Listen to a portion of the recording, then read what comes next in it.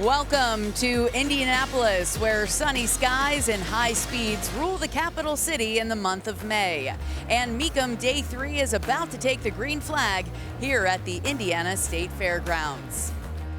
Hi everyone, great to have you with us. I'm Danielle Trotta, and this is Dana Mecum's 38th Original Spring Classic live on ESPN+. And it's Friday, so you know it's all about the heavy hitters, including this Apex collection, which surrounds me now.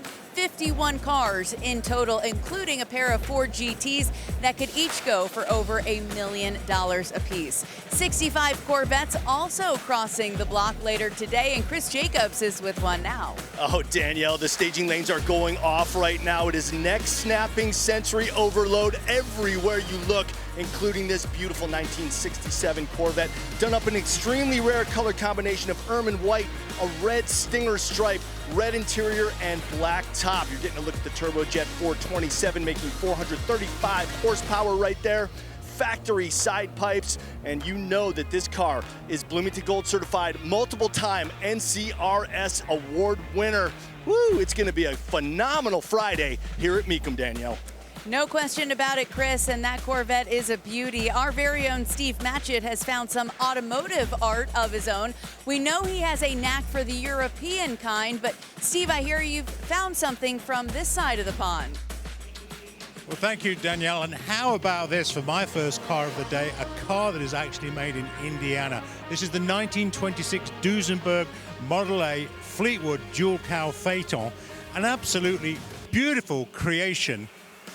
Wonderful comfort, an 8-cylinder straight engine, but the reason I'm attracted to it is, well, you know my history in Formula One and how Formula One constructors are so closely associated with road car manufacture. That is nothing new, because back in 1926, not only were Duesenberg creating this beautiful road car, but of course they were right at the height of their success, a period of great success in the Indy 500 just down the road. So again, that connection between fantastic road cars and great success on the track, nothing new. Thank you, Steve. Absolutely stunning. Now let's head inside where all of the action takes place. Scott Hoke, Bill Stevens, tell us what's on the block. Well, DT, right now on the block is a super cool 2014 Maserati Gran Turismo selling at no reserve. Relatively low mileage too, Scott, about 23,000 miles. It's powerful, 454 horsepower V8 out of 4.7 liters with an automatic transmission. We love to see these premium European sports cars, which were very expensive now. They can fall into the hands of the folks that aren't well heeled. Indeed they can. Right behind it, we're going to start off with a pair of red cars. How about that? 1977 Pontiac Trans Am will be next. Very important time period for the Pontiac Trans Am. It was capitalizing off the Smokey and the Bandit movie. We see the special edition or the Bandit versions of these cars come through. This one, of course, not one of those, but this is an unrestored car, if you can believe it, with just over 10,000 miles on the odometer, one family owned since new. The 400 cube V8 is in there with a turbo hydromatic automatic transmission. This one has the limited slip, which is like posit traction, or Pontiac would call it the safety track rear end, and a lot of options and originality, and currently trading at over $50,000. Look at that, Scott, unrestored. That's Buccaneer red, correct? Yes. Oh, man. Love it. And the bid goes on, so even at 50 plus, we're going to need a little bit of extra coaxing from the bidders here in the house. Next up, oh, you don't need to coax me on this one, man. Love this LS6 from 1970. Oh, it's the big Gorilla. The LS6 is the 454 cubic inch, 450 horsepower big block, and this with the M22 close ratio 4-speed manual. That is the powertrain that, well, made history in this automobile, no doubt about it. Has a lot of originality after an extensive rotisserie registration. They've got the paperwork, the original trim tag. That's the champagne gold color you're looking at. And the option code for the stripes is D88. And most of the 70 Chevelle SSs that came through, a lot of people went with the rally stripes. Other extras, G80 posit traction with F41 special performance suspension. It's loaded, and it's at $150, and we're not done yet. Nope.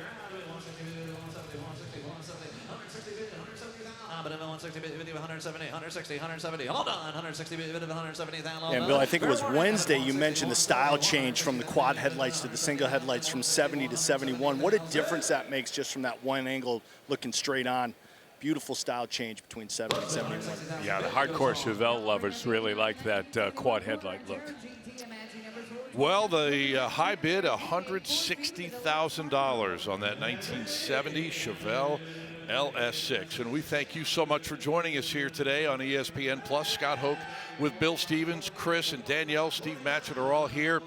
And Danielle mentioned that it is going to be a warm day today. And you may be able to feel the humidity at home through your television, but we've turned up the heat, and we are really going to turn up the heat on the cars today, Bill. Yeah, we've already started moving the merch, as we like to say. And, you know, this is the penultimate day of Dana Mecum's original Spring Classic. And then these last 2 days, we see a lot of people who come here specifically to see the consignments that we have. They are all A-listers, and believe me, there's not a weak dog in the bunch. My goodness. And let's talk about a car specifically, one of the 51 that are in the Apex collection. And I know you're a Viper guy, but this ACR Viper is something special, isn't it? This is a car that successfully combines high performance with sheer terror. 2017 Viper ACR, American Club Racer, final year for the Viper. This is also the biggest displacement you could get in the Viper, 8.4 liter V10, and the highest factory horsepower rating, 645 horsepower. This has extras like the Extreme Aero exterior package, the carbon interior package. Of course, it has the 6-speed manual transmission behind that V10, and let me just also say, a car very like this owns the record at the Nürburgring for a rear drive, front engine, manual transmission sports car around that legendary road course, and it hits the block later today. Oh, I'm going to have to fasten you in a little tighter for that one. Oh, wow. Hey, you know, you talked about moving the merch a little while ago, and folks, we have breaking news because literally moments ago, an absolutely spectacular 1959 Impala in Roman red with a red interior, the white convertible top, with a 290 horse, 283 under the hood, and a 4-speed manual transmission brought the money. Look at that, $230,000. You know, anybody who thinks that the 1959 Chevy market is a little soft, well, you bring one like that to the Mecum auction, and we'll disprove that, I'll tell you. Hello. Yeah. It's our top car of the day thus far, and we are just underway. A 1970 GTO Judge is rolling toward the center of the block where Dana Mecum awaits. Little GTO, you're really looking fine. Frame up restoration a while back, but it looks like it was finished last week. It's got the Ram Air 3, as those judges had in 1970, unless you went with a Ram Air 4. 366 horsepower with the automatic transmission, power steering and brakes. We always like to mention the color of these classic GTOs as you take a look at that Ram Air 3. This is Granada Gold with a black vinyl top and that sandalwood interior. This one has factory air conditioning too. Bucket seats, center console, correct wheels, and those Firestone wide oval tires. You see that beautiful sandalwood interior on this car. Close to a 100-point GTO, trust me. That's kind of a kooky stripe package on that particular color of Judge, but that's kind of what the Judge was all about. Yeah, that was a stripe package that people, you know, that understand how special the Judge is will take those stripes and put them on their regular GTO to try to fool people. Yep.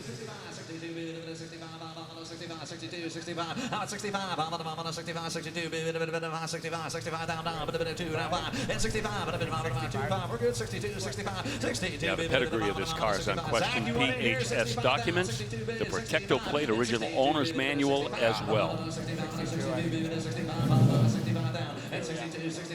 You want net 58?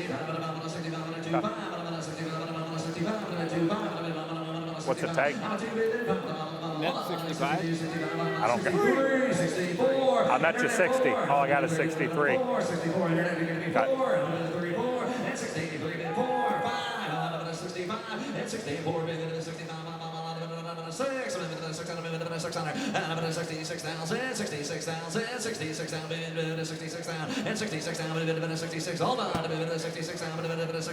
Last call, guys, got to go. McLaren, you want 66 down, 66 down, 65, 66, 65, 66 down, 6 down, 6 down, fair warning, 65, 66, 65, 66, 65, 66 down, 65, 66, 65, letting you 60. You want 66, right? 66 down, down, 66, 66 down, 6 down, hold on, 66 down, and 66 down, 6 down, 6 down, 6 down, fair warning, got to go, 66 down, 66 down, 66 down, If I go get him in at 65, if I go get the guy who gives 65, will you? He's going to want it all.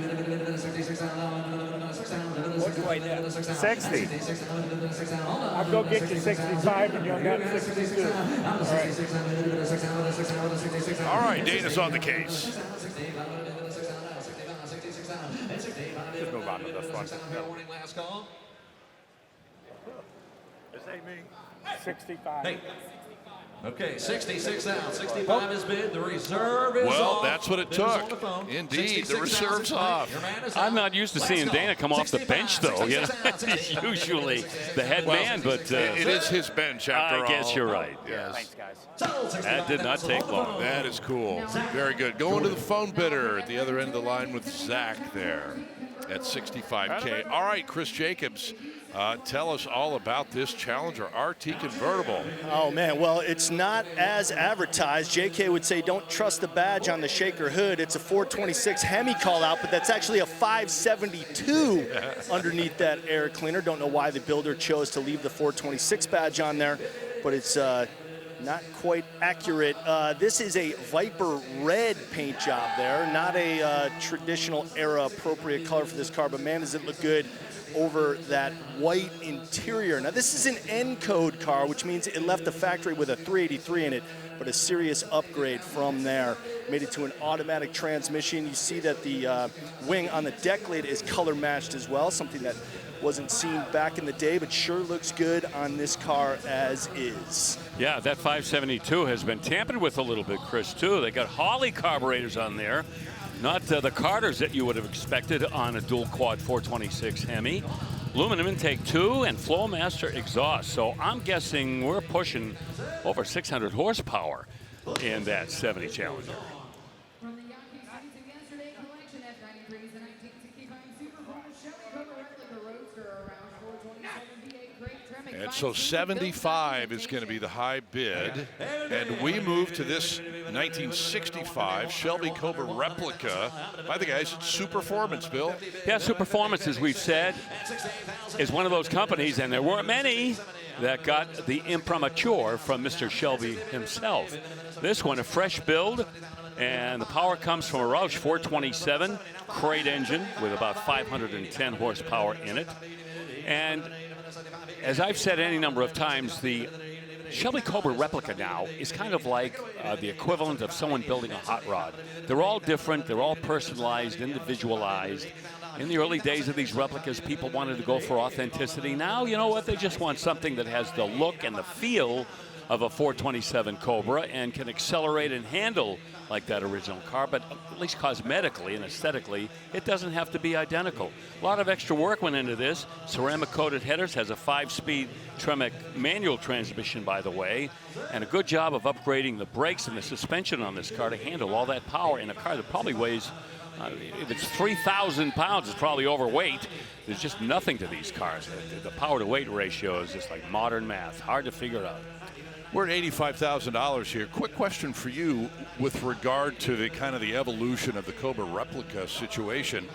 Is it at all comparable to, you know, back in the day when you started tampering with Corvettes? People were like, no way, don't touch them. Oh. And as the license with doing different things on the Cobra replicas kind of expands, people are becoming more and more okay with the Corvette conversions. Oh, the Corvette community, very closed mind when it came to modifications early on, but that has changed over the years, as it has with these Cobra replicas.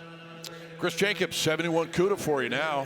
Yeah, well, just unlike the Challenger convertible we saw across the block, this one is real deal factory. V code on the VIN, appropriate 440 plus 6 under the hood. Beautiful argent paint on the N96 shaker. White interior. This has got the 4-speed manual behind that 440 and this beautiful color of In Violet. That's the Plymouth name. You might want to call it Plum Crazy, but if it were a Dodge Challenger, you'd be correct. But In Violet is the high impact color that is looking so good on this 440 with the billboard stripes, proudly proclaiming that displacement, Scott. Yeah, that's a unique color palette right there, isn't it, huh? Oh, but it's well within the boundaries for Mopar, and I love it. So good. So good. It is. Distinctive grill, as I think you mentioned, and the gills on the side as well in 71. That's right. That's 71 only, a change in style from 1970. And I'm wearing the T-shirt today, too. So I got the 71 Cuda, very appropriate for the car going across the block. You are. Asking 180 now. Yeah, wow. and not a Hemi car either, and pulling almost 200,000. 71 was the last year, of course, for these big block, big power Plymouth Cudas. And unfortunately, that was a time that we may never see again when it comes to classic Hemi-powered muscle cars. Do you have a separate carry-on for all your T-shirts, or do you check that? Shout out to Blip Shift. They style me very well. Ka-ching, ka-ching. Very cool car coming up tomorrow, that legendary 1957 El Morocco. And you're thinking, what? What is an El Morocco? Well, it was the brainchild of a Canadian businessman who loved Cadillacs but wanted to build something in between the Cadillac and the Bel Air. And that was what he came up with. And in a 2-year span, they only built maybe 20. Yep. And 10 or so are known to exist now. And that is going to be coming to the block tomorrow, and we'll have it at noon Eastern time. Well, our coverage begins at noon Eastern. And nice ones like that sell in 6-figure territory. Big bucks. Yes, indeed. Well, here is a 1971 Corvette on the block, Bill. Yeah, the big block Corvette was going the way of all flesh over the next few years, but this one, 1971, this was teamed up with the LS6, so there were 2 big block 454s in 1971 that still had some muscle, 365 horsepower, and this one with a 4-speed transmission as well. Ontario orange, popular color for the Corvette with that saddle interior and air conditioning, and this is a top speed car with 308 gears in the back, and those are non-factory turbine wheels with knockoff hubs, but I like them.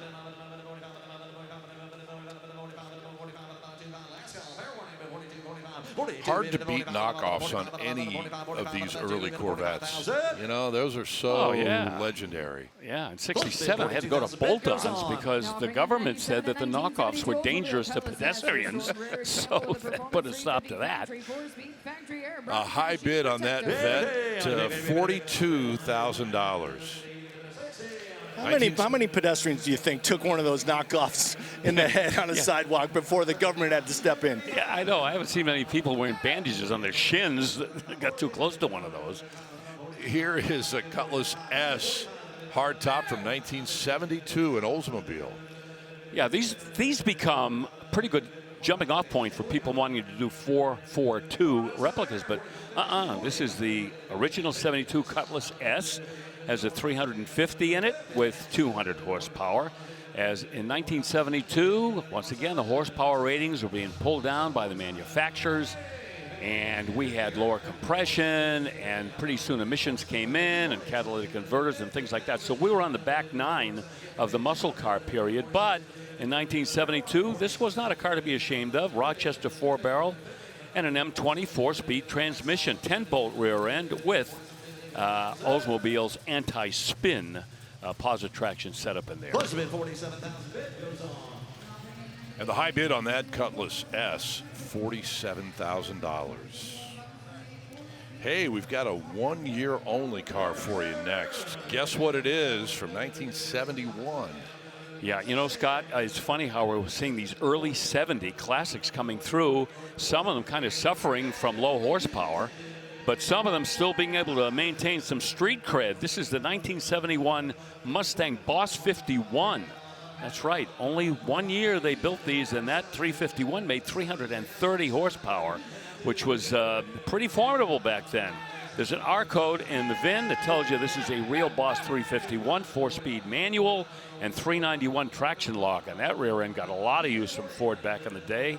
They used it in the Boss 429s and some of those Mach 1s as well. And it's a good intermediate gear. Down low, you get your response, and the engine's not winding to the moon when you're on the highway. Power front disc brakes with power steering and bright blue metallic paint. You got 45 asking 47 now. What do you want to do?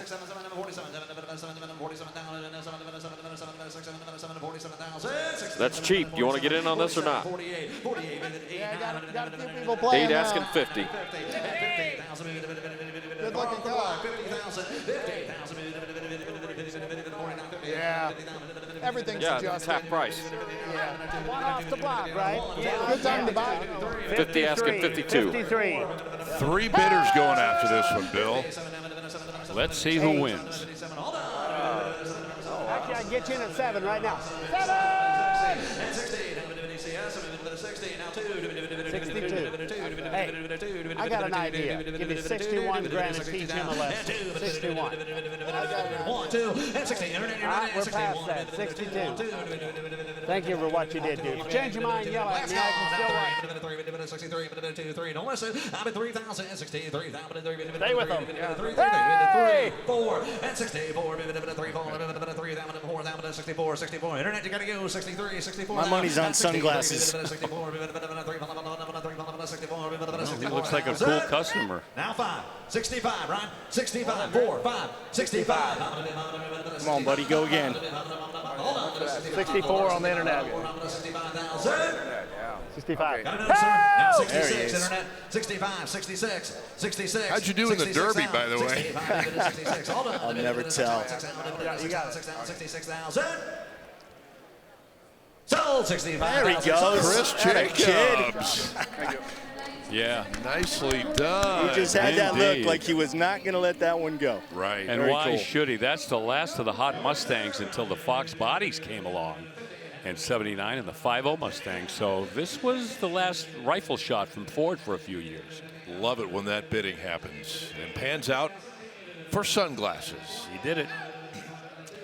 Here's a 1975 Corvette convertible now. Early 70s, high performance, not as high as it was 10 years earlier, but this is the L48, the standard 350 engine in this 75 Corvette with the automatic transmission. Good cruiser. Power steering, 4-wheel disc brakes is all that that's had back then. And with AC, it'll be a comfortable car, sold new in Fairfield, Connecticut, back in 1975. Has those really nice Corvette optional alloy wheels. Did you mention the interior color here? The interior color of this is that oyster or silver. And JK used to call it the spaceman interior. But with that burgundy and the black top, that is an odd combination, but it's kind of cool. Yeah, it does. It's not what you see commonly. So with that, we need to step away from the Fairgrounds Coliseum. More coming up straight ahead with you on ESPN+.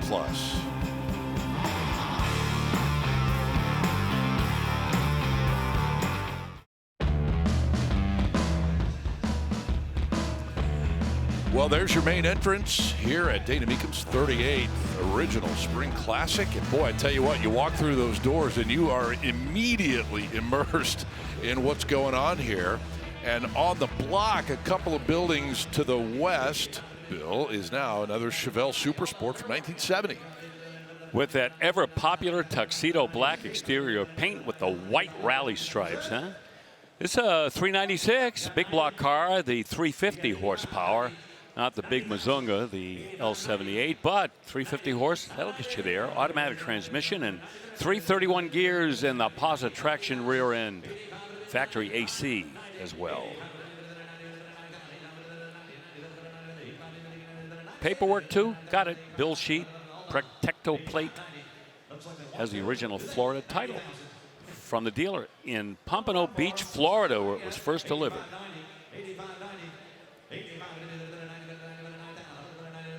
textbook hot rod Chevelle straight from the factory in 1970.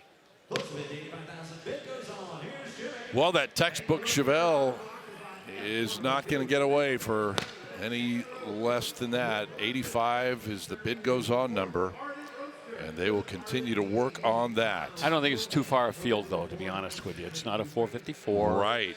And it's not a 4-speed, so they may be able to tie the knot on that over as bid goes on. Yeah.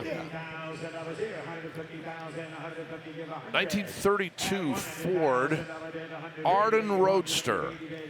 Well, outwardly appearance could be deceiving because it looks kind of like your textbook Highboy 32, but look at that engine. That is an R-done cylinder head on that V8 engine that usually would be like a flathead or a small block Chevy with conventional cylinder heads, but Ardun, Arcus, Zor, Duntov designed those heads specifically for those high-performance classic Fords.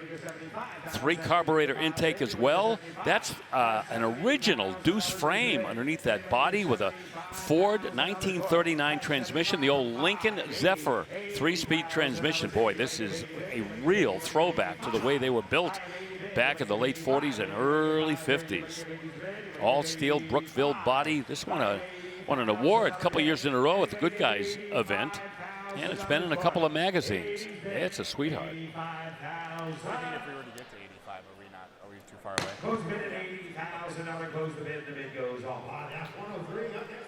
Well, 80.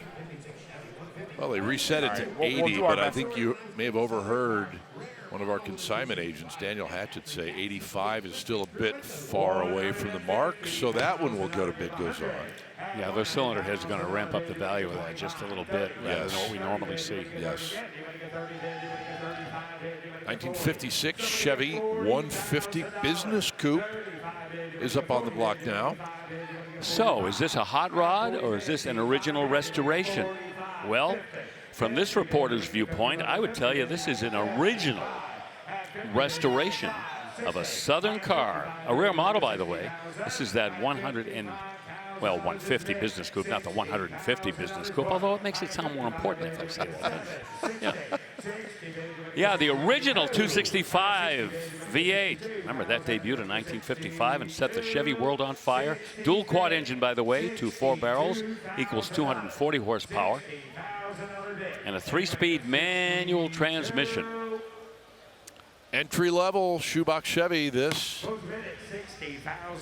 And it gets to 60 grand, and that's it for now. Oh, keep that away from the hot rodders. Just leave that the way it is.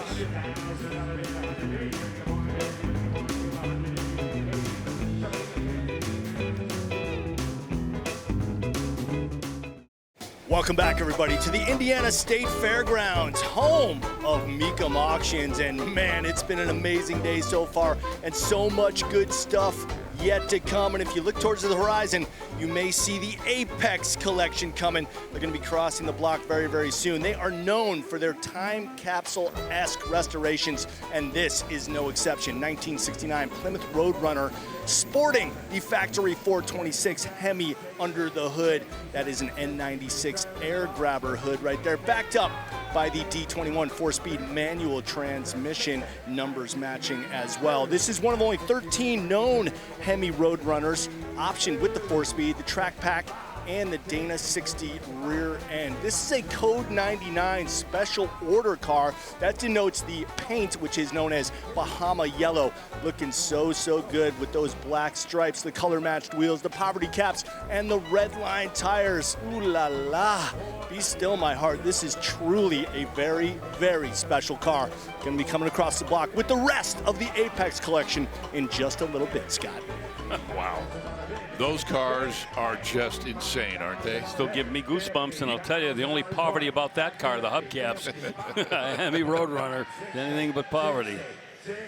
This is an interesting car coming up, Bill. 61 Impala, total custom, an older restoration, but man, they have really done some cool updates. Yeah, they have. They've gone to the warning track on this 61 Chevy. 7-liter crate motor. That's an LS7. We're talking at least 500 horsepower. Tremec 5-speed manual transmission, and I just love the fact we were seeing more and more of these Tremec manual transmissions. The 5 speeds give you 4 forward gears and an extra one for overdrive. White exterior, as you can see, with the red inside and those kidney bean replica wheels there. The Hallebrand kidney bean wheel was used in a lot of race cars back in the day. You probably saw a bunch of those in Indy over the years. Yes, absolutely. Yep, so now they're finding their way on more and more street machines. Reserve off now. We're in the low 60s on this Impala.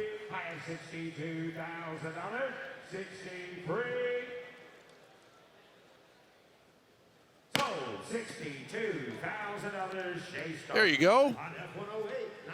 We got that one done. And the gentleman will take it home for $62,000. And Bill, I will gladly yield the floor to you for the next car. Well, in 1998, the Viper GTSR was a car that the average person could buy, but this thing had already earned its stripes on many of the international road courses around the world in supercar racing series. 465 horsepower, 8-liter V10 with a 6-speed manual, as we always are quick to point out.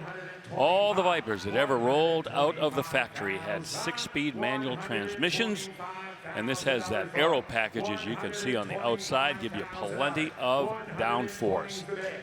Now, back in 1998, this won several championships in a number of the racing series, and then Dodge pretty much kind of backed away from that international racing scene because, quite frankly, they had achieved everything that they had wanted to. And these cars right here gave everybody the opportunity to have that race car experience if they wanted to drive these on the street, completely street legal. 120.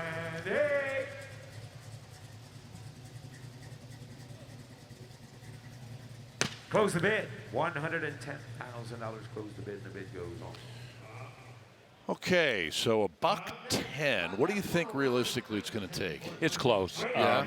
That's a little short of what they stickered for, and this one has some mileage on it. On the car off the block, I have 120. Give See, 125 I told you. and you're out in the back. 125. 120. They've reopened it Yes. on this Viper. 125. Now 120. Yeah, we're going to hear those gavel here very shortly. 130. 135. 130 is the bid. $135,000. 130 is bid. 135. 130. 135. I have 130,000, 135,000, 130, 135. Ooh, the consignor may be digging his heels in. 135, 130, 135. We need sunglasses on this one, don't we? Where's Chris? 130, $135,000. We got to get the screens right so that they can bid. 130, 135. There we go. 130,000 is bid. Internet, 135.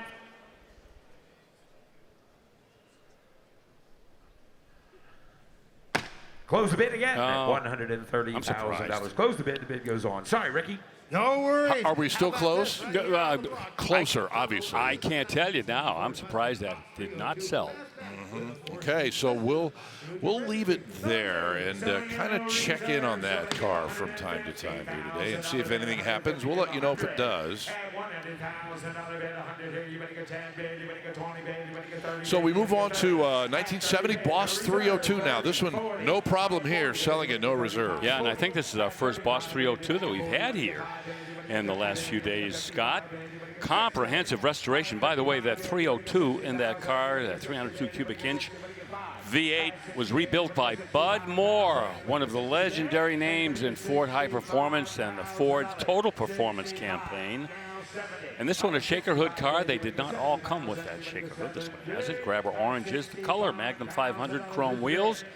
And underneath the hood, you will find autographs from David Pearson, the NASCAR legend, Bud Moore, who I mentioned, and Jack Roush.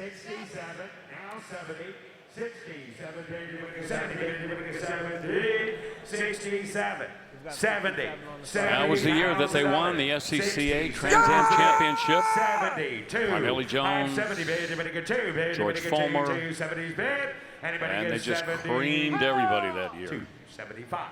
That's a pretty cool autograph collection to have on your car, huh? Yeah, that would be hard to go out and replicate. 80 bid 5. 80 bid, you're gonna give 85,000. You're gonna give 80 bid, you're gonna give 85. $85,000. $85,000 for it. And you're right. This is the first Boss 302 we've had over the last 2.5 days now. Yeah. How about 85? He's got 82. 82 upstairs. You want to give 85? 87. 85. 87. 85, baby, you're gonna give 87. 87, 90. 87, baby, you're gonna get 90, baby, you're gonna get 90. Thank you, Ricky. 87, baby, you're gonna get 90,000. I'm just not that guy. I know that. Yep. Sold $87,000, Michael. All right, a nice firm handshake seals that deal. A couple of them. And $87,000 will send that Boss 302 on its way. We will resume our coverage live from Indianapolis on a fabulous Friday on ESPN Plus, coming up in a few minutes.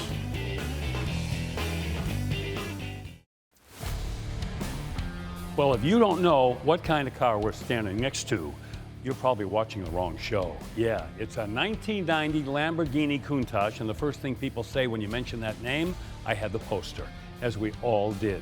This is a 1990. This is the last year for the Countach after 17 continuous years of production. We're going to talk a lot about the nuts and bolts of this car, but I got to show you this right here. This is the one feature everybody remembers, these Lambo doors. Not only a revelation on this car, but European exotics that came after this adopted that style as well. Now to the hardware, Steve. Well, in terms of the engineering of the car, it is, again, another masterclass of beautiful design. The car that was before this, the Miura, had a transverse mounted engine, V12, across the axle. This is a longitudinally mounted V12, which brought the bodywork in a little bit. This is the later edition of that Countach in 1990. So we've done away with the carburetors. We have Bosch K-Jetronic injection system onto the car. At the top of the show, Bill, we talked about the need to do restorations correctly and sometimes not to touch a car at all. This is the classic example of do not touch this car at all. Tell us about the originality. Well, it's so original that a lot of these cars have had the rear license plate screwed in the back. They drill holes. This one has not had that done.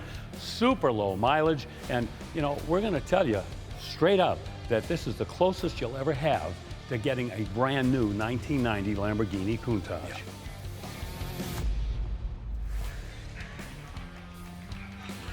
Well, the Apex collection is on its way. In fact, not too many lots away. There are some of the cars that are part of that collection, Bill, and I know you are intimately familiar with the vast majority of those cars. It's going to be a barn burner. Yeah, you know, when we walk into the Apex collection, it's like walking into a Mecum auction. You don't know what to look at first. Right. You're overwhelmed. Right. How about we look right now at a 1972 Grand Prix Model J that has appeared. I'm in love. Yeah? I love these cars. Oh, we had one yesterday. Yes. That one had the 4-speed yesterday. I think you mentioned you were in love yesterday, too. Yes, unrequited love. Yeah. This one has the automatic, though. It has the 400 cube engine with 250 horsepower. And I just want to quickly mention that the SJ, which was one trim level above this, during its run, you could get a 428 cube Pontiac with almost 400 horsepower. That's the one I'd love, but I'll settle for this one, too. Brittany beige exterior, and a dark brown Cordova top, and it is going to sell for the ridiculously low price of $18,000. All right, very cool. It is. It is a great car. Okay, Ferrari aficionados, pay close attention. An 86 Testarossa on the block right now.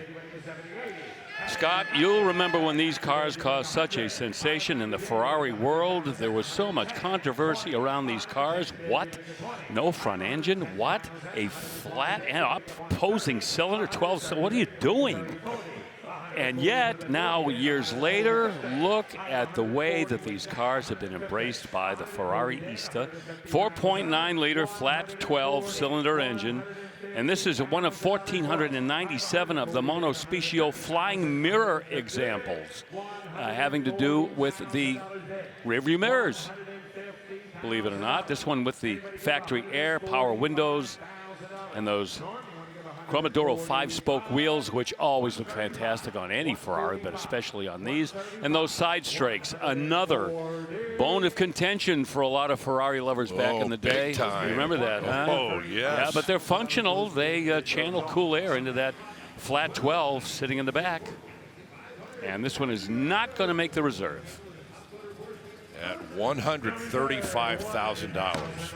Okay, let's check in with Chris Jacobs for a quick minute here. Chris? Thanks a lot, Scott. Here with my old pal KJ Jones, senior editor from Hot Rod, and we're standing in front of a 1970 Nova, and KJ's got his eye on this one.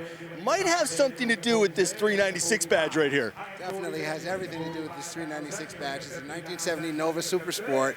It's a big block Nova, 396. 415 foot-pounds of torque, 375 horse. The thing about this engine in this car is that you had to know how to get it. In 1968, 1969, big block was shown on Chevrolet brochures, available in Nova. In 1970, it was anywhere in literature. You had to proverbially know a guy in order to get this car, know how to check the right boxes more so. But I was drawn to it by way of triple black. It sits perfectly. It's just a sinister-looking car, and it's very, very simple, Chris. It's got the big engine. It's got a Muncie transmission, Muncie 4-speed transmission, a tachometer on the dash, and an AM radio. Strictly business, and I'm sure it was a menace on the street back in the day. Yeah, we were talking right before we came on here that you pointed out this is not a Copo car, so whoever did order this car from their dealership knew what was available and made sure to order what they wanted, despite the fact that it wasn't available in the brochure. Exactly, and that's what really makes it attractive, because you do see this type of performance out of a Copo car, and that's very special. But to just know how to be able to do this back in 1970 and have something that's still preserved and still here today is really awesome. Yeah, well, I guess you could call it a semi-sleeper. Only that 396 badge calling out the displacement is really what gives it away. That's it. You know, and a guy like me would put a shop mattress on or something like that, too, just for insurance. Of course you would. KJ Jones, senior editor at Hot Rod, thanks for joining us as usual. Great to see you. And look out for this one tomorrow, Saturday, when it crosses the block. Scott? Oh, man, guys, it will be hard to miss when that one comes onto the block.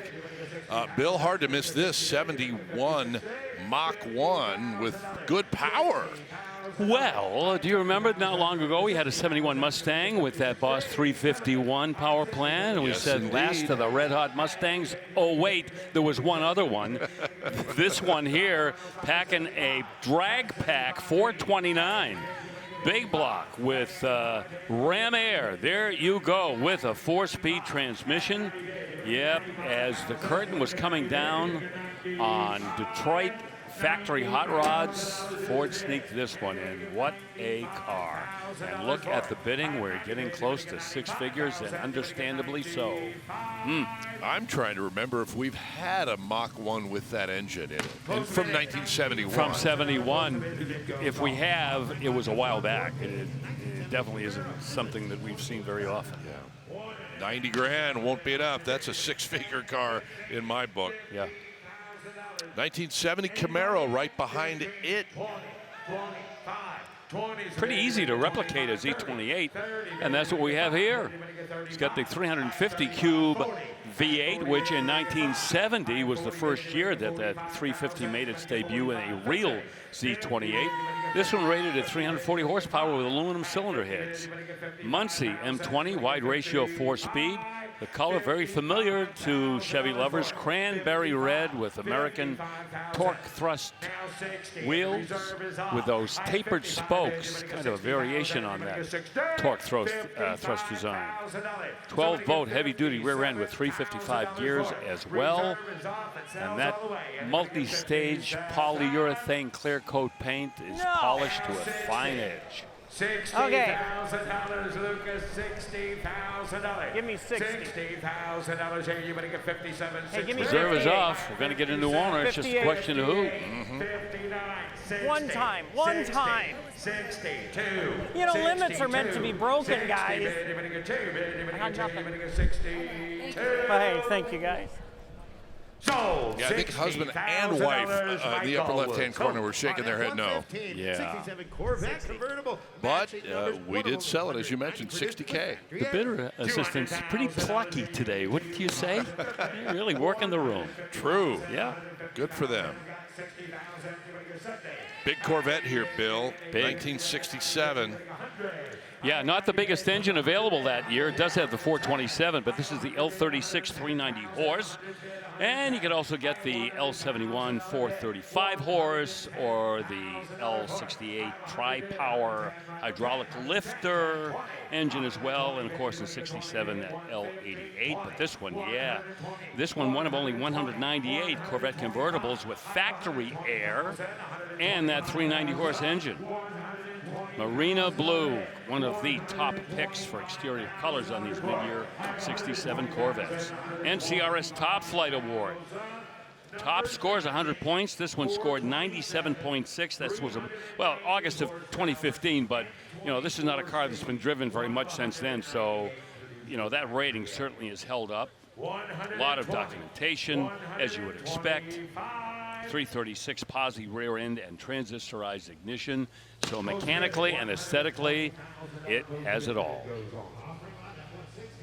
And it's going to take more money to buy it and drive it home. And coming up in a few minutes, we will present the beginning of the Apex collection, the long-awaited group of 51 cars headed toward the block in Indy.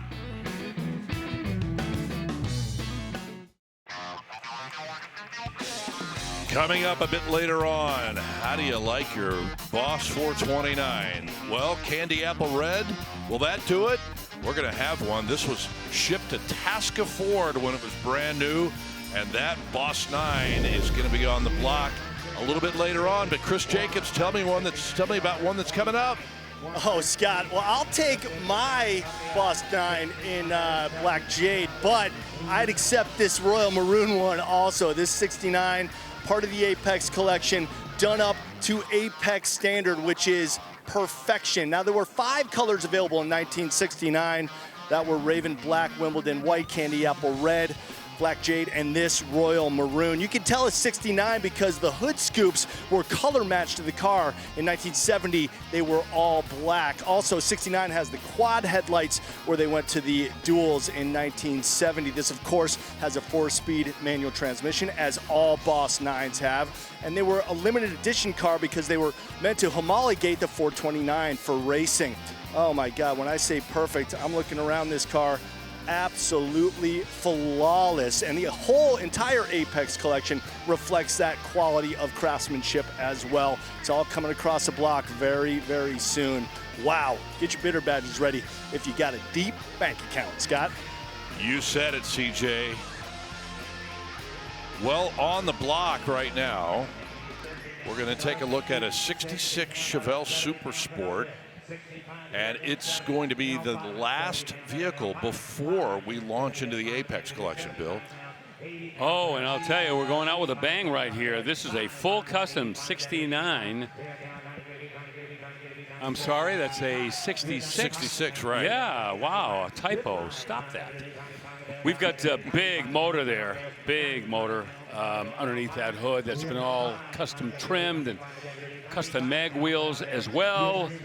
Comprehensive restoration, 496 cubes, by the way, in case you're curious, with that Edelbrock Performer intake system on it. Great wheel choice there with that deep black paint job. Well presented. Under the lights. 92 is the bid. Ford 9-inch rear end, 410 gears, 4 links as well.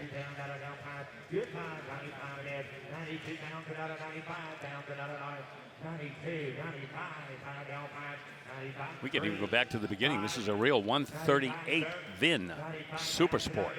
No questions there. 93.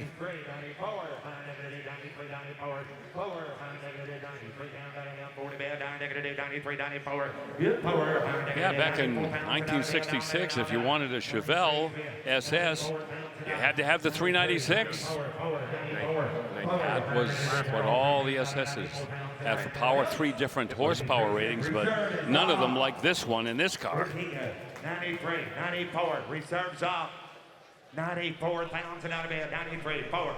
94,000 out of bed, 93, 94. There we go. 94. 95,000 out of bed, 94, 95, and 94, 95. 95,000 out of last call. 94, 95.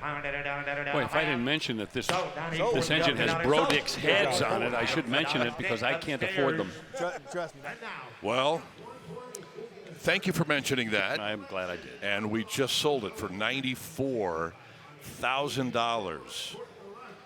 All right, and with that, we begin the Apex collection, and we have talked at length about the magnitude of the cars.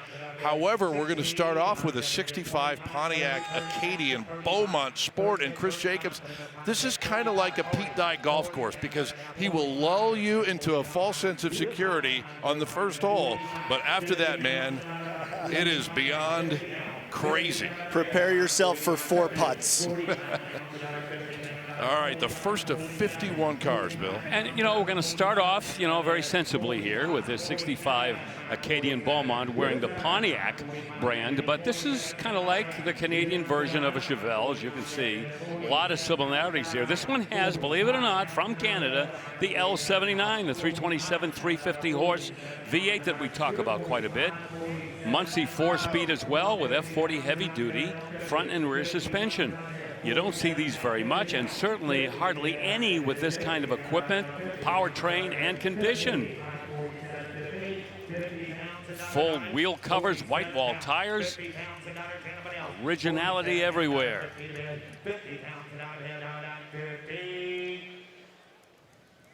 Close bid of 47 pounds, and it goes on at 47. All right, our auctioneer right now, Russ Kunkel. 121, 1969 Pontiac GTO. I'm sorry, Russ Conklin. Russ Kunkel is a drummer. I don't know where that came from. I called Bob Ashton Bob Lawson yesterday, so we're all over the place. Russell Conklin closes the bid at $47,000. Wow, that was out there. What happened? 69 GTO Judge will follow that one up. First year for the Judge, 1969, and predominantly came with that Ram Air 3 366 horsepower V8. This has got an automatic transmission, of course, 4 speeds also available. Matching numbers drivetrain in this, by the way. Strato bucket seats, I remember those. And a couple of power accessories like steering and brakes, 355 rear end. And back in 1969, I was working at the Winkland Dragway in Epping, New Hampshire, and I can remember that one of the gentlemen on the crew that worked with me had one of these bone stock, did nothing to it, and ran mid-13s at over 100 miles an hour. That was a piece. Knocked the crowd out, huh? You gotta believe these cars were a sensation. As we've mentioned any number of times, originally planned to be a low-budget entry-level GTO, but it didn't work out that way. It became the top trim level for the GTO in '69. 68 pounds and out of 100, 68 pound out of 67 in bed, 68 pounds and out of bed, down 8, 68 pounds. I remember the fellow's name, Kenny Barrett, and his wife Judy raced that Judge. See that? I can't remember Bob Ashton's name, but I can remember his. Close bid is 67 pounds, and it goes on at 67. We're not getting any younger, are we? Oh, don't remind me. 67,000 for that Judge, and so we will move to another Canadian car, if you will, Chevelle Super Sport LS5 this time. Yeah, not a Canadian car in the sense that it was built and sold up there as a Canadian car, but it was built up there. A Canadian-built LS5 Chevelle. This is one step down from the LS6. It is a 454, but the 360 horse is the rating on this one. Rock Crusher and 22 4-speed and a frame-off restoration, and it shows it. Forest green outside, white on your vinyl top, and ivory inside. Oh, I love that color combo, don't you, Bill? That is eyeball all the way, man. Woo.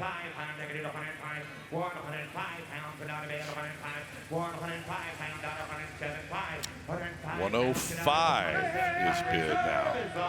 105, 107.5. There we go, reserves off. Yeah, 6 figures for a non-LS6. Right. That's how excellent this car is.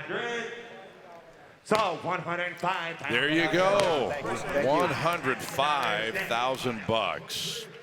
And before we resume with the Apex collection, I want to remind everybody that we are thoroughly happy with another year of partnership with National Parts Depot once again in 2025. They've been around for nearly 50 years, taking care of all your restoration parts needs. And now, Bill, time for our NPD preview. That's right. There's an NPD catalog for Mustangs, and you would find parts for this in it.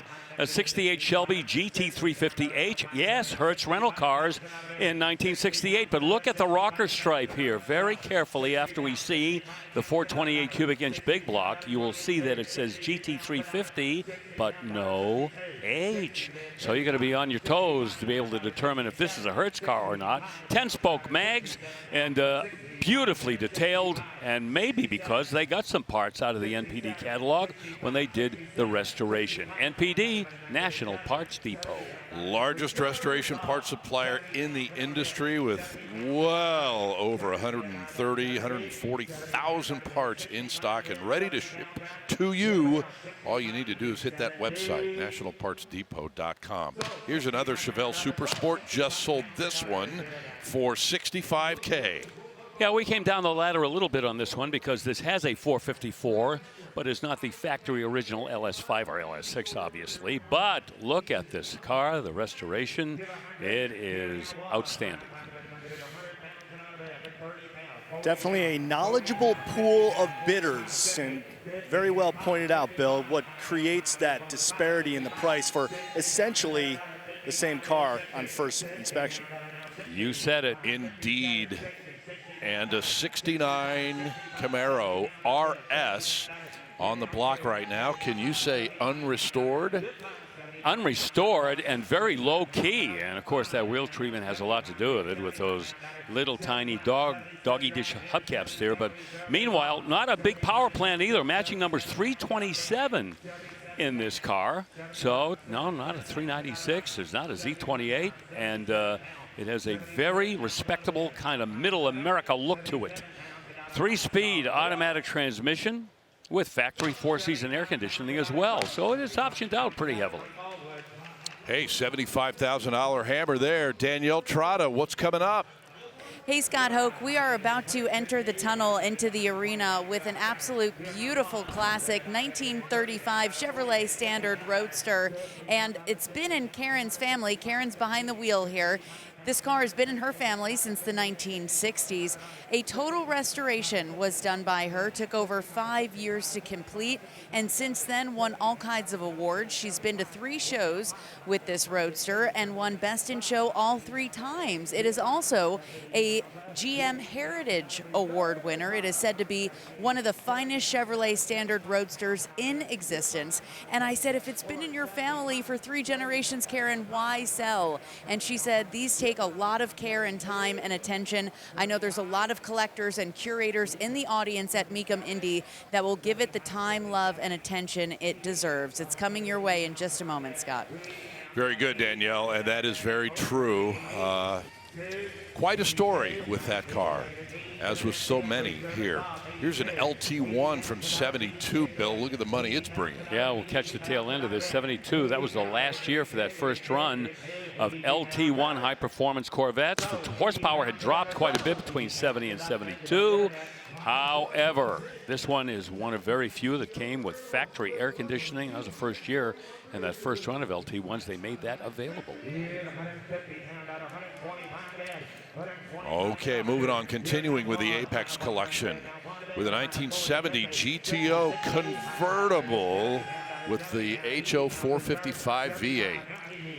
Yeah, the HO 455 V8 is not the Ram Air 3, Ram Air 4 engine that a lot of people go after, but this 455 cubic inch big block, that could get the job done. One of only 241 of these produced in 1970 with that engine.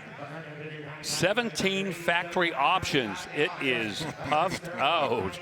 Atoll blue, sandalwood interior. It's had a rotisserie restoration, and they've even got all the photos and receipts from that operation as well.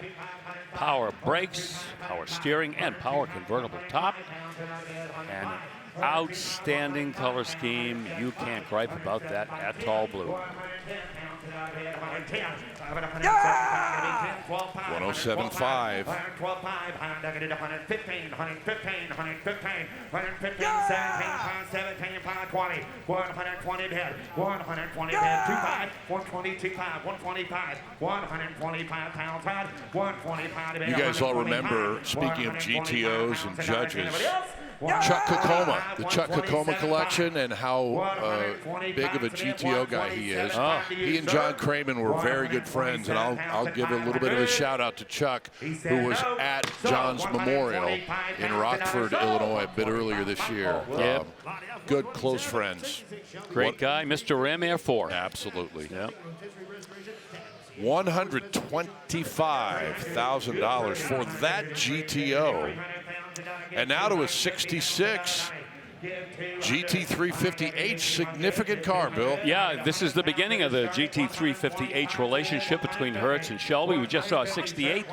How many times have you seen the bottom of a 1966 Shelby GT350H that's been detailed like this one? This even has that rare Cobra T oil pan. You see it up there? Kind of a T-shaped oil pan. That's something that a lot of folks added to their Shelby Mustangs and Cobras as well. And you see the exhaust system there is just immaculate. It doesn't even look as if that engine is run. There's no surface corrosion on anything. It is all show-worthy all the way. Look at the money. Yes, sir.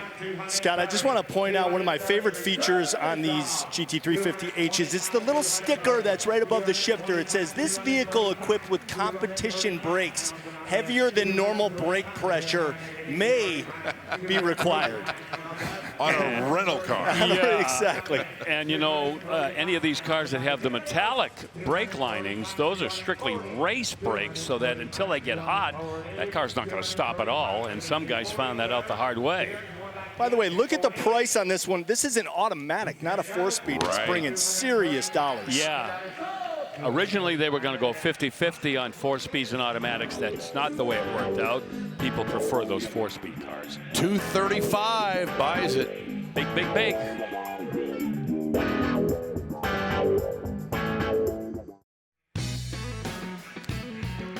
Penny-colored Corvette.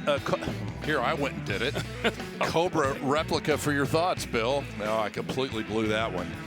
Back at Indy, live on ESPN Plus. Remember that little 35 Chevy Standard that Danielle previewed a little while ago? It brought some significant cash.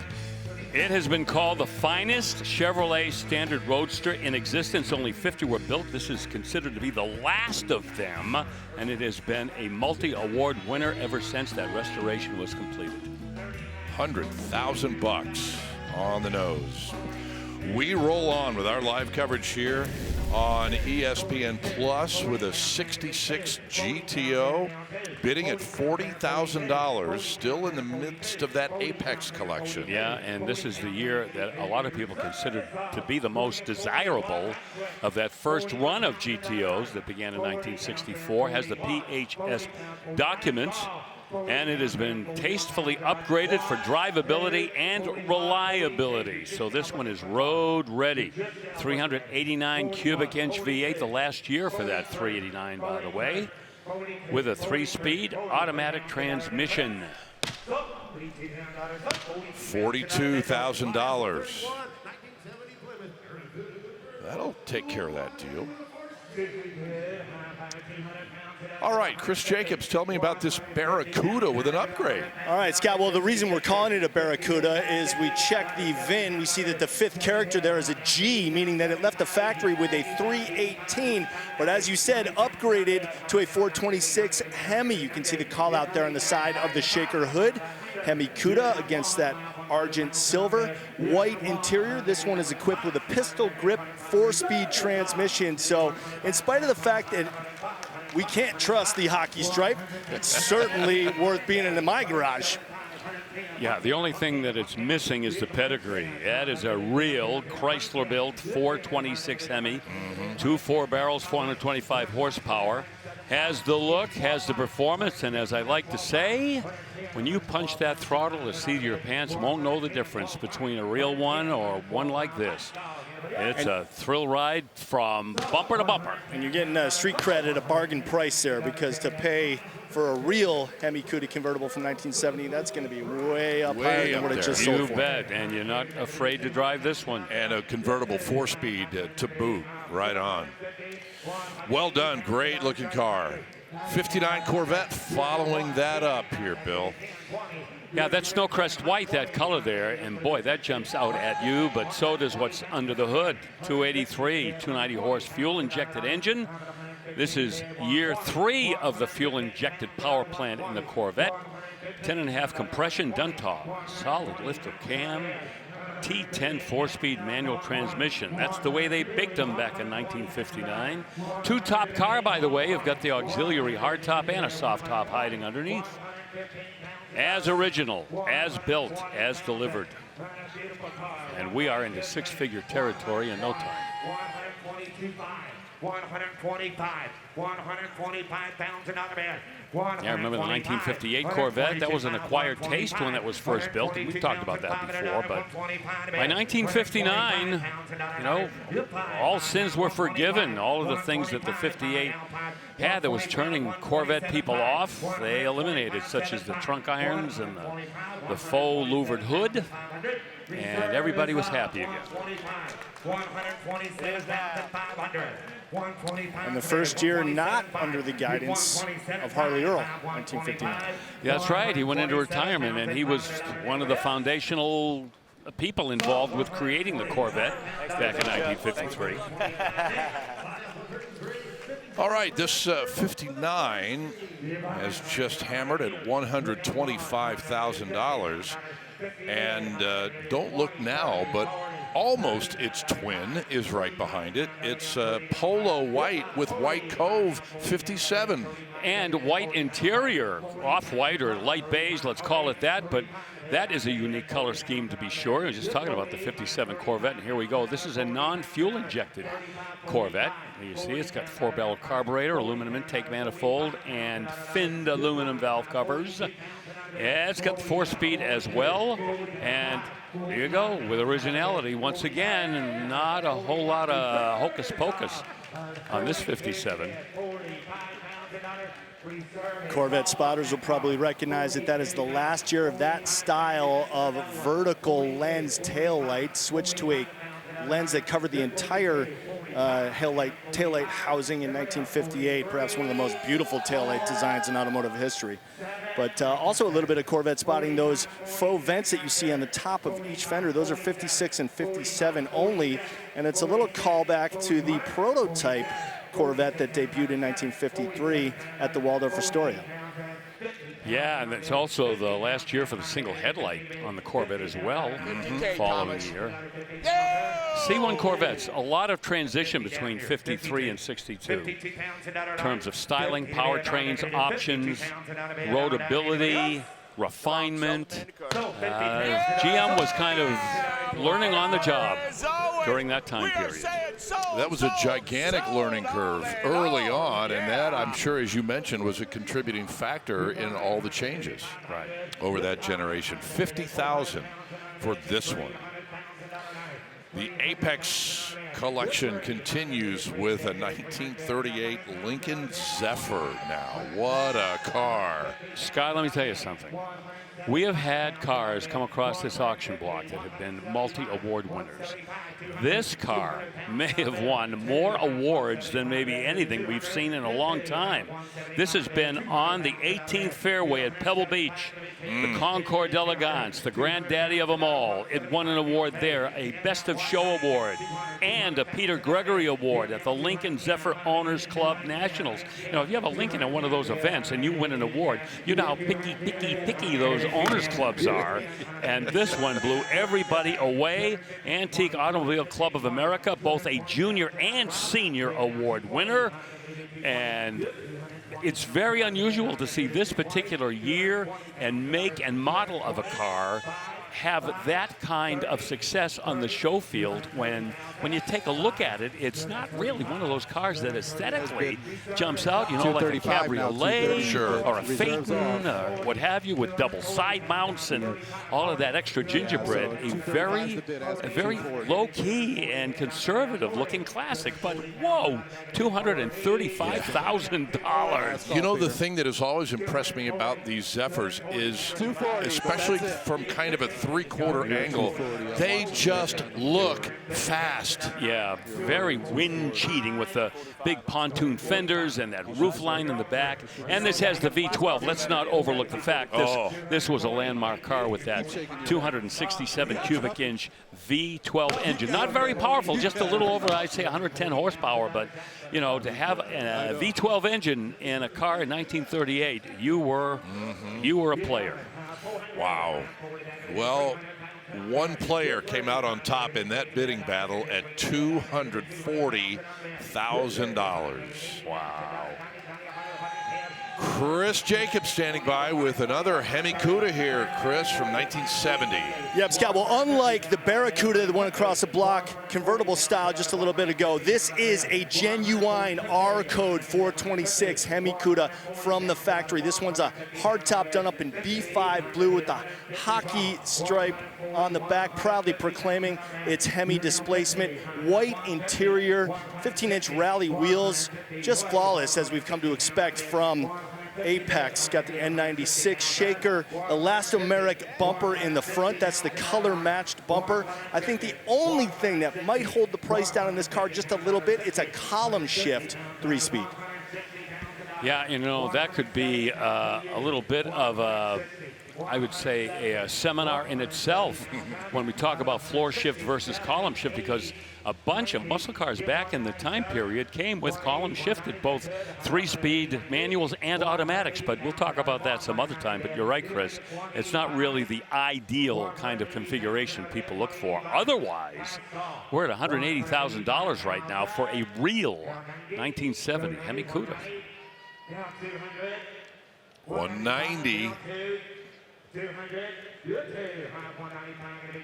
Now, Chris mentioned the elastometric front bumper. I used to work in a body shop about this time, and I'll tell you something. You don't want to have a front-end accident with one of those bumpers, because you could repair them, but to get the paint to stick to them when you repaired them, that was the challenge. Only the best painters could do that. But look at that, $200,000, and it still didn't sell. Right. Don't know what it's going to take. We'll keep an eye on it, though, for you. In the meantime, a real deal A12 Super B from 1969, Chris. Oh, well, file this one under if you know, you know. Amongst the Mopar aficionado and cognoscenti, the A12 always stands out as highly desirable.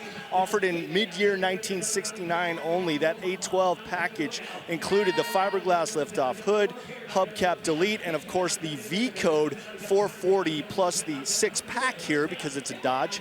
On the Plymouth Roadrunner, it was also offered with the 446 barrel is what you would call it.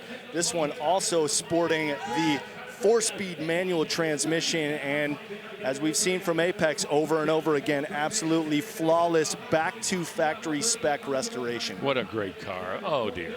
Oh, by the way, it is basketball playoff season. Yes. So I've decided that these 6-pack induction setups with 3 2-barrel carburetors will be a triple-double. Oh, I like that. I like that a lot. Just thought of that. I can't believe we Take haven't. the rest of the day off. Come on. I think. I can't believe we haven't thought of that before. Well, there you go. Nice. Say it from now on. 140 is the current bid. There goes the reserve. This one's going to a new home. Apex with a very high sell-through rate so far for this collection. Done up in Hemi orange over that beautiful black interior. Just incredible, these cars. The new owner's going to be celebrating, let me tell you. This car appears in the Chrysler registry, and that is always something that new owners like to see. Just kind of trace the family history of that car. 135 buys that 812 Super B. Right behind it, another Mopar masterpiece, CJ, a Hemi Roadrunner. Honestly, of the past 3 lots, I don't know which one, if offered, I would take home. It might very well be this one just because of the unusual configuration of this car. It is essentially a one-of-one as optioned between the 4-speed transmission, the Hemi, of course, the track pack, the Dana 60, and this color. Just so cool. Bahama yellow. This is a special order color. Also sporting the N96 air grabber hood. Man, flawless again. Shout out to Apex and their level of quality. Hey, I'm going to ask you to go back, Chris. And do you see the air grabber on that? Yes, sir. It's underneath there. But there's no trap door. No trap door, but those came in through the vents on the uplifts with the Hemi callouts on there. So it's a different kind of Ram Air setup. Well, Ram Air would be Dodge. Air Grabber is Plymouth. That's another kind of idiosyncrasy of Mopar. Forced air induction, let's call it that. Sure, that will cover both. Look at the bidding, 230. We're not done. Not done. 250,000 you want to get 250,000, you want it, not gonna bid over 245, that's an idea, you're not gonna get out of here, 250 bid, not gonna bid over 250, and not gonna bid over 50, reserve is on, 245, okay, the magic words, the reserve is off. Actually, Bill, was Ram Charger if it was a Dodge. That's a proper name for it, air grabber on the Plymouths. Ram Charger, now there's a name that means quite a bit to Mopar lovers. 55 and above 55 and above 55, 255 and 255,000 and I'm gonna bid about 5 bid, 255, 255 is no, not gonna bid 255 and 250 yes or no, 255 and I'm gonna bid 255, 255 yes or no, not gonna bid 255,000. Sold 250, sold 250,000. There it is. My man is cleaning up today. Your cool customer. I gotta visit this guy.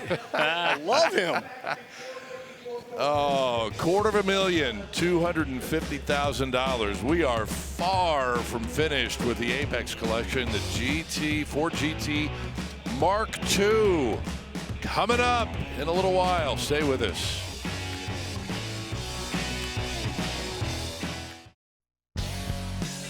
Okay, we've got some big money happening on the block right now. Bill Stevens pushing 200 grand on this GT 500. 1969 GT 500 is the first one of those Shelby Mustangs coming to an end. But there's still a lot of love for them, as we can see by the amount of money people are willing to spend to buy it.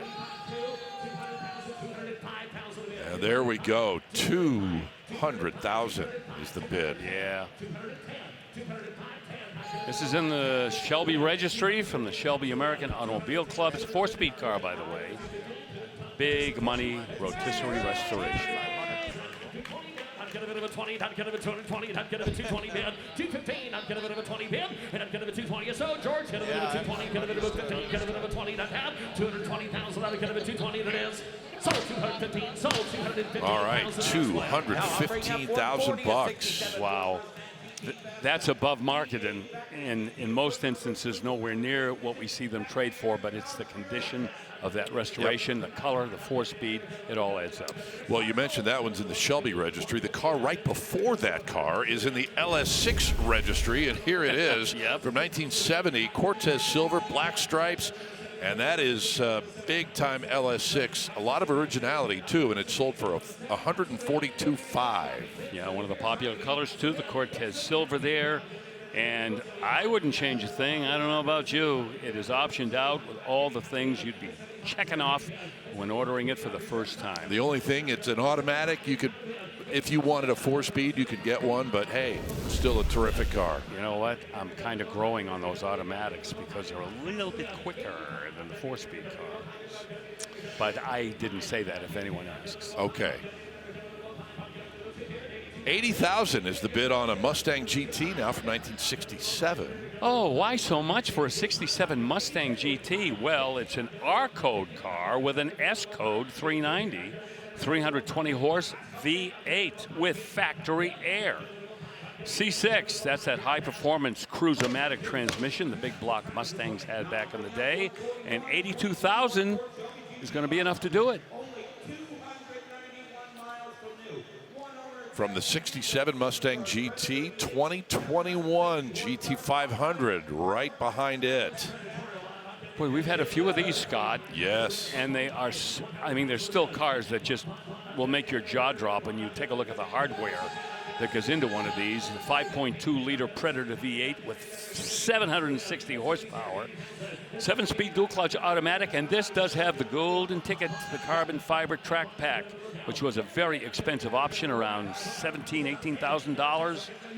Got the painted stripes on it that give it that, you know, that real Shelby provenance.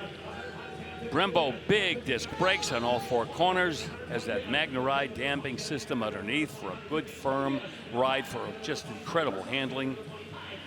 And $120,000 current bid after that reserve came off, and we're right around where they kind of stickered for.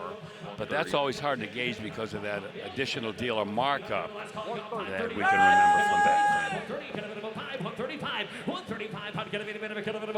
135,000 the bid. 135. We're in at 130 still. It's off the block. 130 is bid. Oh, now we're out. 135 asking 140. They got 135. We'll try 137.5. 145. All right, he took that. Hang tight. 150,000 the bid. Nice round number. I'd get a bit of a 50 down. I'd get a bit of a 50. And I'd get a bit of a 50. I'd get a bit of a 50. I'd get a 150 bid. 150,000 the bid. 147.5. What the heck? Better would have had 150,000 a bid. I'd get a bit of a 7.5, 50. And I'd get all right, we're out. They got 147.5. Asking 150. 150,000. And I'd get a bit of a 50. You sure? 150 bid. At 150, I'd get a bit of a 50. All right, well, I appreciate you trying. 150,000. Sold 147.5. 147.5 will do it. By the way, did I mention it has less than 300 miles on it? Oh, you did not. Well, I'm doing it now. Look at the price. Wow. 147.5 indeed. Well, here is a landmark car in every sense of the word, and I know, Bill, you and Steve Matchett, who's down there, have seen this before, a 1990 Lamborghini Countach. Truly stunning example. Bill and I, when we were looking around this, we were describing the fact this is as close to an original car as you're never gonna find. Absolutely stunning condition. It's the later iteration. It's also the 25th anniversary model, which is not the 25th anniversary of this car. It is the 25th anniversary of Lamborghini as a constructor. But that's the significance of the leaves and the badge. 25 years of Lamborghini and that unmistakable classic Countach shape. Fuel-injected car. We've gone off the carburetors. What do you think, Scott? Well, my first thought is this is essentially, with less than 1,000 miles on the odometer, a brand new 1990 Lamborghini. As close as you're going to get. Incredible. Unrestored. And as Bill, as you said, hasn't even been drilled on the rear for a tag plate. No, it's been untouched. Yep. And another thing is I don't know that we mentioned this enough, but Countach is an expression for surprise or shock.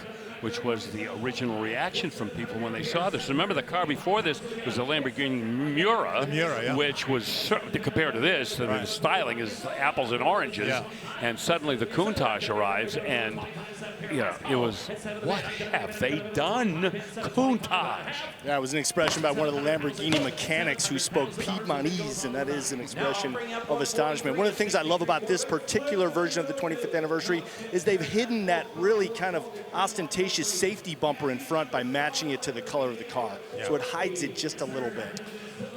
The bid goes on this Lamborghini at, I believe the number was $700,000. And so it's going to take more than that, and it won't be a surprise if that gets a little bit closer to $1 million, perhaps, in order to sell it. We will update you on that and anything else that might happen through the course of the day here. In the meantime, a 1963 Corvette split window coupe. We are already at 225. Well, I'm not going to exaggerate when I tell you this may be one of the most pristine and desirable and phenomenal 63 split window coupes we've had the pleasure of presenting. It's a 327, 340 horse, has a little solid lifter engine. It's a little brother to the fuel-injected car, but they were quick, and it's the matching numbers powertrain as well, with a 4-speed transmission that is silver blue, the color, and a dark blue vinyl interior. No, it's not fuel-injected. No, it's not a car that is loaded with options. Does have power windows and brakes, but I will tell you this: that money that you see on the bidder board right now is well deserved. This car is nothing short of spectacular.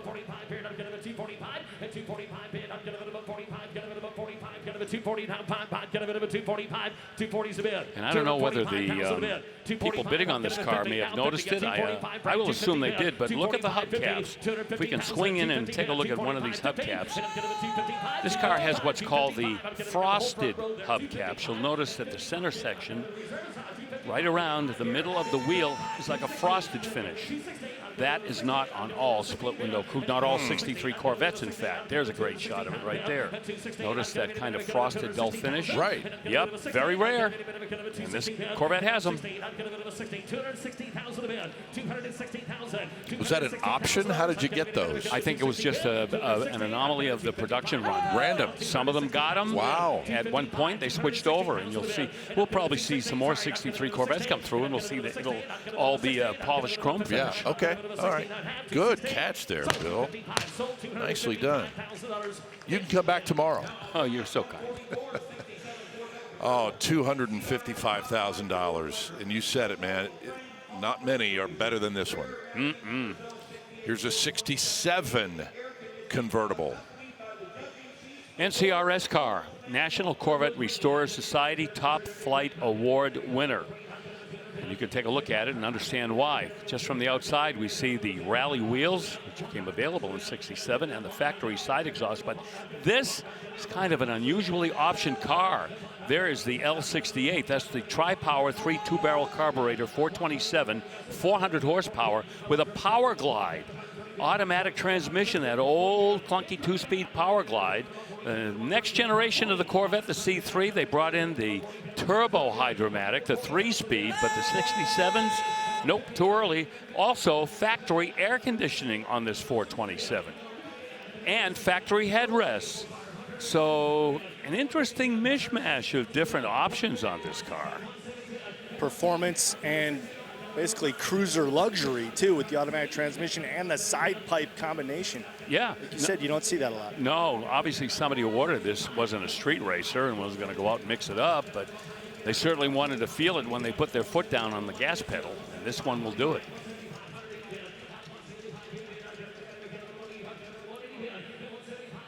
Good wood green. White vinyl interior, not the leather, it's a vinyl interior. White stinger and a white top. And white walls. 175. Off now, so that's where we're signing off, I guess. You're welcome, sir. Have a good day. Bye-bye. Sold 170, sold 170. Okay, there it is, $170,000. And that, folks, marks the exact halfway point of this entire Apex collection. We will have more when we come back on ESPN Plus, including one of the best 66 Shelby 427 Cobras on the planet.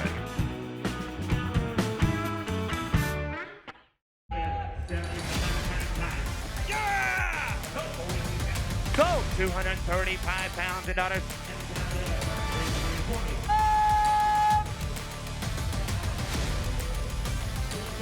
Sold $250,000.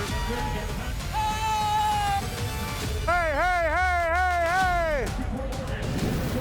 Welcome back, everybody. I am on the block in the middle of all the action here at Mecum Auctions in Indy, and I'm standing next to one of the 2023 Dodge Last Call models. This is one of the more rare ones, only 300 produced. This is the King Daytona. Only 27 miles on the clock, 6.2-liter Hemi V8 supercharged, of course, making 807 horsepower, 8-speed automatic transmission backing it up. And man, are these things cool. And you can tell how new it is by virtue of the pink spoiler guard that is still intact. I always love to point those out. Wait, is it pink or is it Panther pink? It may be Panther pink. So that has an 807 horsepower, 6.2-liter supercharged Hemi. You know the significance of the 807 horsepower? You might or might not. Tell me. When the Demon came out, the boys at Chrysler promised buyers they would not produce a Hemi with more factory horsepower than 840. Well, with the goodie box. With all the goodies, yes. right. But the standard Demon Hemi had 808, and they were told, we'll never produce another one with more than that. Creeped right up to it. Might even be 807 and a half. Yeah, exactly. But then they blew that whole notion out of the water with the D170, which is 1,025. But we digress from this King Daytona, which is bid up to 77. We had one yesterday that bid up to 90. The bid goes on, so it's looking like it might be the fate of this one as well so far. Yeah, but the D170, there's wiggle room because of the fuel that goes into it. That's true. That's true. The ethanol, yep. Well, there we go. Hush my mouth. The reserve is off, and it is going to sell. Welcome to my world. 82 the number. Thank you. All right, a very happy customer there. $82,000 going to his garage. Where will the next one go? Don't know. We're about to find out if it's going to sell. Hope it does. 67 GT500, another Chris Jacobs preview car. Interesting. The 1967 Shelby GT500, there you see with two 4-barrel carburetors, is the only Shelby Mustang to come from Shelby with multiple 4-barrel carburetors. This was a one-year deal, 355 horsepower. Matching numbers, by the way, the drivetrain with a 4-speed manual transmission, power steering and brakes, Magstar wheels. As you can see, all make a tight package on this 67 Shelby. It's in the Shelby registry, so I would recommend anybody that's into Shelby automobiles to get a copy of those Shelby registries. You will find some interesting background and backstories on just about every car that Carroll Shelby ever built. They have one for Cobras, and they have one for Mustangs and GT40s, and just great reading.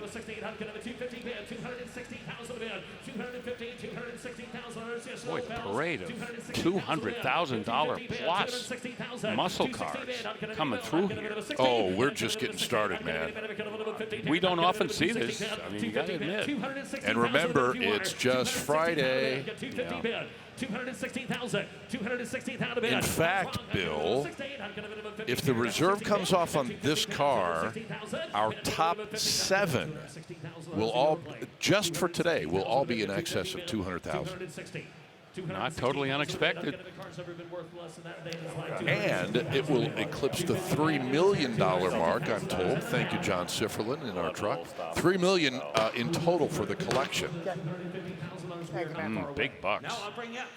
Oh, we came up short on this one. Yep. So we'll have to wait to add that one, add one to the list and wait to get to $3 million. Won't be far away, though, I promise you that. 1965 Corvette now with one of those legendary engines that we find in these Vettes from time to time. Yeah, this is that ever popular 327, 350 horse L79. And next to the big block, if you're going to go small block, this is the one a lot of people would choose. 4-speed in this car as well. Remember, 65 was a big year. You could get a big block in 65, the 396, that 1 year only, L78, and 4-wheel disc brakes came in 1965. But believe it or not, some people went with drums. Drums were still available, and you got a credit on your invoice if you decided to go with the drums. And people would say, well, why the heck would you want drum brakes when the discs are available? And a lot of these guys are going to go racing.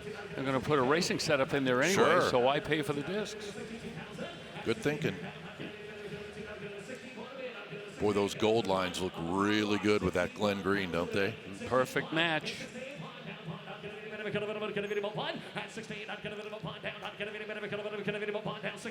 And not a heavily optioned car. I mean, most of the excitement in terms of options was the L79. Exactly. And I wouldn't quibble with anybody who does that. Okay, the bid goes on at $60,000.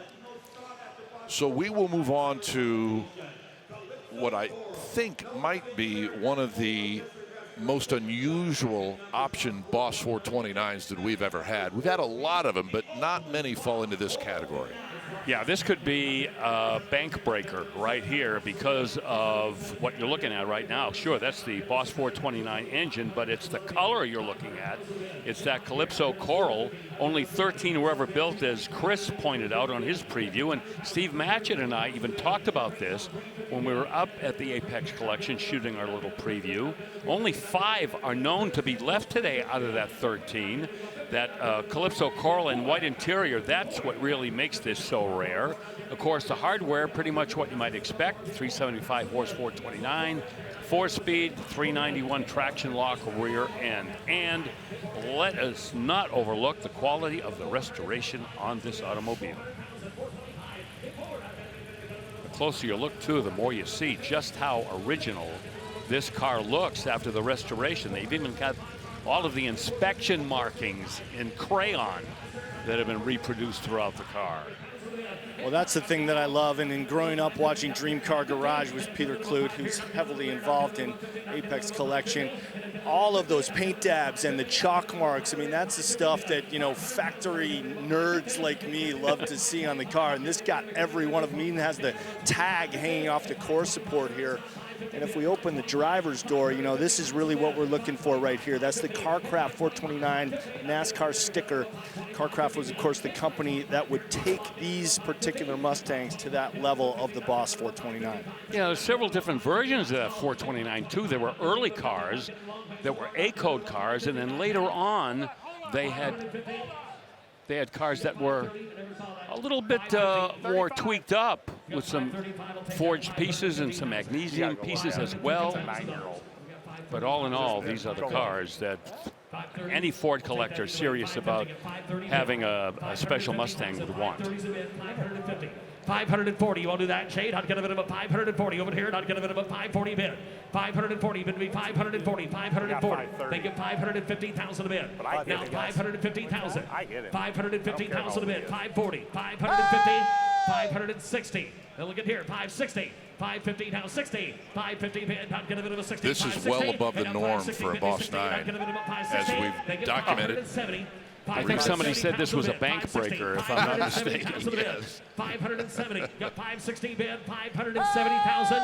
580,000 bid. 580. Reserve hands on. Oh, you are correct again, Bill. Oh, man. Oh, 580,000 bid. 570. We may not be finished. Nope. Am I the only one having difficulty breathing right now? Sold 570. Sold 570. There it is. Oh, my goodness. How about that?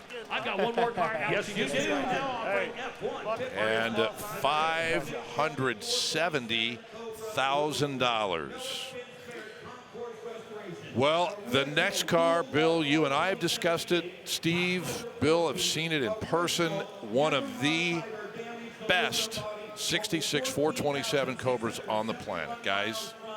It's difficult to know where to start, but my engineering experience and working as a mechanic, look inside the engine bay. Every single detail, as restored and placed into position by the legendary motor car company, is just a work of art. These two 4-barrel Holley carburetors sitting perfectly, and everything looks so pristine, so perfectly positioned. The linkages and the rose joints for the throttle linkage, the springs, the oil breather line on the clips, Bill, it's just staggering what these guys have done. Well, if the top is as beautiful as you describe it, let me show you what the underneath of this 427 Cobra looks like. Oh, my. You know, that looks like the model kits that I used to build. That is just so perfect. Look at the detailing there. Not only the condition of that double tube frame that came in with the 427 Cobra, the bottom of the engine, the bell housing, all of the fittings and the wiring, just so perfectly restored and in position. And there's another wider shot of everything underneath there. Yeah, the correct plating on the spinners, on the wheels has been done. The perfect correct plating, sometimes overlooked, but again, legendary motor car company, when they did that restoration, the detail of research they went into. The correct copper cord radiator on display once again in the engine bay. Bill, you were talking about the originality when you and I were looking at the car earlier on, but it's just so beautiful. It's just indescribable. Yeah. You know, Steve, as you take a look at some of the originality on this Cobra, you really have to be so impressed. That dual quad setup that you showed us, that's the original dual quad setup that Shelby installed. And I'll tell you, a lot of these cars got dual quads afterwards from the owners once they purchased the car, but these are factory installed 2 4-barrels. The transmission, the top loader is original, the rear end is original. That's all original body work. That aluminum body, those bodies are so fragile, that aluminum, and yet that is the original body work on the car. One of the things that you were telling me, Bill, is also a wide hip car, but they didn't fill out those fenders with the wider tires. With the racing rubber? No, that's correct. There was a narrow hip and a wide hip car. This is the wide hip, as you can see. Look at that, 2.1 million now. And Bill, you were describing the originality of the bodywork earlier on, and as you stand under the block here at the Mecum auction with the lights down on it, when you cast your eyes, when you're looking for any imperfections on the bodywork, you'd think these lights would show it up. There's nothing to see. Nothing at all. There you can see. You can see right now, those of you at home, what we've seen as soon as this car rolled onto the block, the perfection of that bodywork. Yeah. You know, and the other thing, as you mentioned, Bill, they had a fabulous palette to begin with now on this car. Yeah. No, it was a painstaking operation. You know, we've spoken to the people, the consignor on this car, and nothing was Mickey Mouse. Nothing was, well, geez, we can't get this, so we'll use this instead. It's according to Hoyle all the way, and not too many Cobras can match this one for that kind of originality. $2.25 million, and a lot of discussion happening, but I think we're going to be a little shy at $2.25 million. You know, and it's hard to come up with comparables for this car because it is just in a class all by itself. Well, the next one is one of only 2 hand-formed, polished copper body Cobras here, Bill. This is not a quote-unquote replica in the classical sense of the word. This is a Shelby. It's the CSX 4000 series, one that I had for a while, and I'll tell you, this is close to an original Cobra as you'll ever get, no matter what anybody says, but it's that bodywork that gets everyone's attention. That is polished copper, and there are not a whole lot of those out there. In fact, only 2 have been done this way, and maybe some copycat out there has decided to do it on their own, but in terms of an original polished copper finish, there's only 2 out there. 427 side oiler. They've upgraded the transmission with a Tremec 5-speed, but talk about a head-turning CSX 4000 Cobra. There are none others like this. When you look at that copper body that you're describing, Bill, and you look underneath here, it shows, it looks almost like still quality, but when you look down here, what you're seeing is heat treatment into the copper, perhaps from the heat of the radiator affecting that material. It's just beautiful. It's once again, it's a work of art. Oh, it certainly is. Just keep your fingerprints off of it, that's all. Yes, absolutely.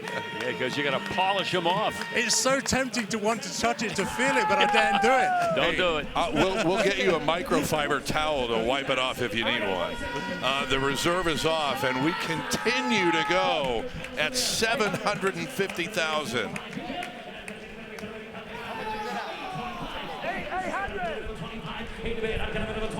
Who's giving the king of the road? 825 bid. 800's down. I'm gonna bid of a 25. 800 bid. I'm gonna bid of a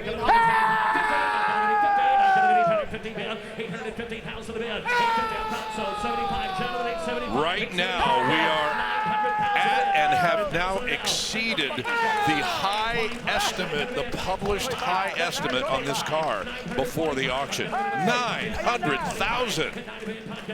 You know, right now the territory we're in would buy you an original small block Shelby Cobra.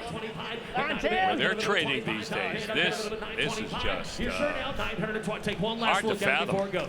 In the last minute, just that free sort of excitement around the block roared. Once the reserve came off, man, that was the magic ticket. And look at this, $900,000.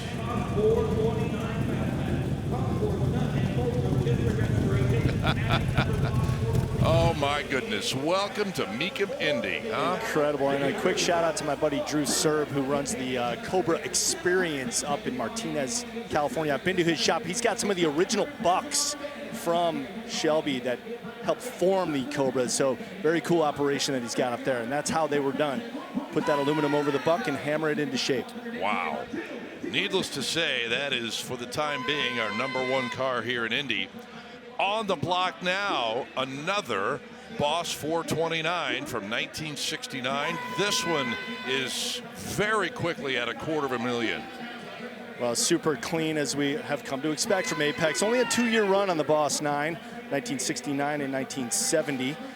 5 colors available in 1969. This one, royal maroon, looking so good with that blue air cleaner. And you can see from the grill, 69's had that quad headlight setup, which I personally prefer to the 70 setup, just a kind of a cooler look. But man, either one, 69 or 70, the Boss 9s are always at the top of Mustang lovers lists.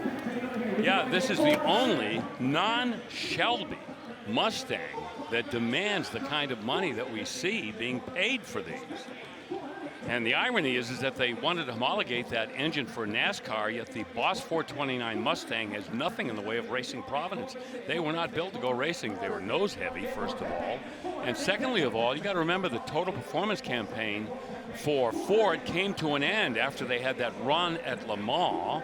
And so this is basically a car whose claim to fame is what it did for the NASCAR program for Ford with that 429. Only 859 produced in 1969. In addition, there were 2 Boss 429 Cougars that were produced by Ford, but of course the majority of them most famously for the Ford. Excuse me, the Mustang. Those Cougars went to drag racers. Fast Eddie Sharpman and Dino Don Nicholson wound up with those. Well, the high bid here at $425,000 on that Boss 9 from 1969. And Chris gave us a preview on this little BMW from 1974, the 2002 Turbo.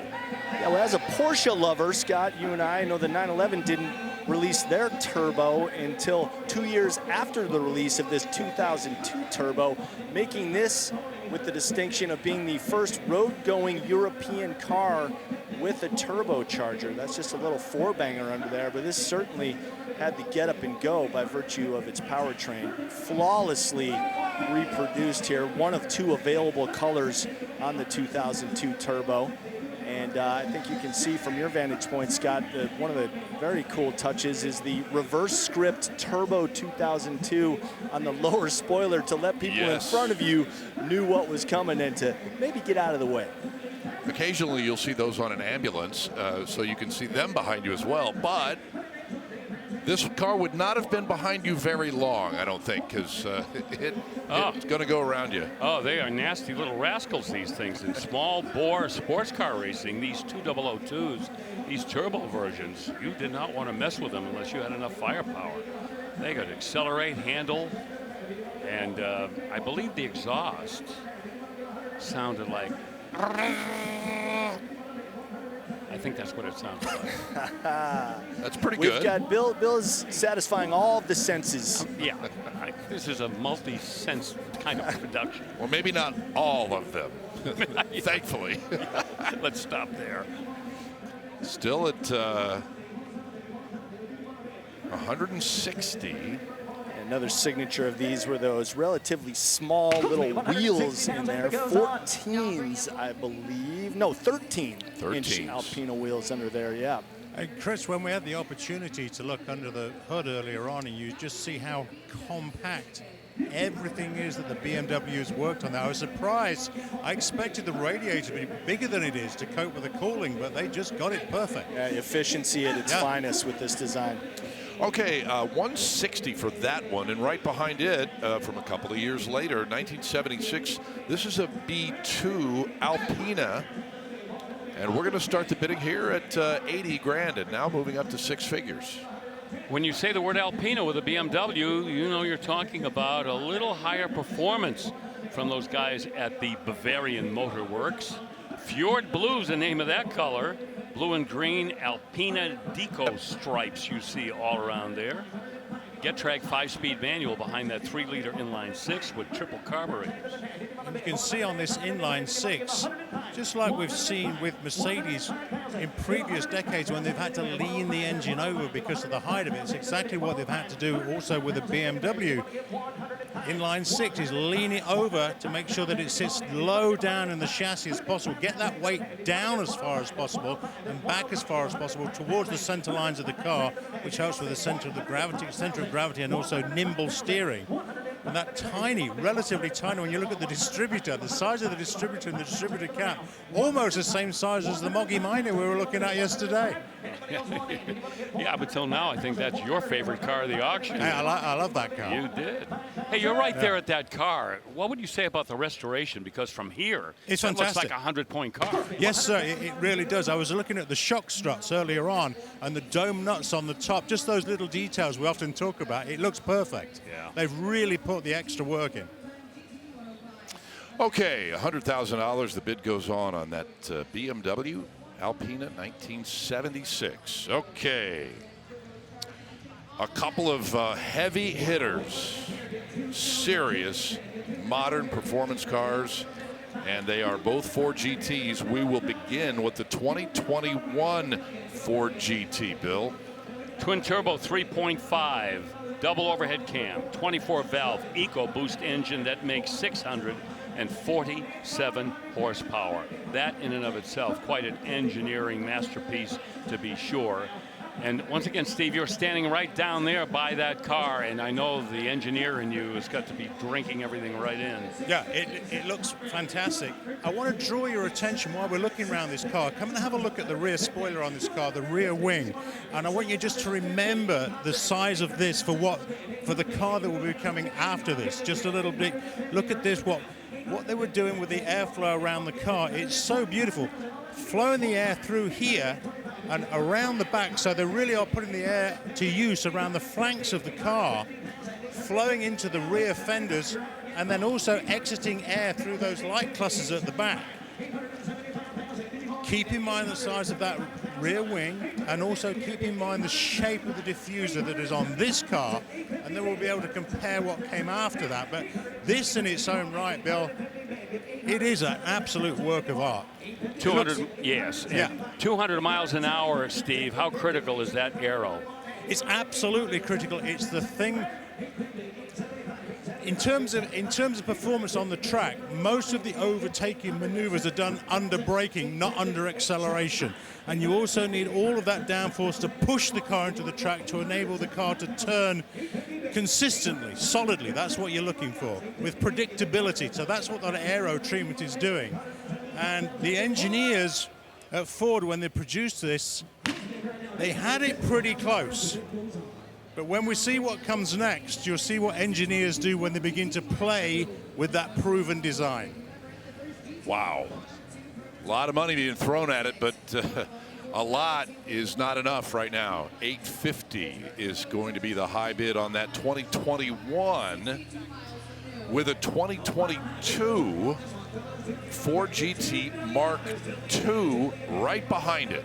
Yep, the very first GT40 Mark II prototype was GT106, and that was kind of like the inspiration for this automobile. And we'll go back to Steve Matchett as he's going to pick up on that rear wing technology. Well, remember the car that just strolled through the block there, and we talked about just remember the size of the rear wing.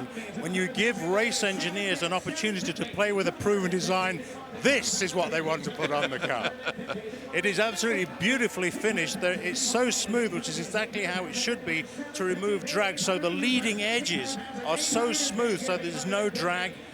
Lots of downforce on the top, and then when you look at the size of the diffuser underneath down here, it is about twice the size. So they really are beginning to play with the aero around it. And then let's have a look what was happening at the front of the car. These louvered vents on top of the front fenders are designed to get the air out from underneath the front fender to stop it buffeting. So if you didn't have that, the air buildup as the car's moving down the track would start to want to lift the front of the car up. So that's what the engineers did there. And then again, look at the size of the splitter and the front spoiler on this car. It's just a work of art. Again, beautiful car for the Ford GT. But when you see the Ford GT Mark II, just stunning stuff. Yeah, absolutely. Yeah, right.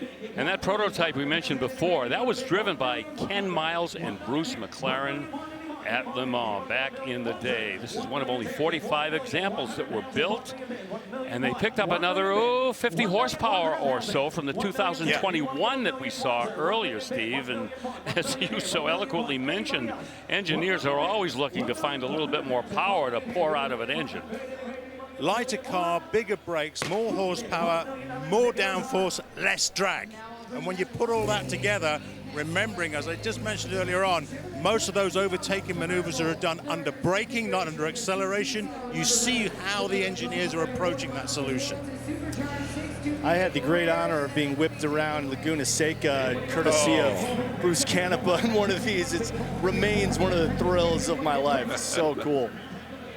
Well, the bid goes on that Mark II at an even $1 million. I think it's rear wing o'clock here, Bill. Yeah, I've never had that before. I know. But a significant Corvette. We all know this, 2019 ZR1. Yeah, the swan song for the C7 ZR1 with 755 horsepower out of the 6.2 liter supercharged V8. Now, this is a convertible. Listen carefully, class. This is one of only 140 of the ZR1 convertibles with a 7-speed manual transmission. Probably the rarest configuration of the C7 ZR1. And this one only about 1,200 miles since it left the showroom. Torch red on the outside, jet black interior.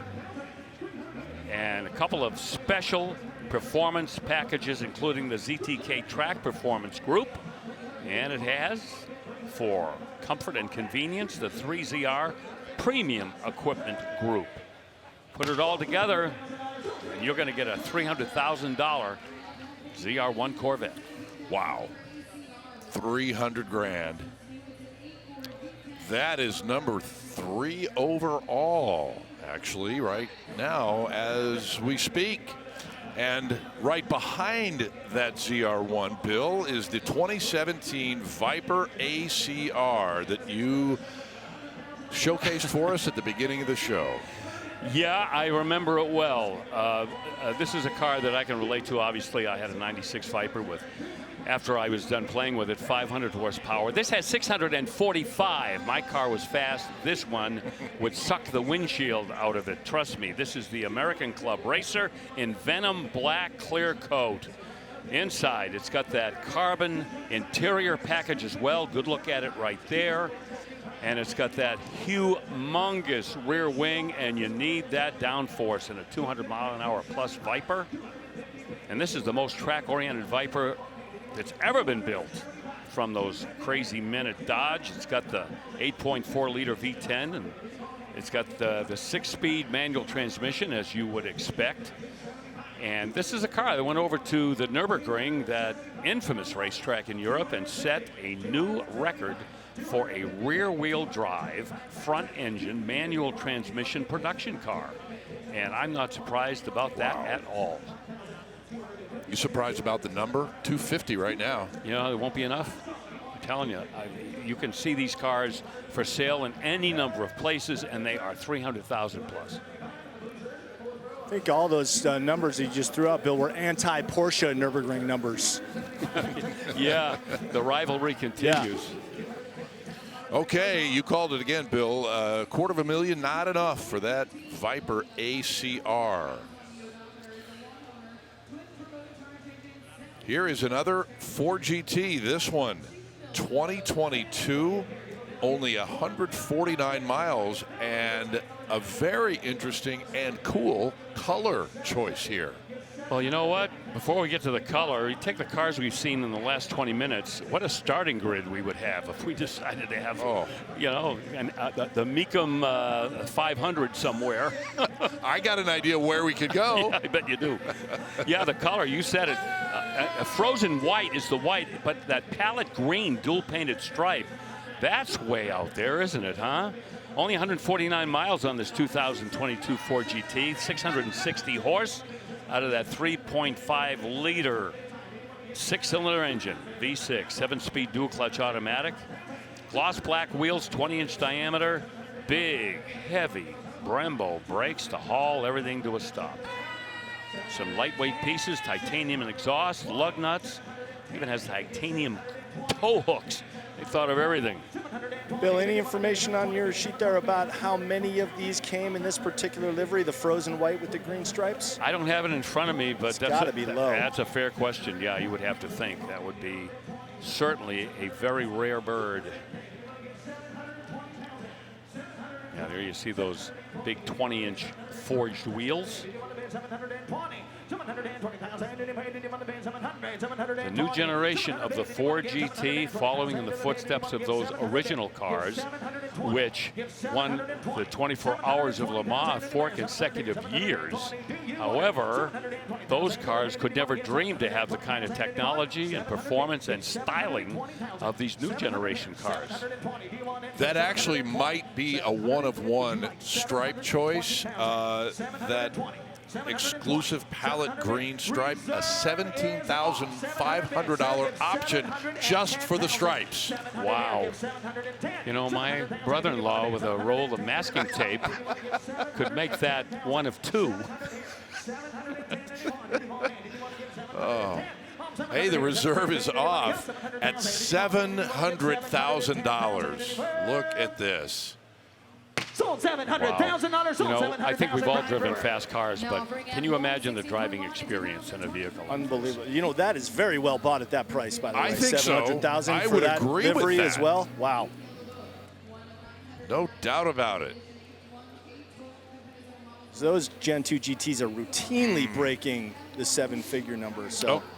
Okay, here's another big contender for a top seller today. In 2023, Ferrari 812 Competizione. This is the race version or track version, if you will, of the Superfast, right, Steve Matchett? Yes, absolutely. Very desirable. 999 were made, all sold immediately. The Competizione version of the 812 Superfast, loaded with technology to make this car a true masterpiece. Incredibly fast, incredibly desirable. base, really, when you look at it, this is what followed on from the 599 GTO, so you know you're onto a big car. Stephen, you worked at Ferrari. Yes, sir. Could you ever have imagined that the cars that Ferrari is producing today would be possible based on what you knew back then? No, absolutely not. The way technology moves in Formula One and in road car manufacture, it's just absolutely remarkable. Earlier on, we were looking at cars from the 1910 era when I was looking in the staging lanes, and I said to my producer, just 100 years, look what's happened in 100 years, but just in the last 10, 15 years, the advancement in composite materials, which we see all over this car, controlling the airflow around the rear of the car and getting this diffuser to work around here. And if you look right down in the corners, guys, where you see the exhaust corners right here, what Ferrari are doing with that technology is trying to create something of a vortex as much as they can with the trailing gases coming out of the exhaust to make the diffuser work. So you try and create a gas fence left and right and make the diffuser work in the middle. It's stunning stuff that these guys are doing. If you give them the 450, let's see if the reserve comes off. 1,450,000. What do you guys think? 1,450? It's not looking good. One time. Watch it pass. One more time. 1,425,000. No. We were that. Already, the next available slot, I was going to let him in at 1,425,000. I had 1,400,000 bid here already, Ryan. That's all right. Well, there are two bidders in the room, and that's what you want. At least that. We were 1-4. They thought he was 1-4. We were 1. Yeah, you're 1-4. 1,425,000 you. We'll keep it all straight. 1,400,000 is bid. 1,425,000, and the reserve. There it is. Oh boy! There we go. The reserve is off at $1.4 million. Yeah, let's not forget this is a V12 powered Ferrari with 819 horsepower and that Formula One derivative gearbox, 7-speed dual clutch. Sold 1,400,000. There it is. Wow. Calm, cool, and collected.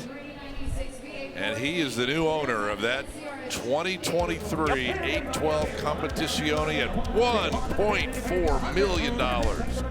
All I can say is molto bene.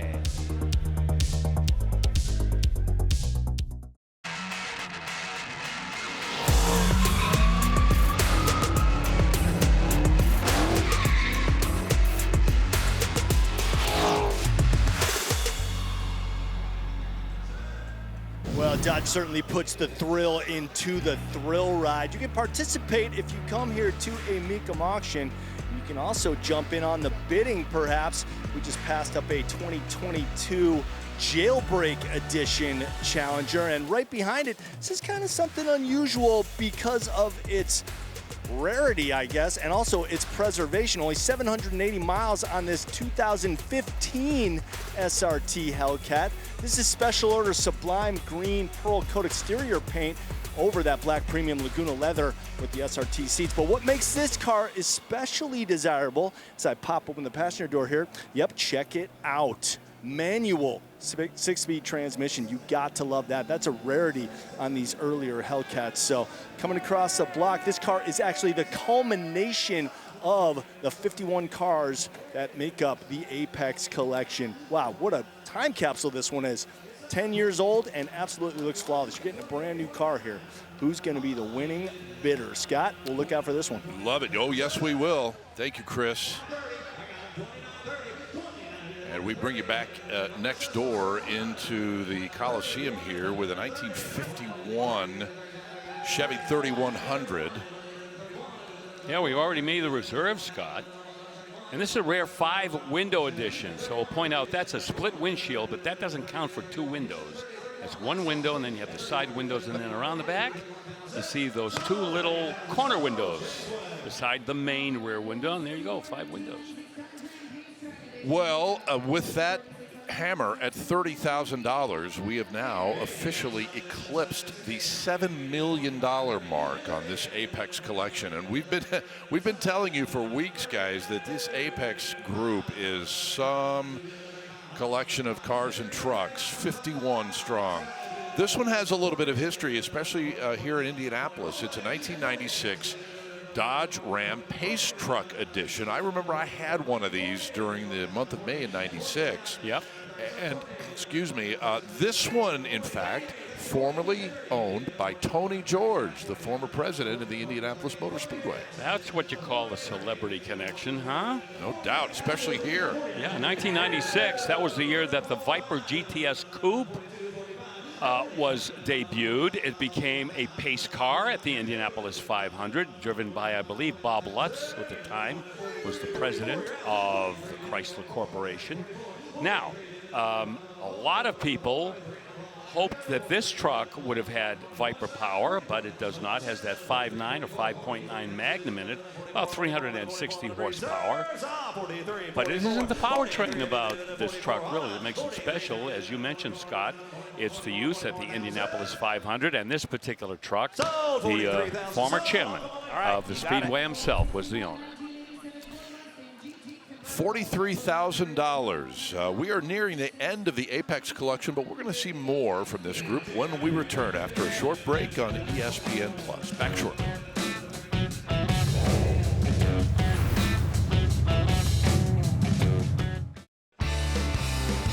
We're back in Indianapolis at Dana Mecum's original Spring Classic, Indiana State Fairgrounds, and it's Buick time here. This is a 1968 Buick Skylark convertible. This is powered by a 350 V8 engine. Interesting things happening at Buick in 1968 at the GS 400. They actually had a little brother, the GS 350, but this is not it. This is the Skylark Custom.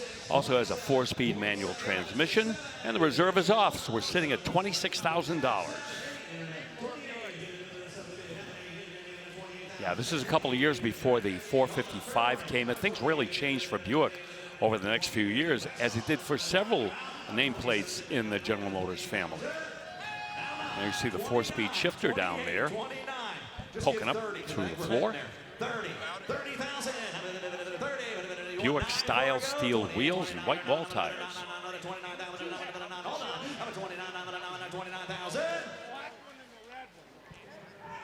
Now 30, now 30, now 30, 29, 30. 29 to mid 30. 29 grand is the bid. You know, this is a perfect top-down candidate. Don't you think, with that interior especially? You are correct. And unless there's a monsoon outside, I would hope every commercial has its top-down coming in. Mm-hmm. Wow, $30,000 built it. Yep, condition has a lot to do with it.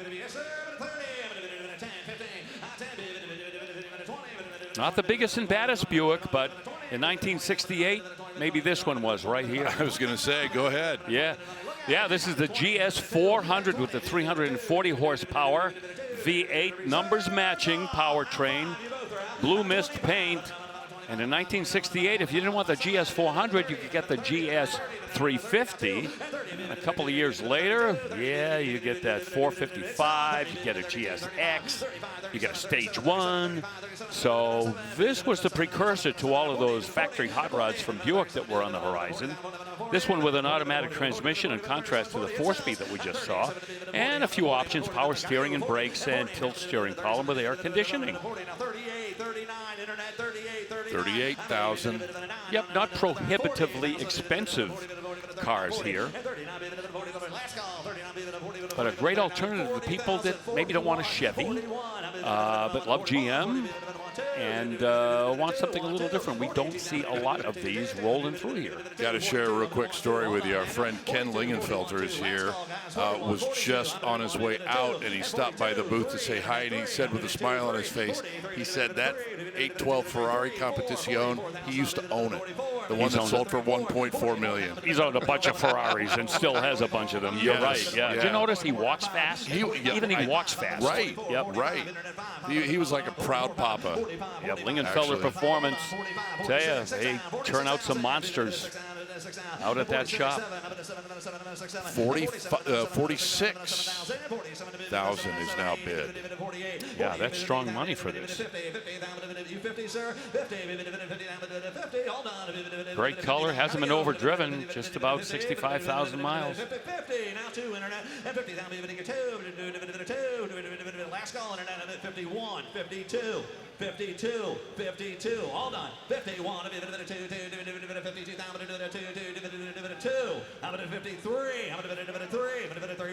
That's a cool color combination. If you're looking closely, that's blue mist. Blue mist, yeah. Blue interior, white top.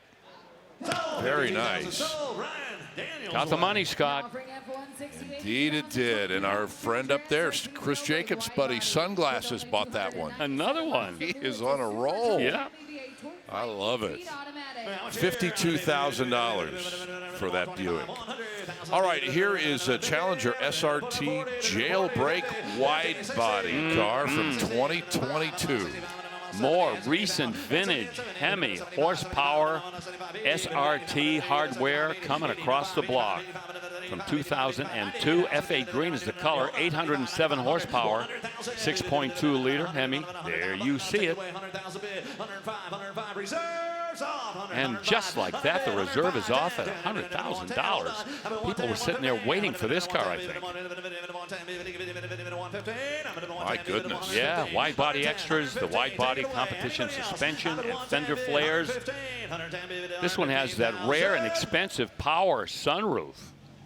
Sold 110,000. Sold Mike's way. Now offering F168.1 in 2015 Dodge Challenger SRT Hellcat. Love that color as well. $110,000. And right behind that one is a 2015 Challenger SRT Hellcat with not a lot of miles on it for a 2015.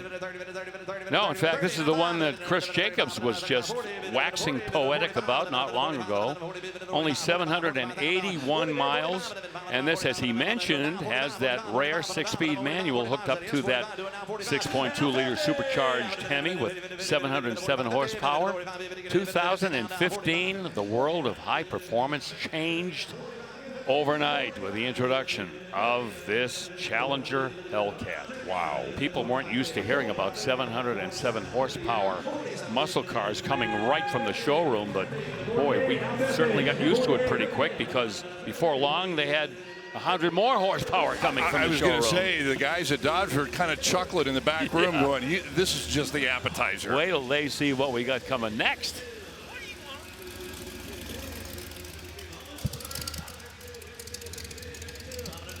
$50,000, the current bid. The internet has the high number at the moment. Like the fact that this has that manual transmission. Of course, you get the automatic too, but Demon buyers, they were just relegated to the automatic transmission. They did not put manuals in those cars. They hadn't got the transmission technology in those manuals to handle all the power and torque. Make it quick. 51,000. Sold. 50,000. Sold. Internet Megan. Okay. Now the sticker in the window and $50,000, and that will bring us to the close of the Apex collection. 51 cars, Bill Stevens. I would like to see 51 more from the Apex collection. Oh, you and me both. And coming up, we're going to give you a little graphic on the total, $7.34 million. Wow. Congratulations to the folks at Apex. No doubt about it. Yep. Good friends of the folks here at Mecum, and they always have superior automobiles. Well, here is the first post-Apex car for us, 1931 Model A Custom. And look at the bidding already. And did you see the valve covers? Yeah, how about that? Another set of Arden valve covers. Another one, which it's so unusual to see one. We've had two. Those are overhead cam cylinder heads for the Ford flathead, designed by Zora Arkus Duntov. And when you see on the description, no expense spared, you expect something really almost indescribable, and that's what we have here. 4,000 hours were spent on the construction of this hot rod. That is a 246 cubic inch flathead, by the way, with a supercharger and the Ardun heads and a 3-speed automatic transmission. Aftermarket Southern Cal Speed Shop frame. It's been to the SEMA show and has won the Best of Show by the Ford Motor Company. Good Guys winner. Street Rodder Magazine Car of the Year about 10 years ago. And nominated for the Riddler Award. And placed second. The Riddler Award is that award given at the Grand National Roadster Show for a car making its first public appearance. And just to get on the great 8, the last 8 cars, is quite an accomplishment. This one finished second in overall voting. And I was going to say, if you are looking for a template or a model to build your hot rod after, look no further than this. Yeah, you couldn't go wrong. The reserve is off at $145,000 now. Halibran quick change rear end. Vintage wheel treatment with the chrome center caps. Once again, it's one of those cars that, other than the engine, is something that isn't really that sophisticated or complicated, but it's just a quality of all the parts put together. Well, and how many times have we discussed for years, a lot of times it's about that simplicity. Yep, addition by subtraction. And you focus on that engine room and everything else just kind of falls into place. Right. All right, 67 Corvette convertible. Yeah, this one with the L68 427. That's the hydraulic lifter big block engine with the ever familiar tri-power setup that we also see on that L71 for the 435 horse setup. 4-speed transmission. Ermine white with Lindale blue stinger. And the interior teal blue. Kind of like a mishmash of coloration there. Bolt-on wheels. And those beautiful factory-style side exhausts. Hey, Bill, check your Rolex and tell me what time it is. I hope it's Corvette o'clock. Close. It's big money Corvette o'clock. Oh, ain't better. Yeah, we're at $140 on this one. 1967, the final year of the C2 generation, and as I've said before, this is a generation that could have continued. In fact, they should have, because the 1968 Corvette, that C3, that had some real growing pains, and it took a while to refine those cars and to kind of get over some of those quality control issues. They should have gone with the 67 maybe a little longer, because this car was perfected by 1967. There you see the bolt-on wheels. All right, reserve is off. $150,000. I'm going to bid it at 150, 150, 145. I'm going to bid 150. Hold on. Fair warning. 145. I'm going to bid 150,000. Sold. 145,000. Sold. There it is. $145,000. Ooh, I think I see a teak steering wheel too. Ooh, that is a honey. Yes, sir. Thank you, Abby. I'm going to bid 300,000. Well, if you thought that was good, this is one of the all-timers. It's a split-window coupe, yes, from 1963, of course, but that Daytona blue paint and the 4-speed 360-horse small block, man. Yeah, that is a winning combination all day long. And 411 posi traction rear end. Whoa. Oh, yeah. So it's a runner. It's quick. It's beautiful. Frame off nut and bolt restoration. Matching numbers. Powertrain. Documentation. And it's got the full complement of everything you'd want in a split window. AM/FM radio as well. And that dark blue interior looks great with that Daytona blue exterior. Love it. Is that leather interior? Let me take a look. It's not listed here. Okay. But I'll take a look here, and it's a vinyl interior. Okay. 220 is the bid. Yeah, another $200,000 plus Corvette. Wow. We had a bunch. Knockoff wheels. For those of you just tuning in, knockoff wheels not available from the factory in '63, but they were available over the counter. And when you bought them, they had 2-eared knockoffs, not 3-eared like these. But I'm not complaining, believe me.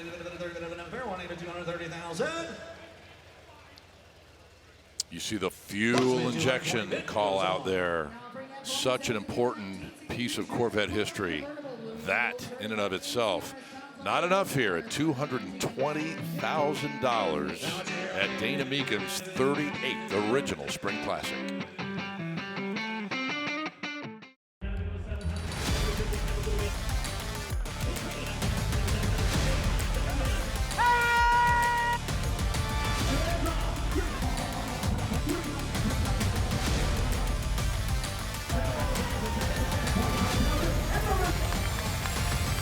Sold $1,400,000. Oh, had a lot of fun, sold a lot of high-dollar cars, but the Apex collection with just crossed the block moments ago here at Mecum Indy. And this Mercedes AMG, part of a fabulous collection, the Florida collection, that is crossing the block tomorrow. 2021 Mercedes AMG GTP 1 Edition. You want to talk about rare, one of only 40 produced in the world, and one of only 24 imported to the United States. So what makes this one so special? Well, the GT performance was taken to new heights thanks to Mercedes motorsports expertise.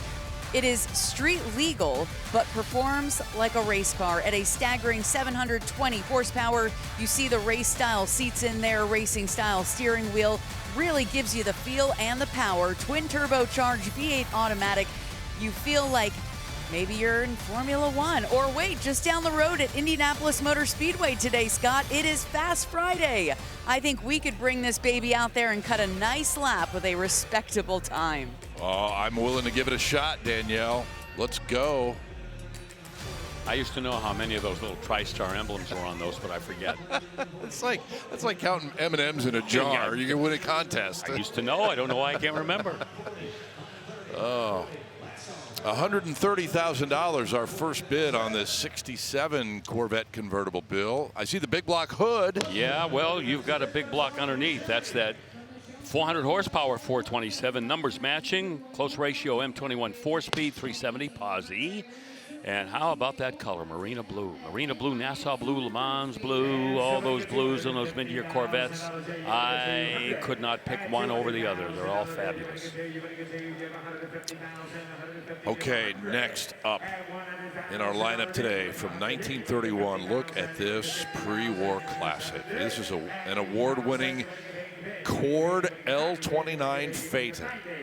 Yeah, ladies and gentlemen, boys and girls, moms and dads, and children of all ages, this is the first American-built front-wheel drive automobile, the Cord L29. Good night, everybody. Drive safely. Hey, Steve Matchett is down there accompanying the automobile. What do you see, Steve? Well, it's definitely that period of great opulence and elegance, and absolutely, when the car was rolling on the block, I was just looking underneath the front, and there are the two drive shafts on the front to make it front-wheel drive. Yeah, a groundbreaking car for Eric Laban Cord, E.L. Cord, and one of the great industrialists and automobile builders in the United States. Of course, he eventually bought the Duesenberg company, was responsible for the Model J.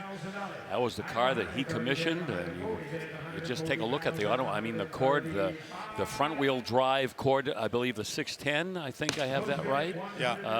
He had his fingerprints all over those cars. During my years of living in France, I had and restored two Citroën Traction Avant. the Light 15 cars. Right, yeah, the front-wheel drive. Front-wheel drive, and reading about that, you know, Andre Citroën was so impressed with what was happening with this car. And, you know, I think we could probably use front-wheel drive over in France and made it work. But this is where it come from. Exactly. Well, inspiration, certainly. Yep.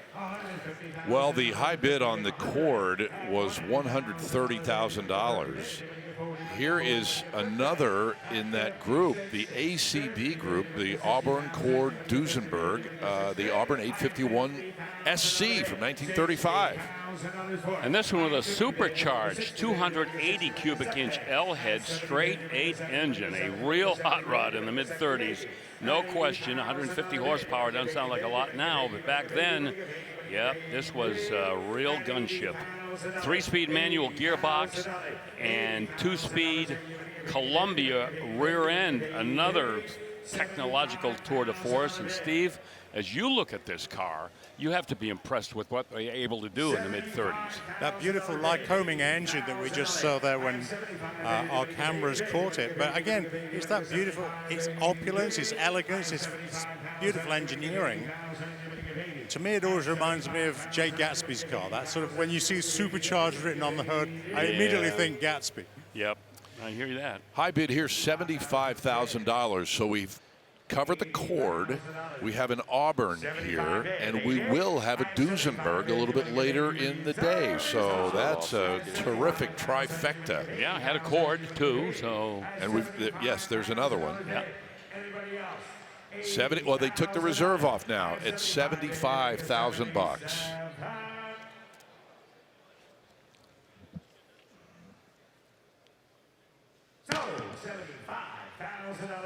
And there it is. The hammer falls on that supercharged Auburn. $75,000. We need to take a break. We'll get to the other Cord, the Duesenberg, later. But coming up next, it is a terrific 1965 GTO convertible 389 tri-power 4-speed car on the way.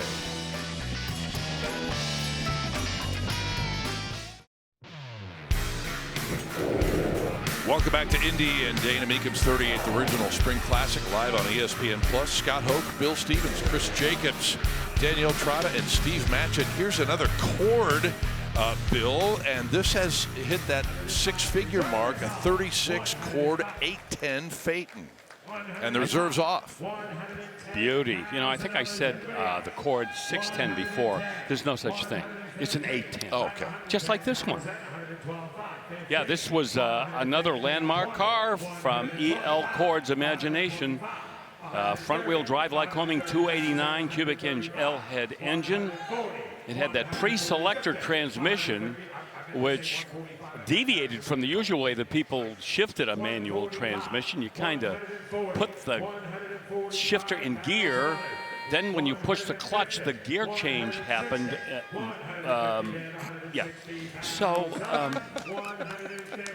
That's the best explanation I've ever heard. Yeah, and I don't know what I said. Oh, wow. Thank you, Steve, for the assist there. Yeah. 150. The reserve came off at 105, if I'm not mistaken. 160.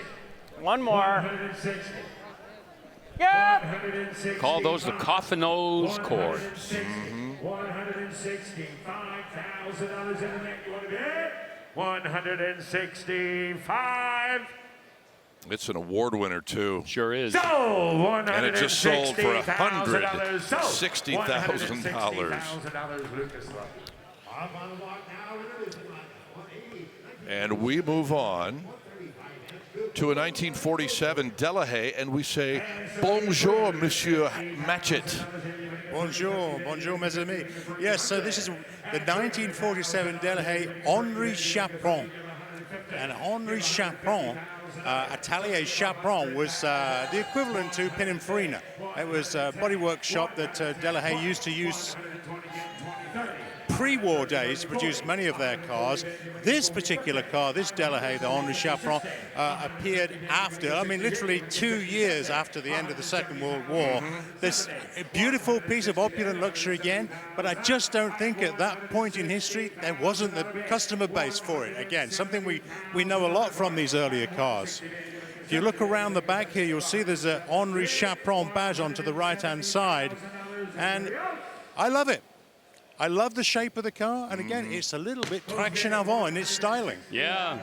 You know, Steve, you think about all of those entrepreneurs that wanted to build their own cars. There was Émile Delahaye and Louis Delage and Ettore Bugatti, and most of them went bankrupt trying to remain in business. It's too bad because a lot of these cars were way ahead of their time. Exquisite. The problem being, on the other side of the Atlantic in Europe, very little material. We were struggling for metal, we were struggling for rubber, we were struggling for the right timber to be able to use. $190,000.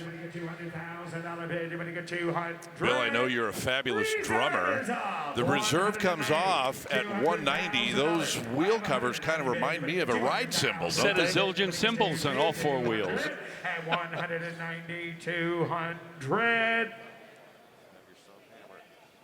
So $190,000. So $190,000 to the internet.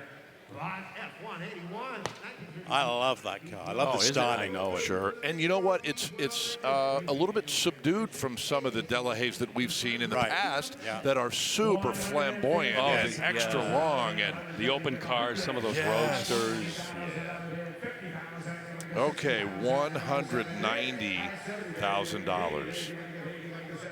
Important car here, 1932 Cadillac with their legendary V12. In the middle of the Great Depression, Cadillac had the audacity, the temerity, the boldness to come out with a 12-cylinder engine.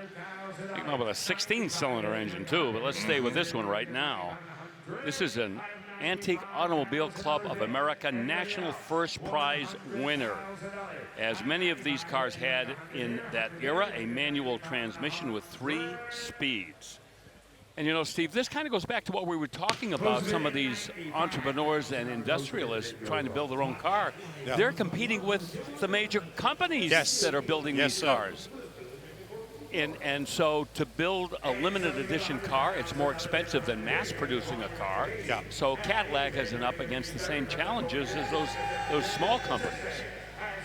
Hey, if it was easy, everybody would be doing it. Yeah. Very true. Well, John DeLorean, I think, said that. Yeah. He found out. The hard way. Yeah. Well, let's move from those amazing pre and a couple of post-war classics to a custom K5 Blazer from 1972.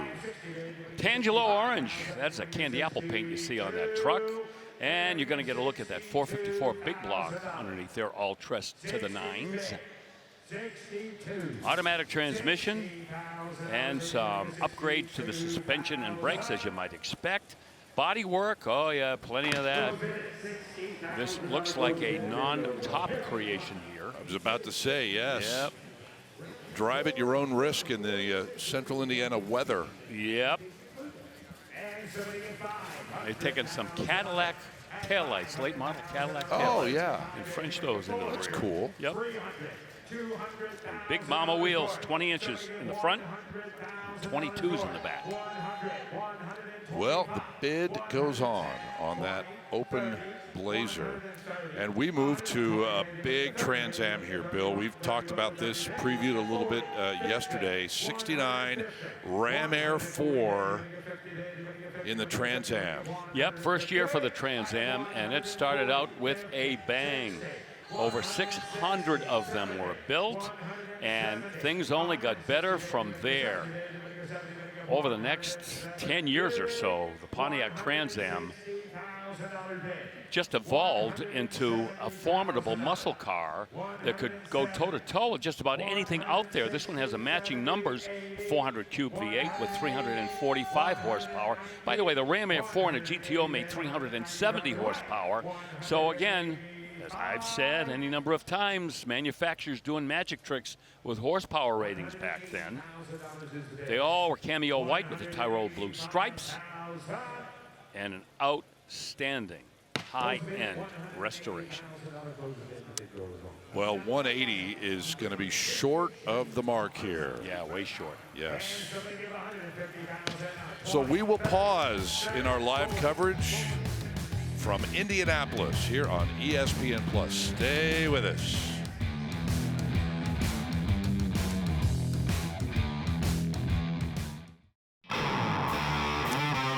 Welcome back to Indy and Dana Mecum's 38th Original Spring Classic and a professor-approved Pontiac all day long, Bill.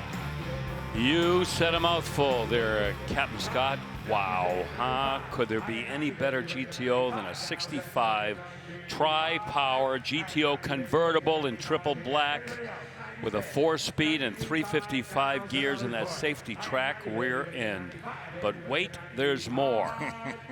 Originally sold out in California, a California car. It's got factory air conditioning, power wheels, power windows and Hurst wheels. I know, I'm a little disoriented about this car. Oh, I mean to tell you, maybe just about the quintessential GTO that we've seen so far. Oh, I would agree. Yeah. I would agree. And I'm going to play off of what Chris said a little while ago. Triple black and the tri-power, that's a double triple on this GTO. And it's going to take well in excess of where we ended up at 90 on that. Nobody's going to steal that build. GTO. Right. Okay, 2022 Challenger SRT Hellcat on the block right now. Look at this. And we're at $225,000. Yeah, and your eyes are not deceiving you. That is a 2022 Challenger SRT Hellcat that has been given a 1971 Cuda conversion. How clever and creative is that? It's got all the right stuff in terms of power plant and transmission, but even 235 is not going to ring the bell. So it will go to bid goes on, and we will head the other way to the 303 staging lane with Chris Jacobs. Oh, Scott, man, there are so many heavy hitters going across the block today, and it's only Friday. This one from the collection of Dr. Mark Davis. This is possibly the most well-preserved 1967 Corvette on the planet. Entirely original except for the battery, the tires, and this radiator hose. That's it. Everything else is 100% from the factory. In fact, when it was delivered new to its dealership, it was used as a promo car before it was sold to its first owner in September of 1967. One of only 21 67 Corvettes to win the NCRS 5-star bow tie preservation award. Unbelievable. Time capsule? This is a time machine.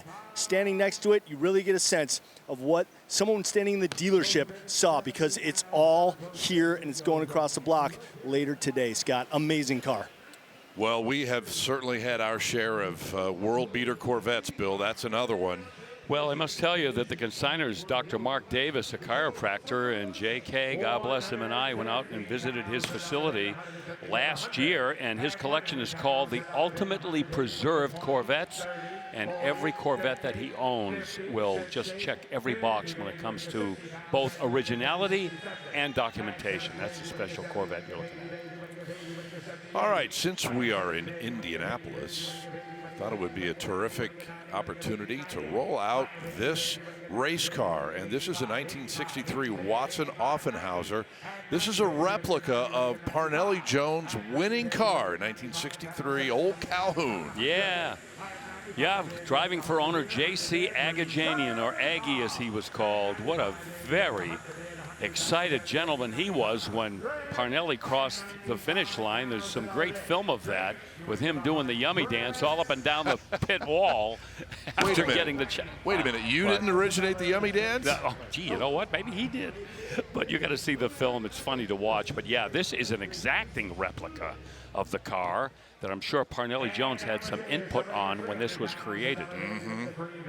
Oh, they went with a micrometer and measured every single part and piece on the original Old Calhoun in order to build this one, and it just sold for $95,000. Front engine offies. What a time at Indianapolis, huh?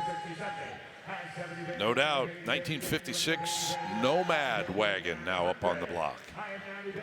Custom through and through here. 6.2 liter LS3 for power with a supercharger and an intercooler. That's an intercooled supercharger. Look at that. Look at that. The airbrushed mural of the car on the underside of the hood. There you see the engine there, the coil packs, the intake, all that fancy stuff. 4L60E automatic transmission. Aftermarket chassis underneath. Those ever-present Willwood four-wheel disc brakes. And 4-corner coil-over suspension with a Ford 9-inch rear end. That's what's underneath, and you're getting a look at what's up top right now. And that is all show and all go. Billet specialty wheels. And not enough money to buy. And so at $130,000, we will let that one get to the bid goes on desk. Okay, next up, another of our long list of Corvettes. This was from 1962. Sorry, Bill, go ahead. No, go ahead. Right. The 62 last year now for the C1s. And to a lot of people, again, the 1962 Corvette could have gone another year or two. They had really worked out that C1 technology, appearance, and performance to 100% all the way around. This is not a totally original and stock Corvette. You can see that's a non-original paint job on there. It's Fire Mist Gold. That's a Cadillac color with heavy metallic. Power Glide automatic in it with that 327. That's the base 327, 250 horsepower. Close the bid at $70,000. Close the bid goes on. Well, $70,000. You mentioned that Fire Mist Gold, not factory, but hey, it could have been. That looks pretty good. I can tell you right now that the Fire Mist metallic paint from Cadillacs winds up on a lot of resto mods and custom cars. Yes. Okay, here is another 63 split window coupe, and this one is at the top of the heap. Yep, it's the big dude, fuel injected, 327, 360 horsepower. And a couple of years later, we'd see a 375 horsepower fuel injected Corvette. So this motor debuted the fuel injection in the Corvette in 1957 with 283 or 290 horsepower, depending on who you talk to. And it just completely evolved into the powerhouse that it was in 63. 4-speed transmission, the optional Sebring silver with a dark blue interior. Spent most of its life out on the West Coast, out in California. Knockoff wheels and 15-inch wheels as well, which were not available in 1963. 14-inch wheels back then, and the optional AM/FM radio. 240, 235, 240,000, 240, 235. First year for independent suspension in the Corvette as well. All 4 corners independently sprung. 250. I'm trying to let you in for a break. That's the consignor on the left in the light blue shirt, Don Davis, long time Mecum customer and world-class collector. Well respected, you bet. We've had cars from his collections here at Mecum. Ho! 245 and you're at 245. 240 is the bid. If I remember correctly, he had a 63 split window coupe not long ago that had the correct 2-eared knockoff wheels on the car. You may be right, yes. 240. Okay, the reserve is off. We've met the mark. So, $240,000, Nick Sprackler. Put another one in the $200,000 plus club today. There you go. Beautiful silver split window coupe. We need to take a break. When we come back, another pair of big time cars. That 1962 Excalibur RS Roadster. Behind it, a 2005 Ford GT.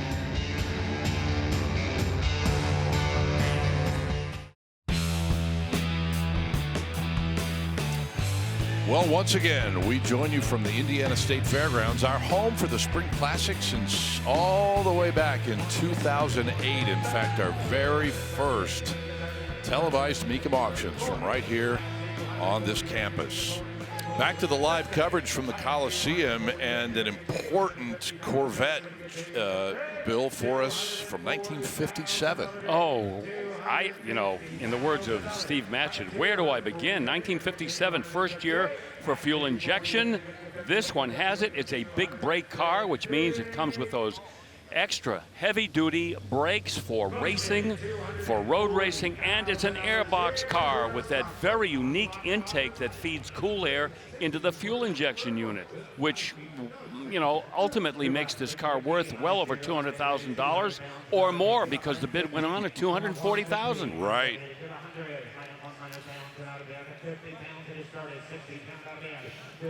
Wow. Another 1963 Corvette here, but certainly the custom flavor this time around instead of bone stock. Yeah, you got that right. 5.7-liter LS3 in there, 430 horse, and a 5-speed Tremec vintage air aftermarket chassis, which we see a lot of happening these days, with builders deciding to go to the aftermarket for the superstructure of the car rather than try to work with the existing one. And one of the good reasons why that was done in this car, it has C6 Corvette suspension in it. Inside, Dakota digital gauges and a leather interior. We may be getting close. This could be low $100,000 territory. 1, internet, you're out. 2, 91, 92, 91, 92 pounds and out of bed.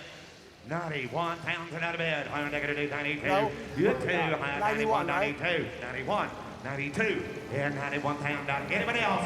91 pounds and out of bed. 92 pounds and out of internet.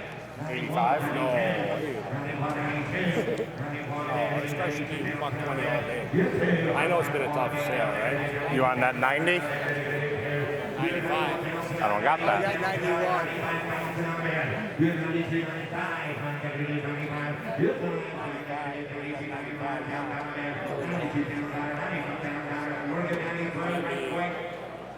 $93,000. Won't ask you again. You're 93. 93,000. 93,000 man. You're 93. The discussion continues. 3, 4. 93. 94. It's all true. 93, 94. Give it away, that's a 92 grand. I got 93, and that's a 92. Give me 95. Please. Make them rule 100.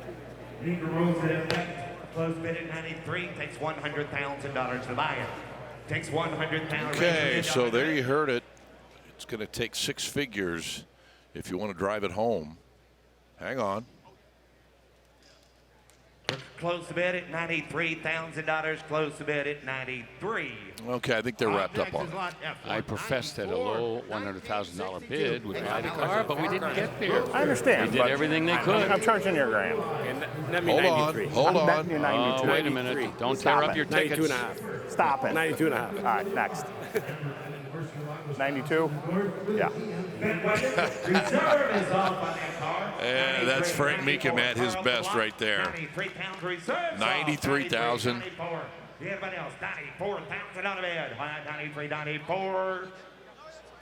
So 93,000. Well, Bill, according to your projection, that's a well-bought 63 Corvette. No argument there. They had to play with the numbers. Couldn't get 100. 95 was what the consignor was hoping, and 93, the hay is in the barn. Wow. Well, next we have the 1962 Excalibur RS Roadster, one of the most unusual and anticipated cars of this entire 3,000 car lineup. Yeah, we've previewed this car several times. The designer was Brooks Stevens, one of America's great homegrown designers, automobiles, industrial equipment, home appliances. You know, as Chris mentioned before, a lot of people may not know that when they reintroduced the Wienermobile, he was involved with its restyle. It's quite a thing on his resume. That's aluminum, sheet aluminum that has been hand-formed on a buck and an English wheel into the contours that you see, a long, labor-intensive process over a steel tube frame.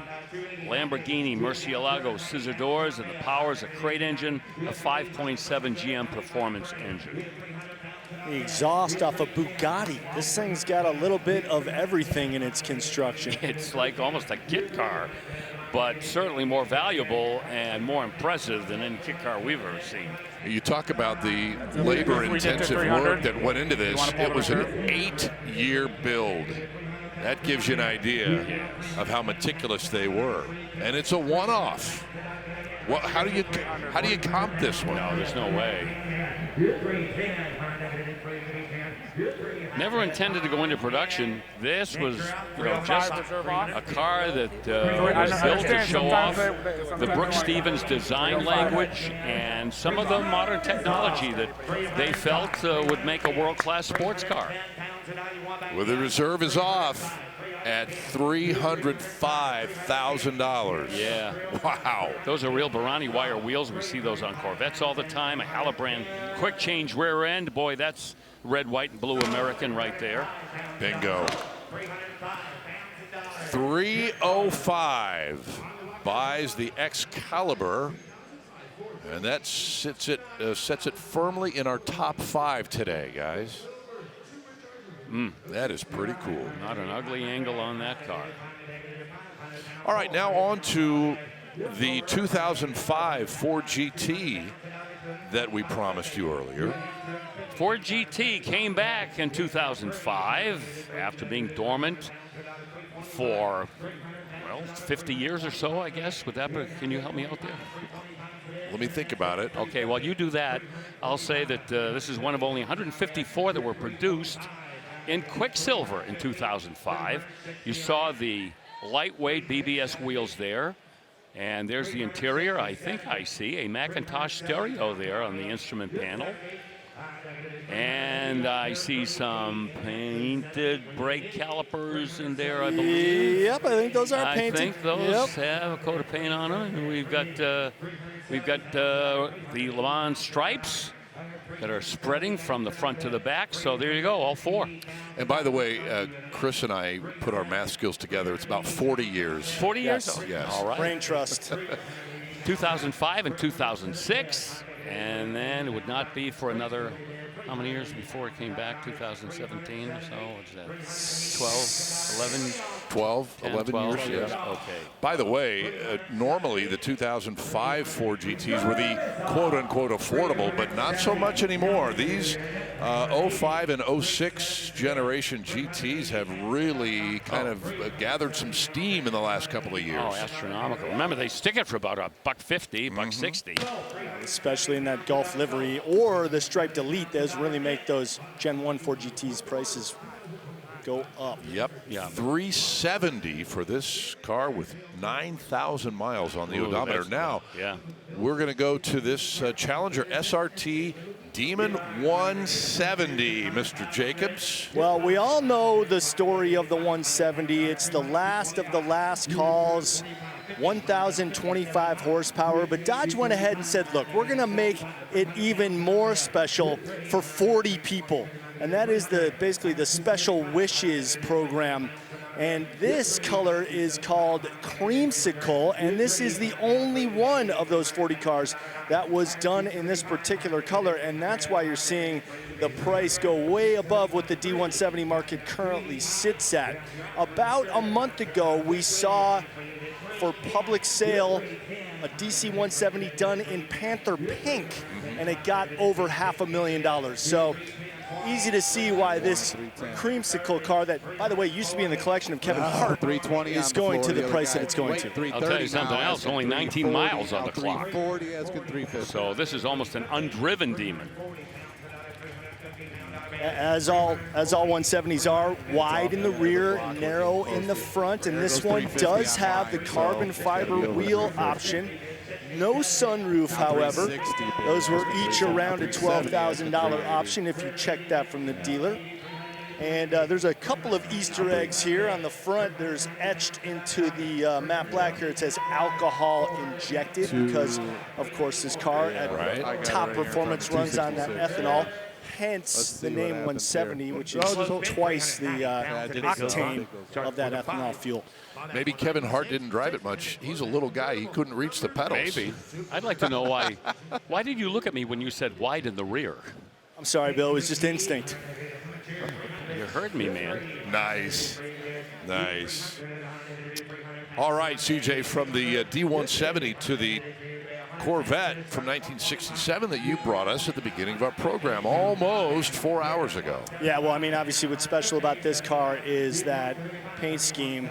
The ermine white with the red stinger stripe is not often seen, quite rare, especially along with that red interior and the black top, along with its extremely high degree of restoration, Bill. Oh, totally. It's gone through Al Grenning's Classic Car Affirmation Service. So it has been examined almost forensically, and that is the L71 435, which other than the L88 is the top powertrain choice that you had back in '67. And the Neighbor Brothers of Houston, Texas are responsible for that restoration. As you just pointed out, Chris, it is an #1 restoration, which is all they do down there. Top flight for NCRS.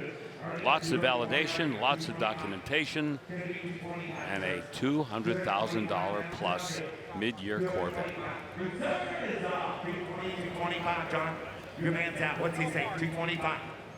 It's going to sell. Reserve comes off at over $200,000. Other extras in this car. Oh boy. It's got that speed warning, that little buzzer that goes off that you preset when you reach a certain speed. It reminds you you're going to go too fast. So, all of your Corvettes were speed warning delete, I'm sure. I didn't need that. Yeah. Wow, $220,000. Well, if you love your Corvettes, we are not finished yet. 67, yes, indeed. We've got one coming up in our next segment. You will not want to miss seeing this one.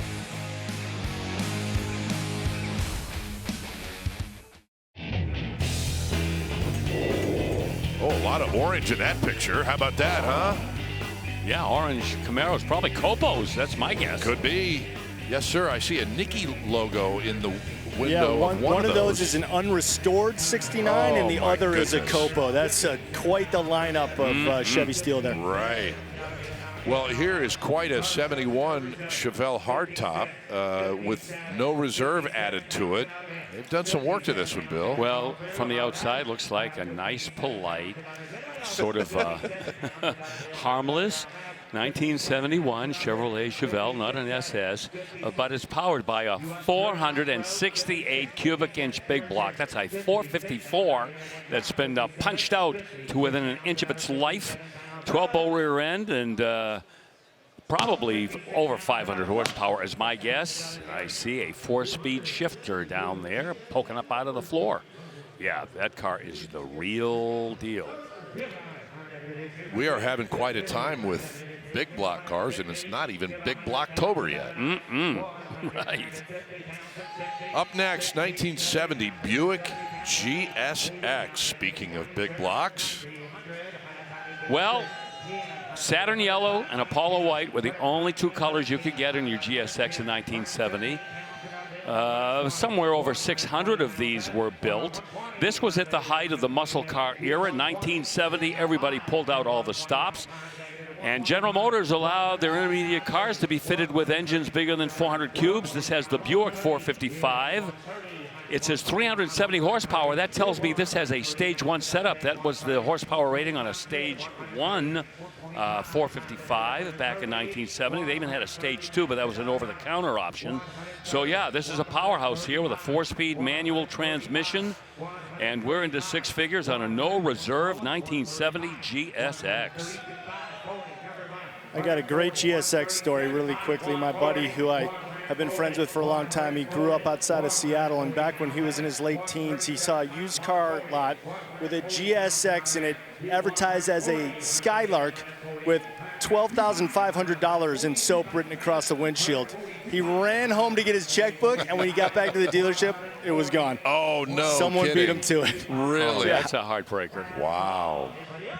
You know, you could do me a favor, Chris, and just go over there and get that Hearst badge off the trunk for me, would you? Got a plastic scraper? Yeah, I love those things, man. Hair dryer? So, yeah, subtle but classy. 140. Just bought that GSX from 1970. On its heels, 1956 Thunderbird. Yeah, this is the tweener between 55 the first year and 57 the last year, the two-seaters. 312 cubic inch V8, 225 horsepower with an automatic transmission. And it looks like that restoration has been beautifully done. This is an air-conditioned car, by the way. Four-way power seat, and it has that removable hardtop with real Kelsey Hayes wire wheels. This market, depending on the engine, the options, and the condition, really has a wide range. We see some of these cars trading for in the $20,000, $25,000 range, and cars like this, twice as much. Well, $39,000 buys that Thunderbird. And we move to a pickup truck, 3,500 pickup from Chevy, 1990.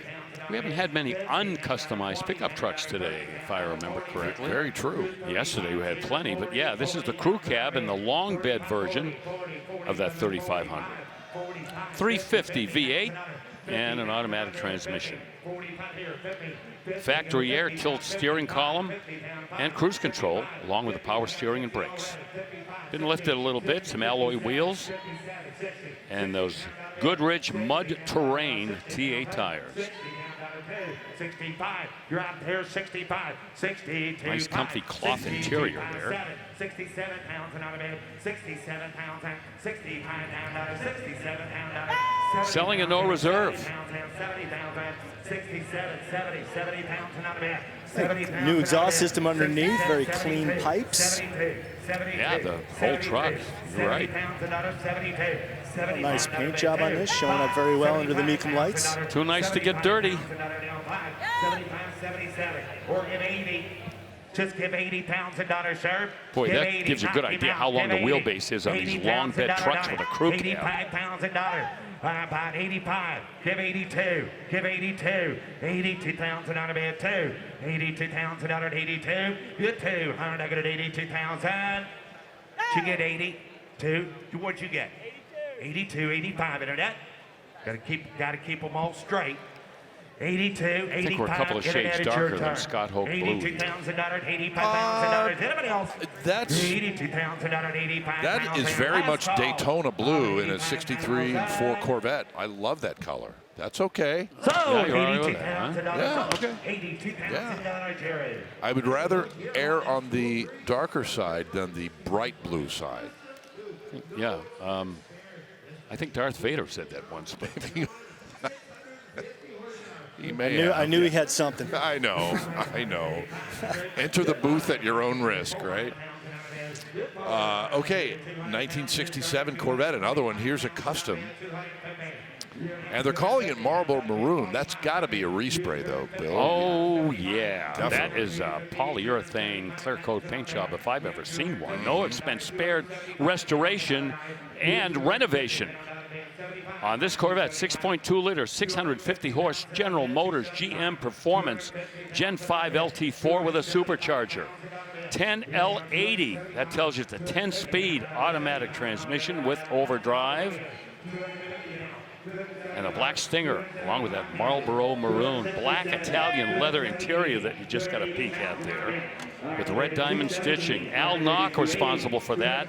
If you're into Corvettes, you know that name. Been providing beautiful restoration pieces for Corvette interiors for a long time out of El Paso, Texas.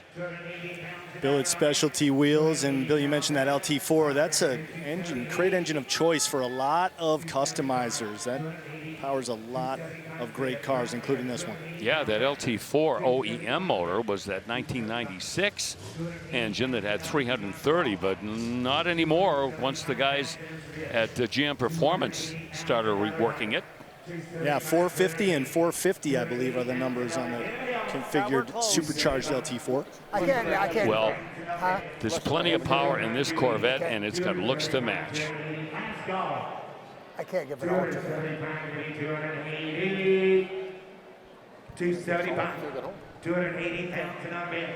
280 pounds and out of 275. That's an all. He's taking it home. When are we going to see our first Jeff Hayes mid-year Corvette here? You know, I don't know. It's a good question. Every time I see one of these, I look and see if it's his. He is the virtuoso. Done. You want to just throw 300 at him so that he says go? Oh, there it worked. 275. The reserve is off. The high bidder, that's the same gentleman that bought that Ferrari 812 Competizione a little while ago. Nice one. And he's got another good one. Congratulations, guys. Yes, indeed. $275,000. Back with more from Indy after the break.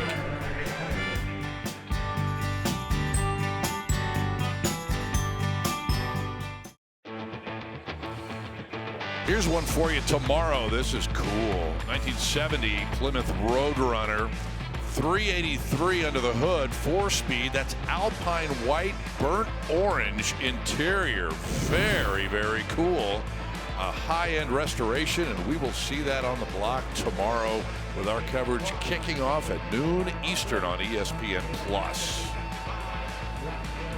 Boy, it has been a cavalcade of 67 Corvettes today, guys. Yep, big money cars too, and this is a hero car here, Scott. 67, 427, 435 horse, the L71 with an M21. Close ratio 4-speed, all the correct documentation. Odometer reads over 33,000 miles. This was actually on a display in a museum in Hickory Corners, Michigan for a while, entitled Greatest Generations, Corvette, the Evolution of America's Sports Car. So that gives it some, I would say, some added dignity to be on display in a museum, and bada boom, it's selling 165K. Do a little bit of quick Corvette spotting if you come around here to the rear. Way to instantly tell a 67. All of the gas caps were color matched to the body. And then if you come back here just above the license plate, that backup light, that's 1 year only for the 67. All right, thank you, spotter Chris. Another Boss 429. Easy to spot these guys. 1969, this one. One that went to Tasca Ford, Bill. Very familiar with them, of course. We've talked about it. East Providence, Rhode Island, back in the muscle car era. It was the epicenter of Ford performance in the New England area, and they're still out there racing today. Bob Tasca III, my good friend, killing it in funny car. But in the meantime, yeah, this was the first year for the Boss 429. It's got that semi-Hemi, big block 429 with 375 rated horsepower. But you can forget what I just said. Makes a lot more than that. Very sophisticated engine. And this one has a restoration that's close, if not right at 100 points, and the bidding reflects it.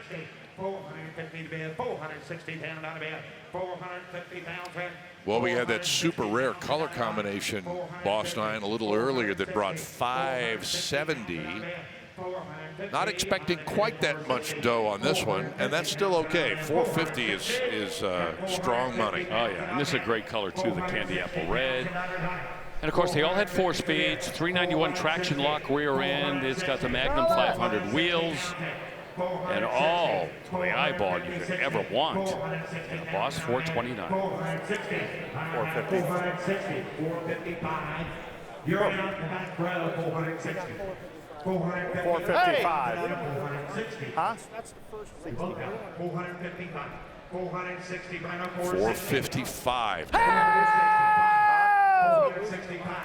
455. Clinton Hunter said, hey, who's that?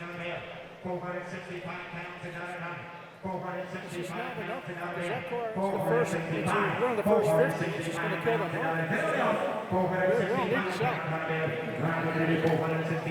It's got to be coming. Frank's walking over there. He's going to make this reserve pop off. You want to be 465? Not off yet. Oh,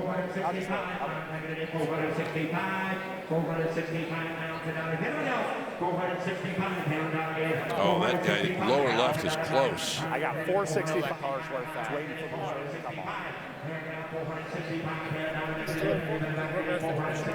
Huh? 6%.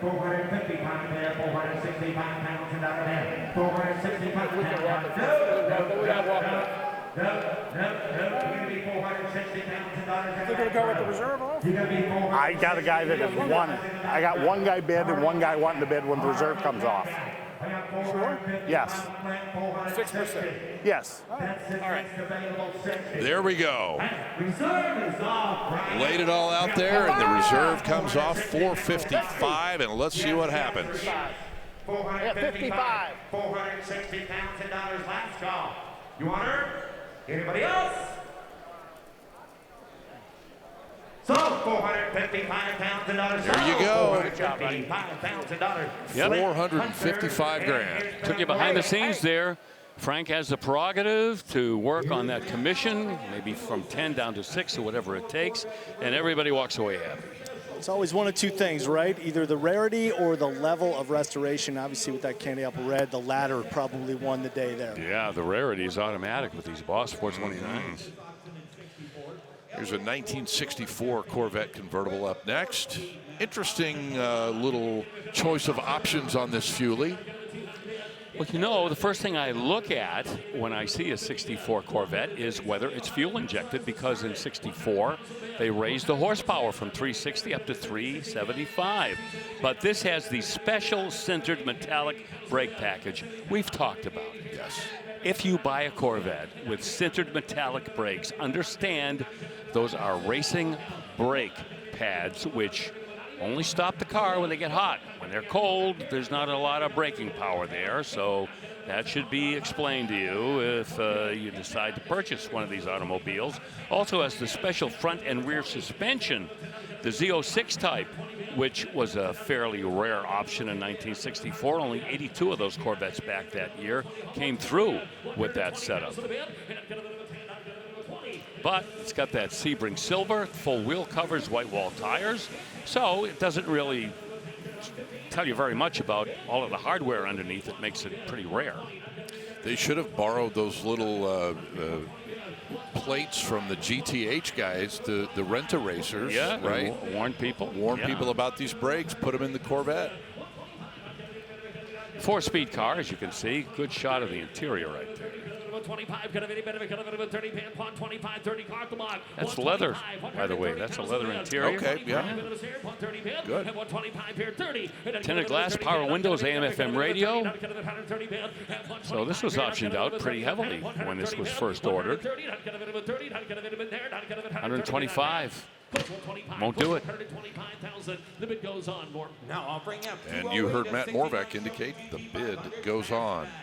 Original build sheet signed by Carroll Shelby. Let's stay in the Shelby family, or go to the Shelby family for a second, with a 69 GT 500. With the R code 428, Cobra Jet engine, 335 horsepower with a C6 Cruise-O-Matic, the automatic transmission. Let's peek under the hood. Clean machine. Elsewhere on this car, traction lock rear end with a 350 ratio, power steering and brakes. The front, of course, front brakes are discs. That is candy apple red. We see that quite a bit on these vintage Fords. In fact, we saw a Boss 429 in that color not long ago. A few options, the visibility group. Only an AM radio in here, but people that bought these cars back in 1969 really weren't too interested in the tunes. It was having a 428 Cobra Jet under their right foot. Carroll Shelby has his signature on the original build sheet that goes along with the car. 1969, yeah, that was the end of the road for the original run of Shelby Mustangs that began in 1965. The 70s came in, essentially retitled 69s. And Carroll Shelby decided to go to Africa, go on safari. I have interviewed him any number of times and done some documentaries, and he basically said, you know what, I wanted to see Africa while I could still see it the way that it was. There's so much change going on over on that continent. And he wanted to see what that country looked like before all those changes came in. Not the country, the continent, rather. And he did. But, you know, it wasn't the last we saw of him. No, he came back. No, I do not. Yeah, you do. And No, I do began a whole not. new generation of Shelby 95. automobiles. And his name carries on today. you that mean? We're off the money. I know. You know, we lost Carroll Shelby 13 years ago, May this month, 2012. And anybody that has had the pleasure of owning a Shelby automobile feels a connection somehow with the man. Got 98. Yes, indeed. And I get to win this time. That be 100. Hey! No, I get to win this time. You got to win last time. No, you won last time. I won 95. Yeah, you gave me $1,000. I won 95. I'll give you 6% this time, and that's it. 99. No, 6%. 98. 6%. 98. 6%. 98. 6%. You just told me you're 98. I have 98, and I'm charging you 6%. Yeah, next case. Next case. Here we go. Now I'll bring out 209. It is 1960. Okay, there it is. The reserve came off there. That was a good back and forth. What I was going to say was Carroll Shelby's influence, yes, for that Shelby family, but far beyond that. I mean, he touched so many different parts of the automotive world over his career. Street cars, race cars, accessories, merchandise. He was a conglomerate.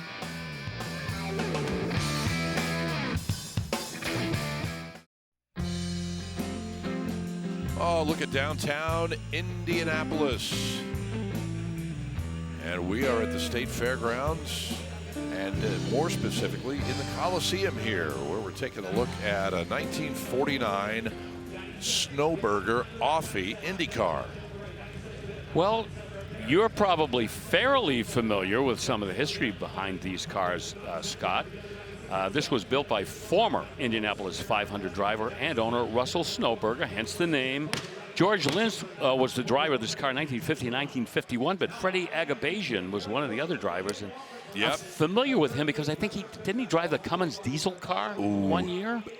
Man, I'd have to get Donald Davidson on the horn for that one. Yeah, I think he did. But yes, in addition to Freddie Agabasian, Spider Webb drove this car, and several other guys as well, back in the early mid-50s. And that is such a cool part of Indy 500 history. Man, you'd have to be a brave man to drive that race car. Oh, you said it. By the way, just less than a couple of hours left in practice for the race. The grandstands, by the way, have been sold out as we take a look at the 38 Chevy Custom. Scott McLaughlin has logged the hot lap of the day today, 233.9 in that's practice flying today. Yes.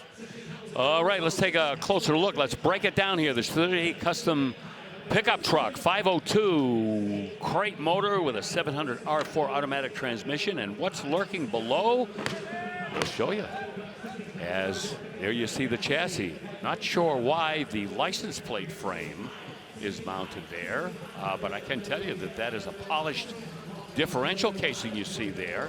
And the exhaust system, drivetrain, drive shaft, all extremely clean and well detailed. You see the wrapper on the exhaust pipes, kind of like an insulation to keep the temperature from escaping and sullying the underside of that truck. And $60,000 is as high as the bid goes. You know, my guess is that might be just a kind of a flip-out license plate frame when you take it out on the street, and when you're showing it, you tuck it under it and clean that back end up a little bit, maybe. When you're being chased by the police, you flip it back up again. Right. You know? Oh, man. 1978 F-250 Ranger pickup now. Oh, a lot of work on this one. Take a close look at this. A rebuilt 351 with all new or rebuilt components inside. 4-speed manual transmission on the 4-wheel drive powertrain. Power steering and brand new power brakes as well. 410 gears. So this got a little bit of get up off the line. A lot of rebuilt parts and pieces throughout the truck. Black outside, black inside. And there's that that configuration that we really enjoy seeing when you get a beautiful polished black paint job and a set of wheels with a lot of bright work polishing or chrome. I tell you, you can't beat it. $87,000.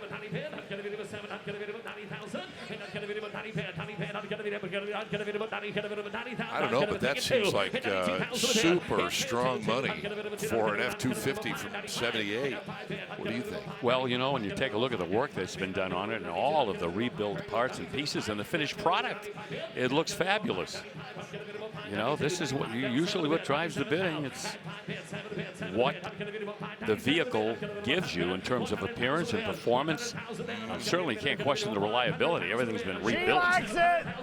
And the '78 Ford 250, you know, that's one of those period trucks that, you know, was going toe-to-toe with those Chevys and outselling them. Remember, the Ford pickup trucks for years have been the top-selling vehicle in America, let alone truck. 100. Yes.